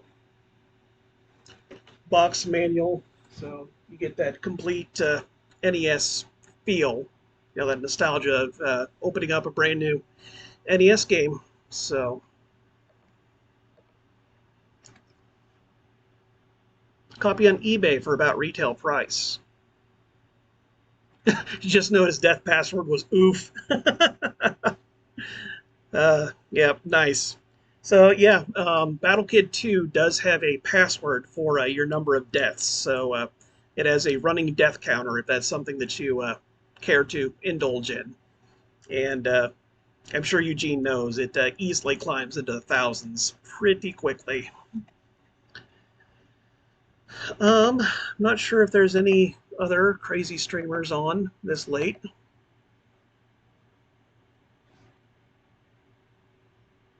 Um,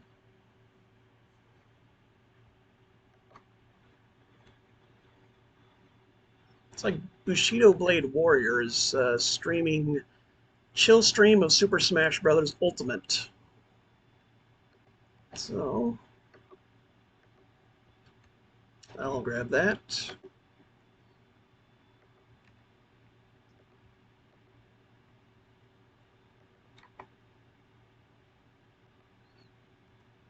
If you guys feel like checking out Bushido Blade Warrior playing some Smash Brothers, there's a link to his stream. But otherwise, I'll be back next weekend. Haven't quite decided yet what I'll be streaming. If I'll, go on to something new, or if it's interesting. Capture card keeps flashing something on screen. If I'll go on to something new, or if I'll do some more homebrew. But anyway, thanks again, everyone. Enjoy what little is left of your weekend, and I will see everyone later.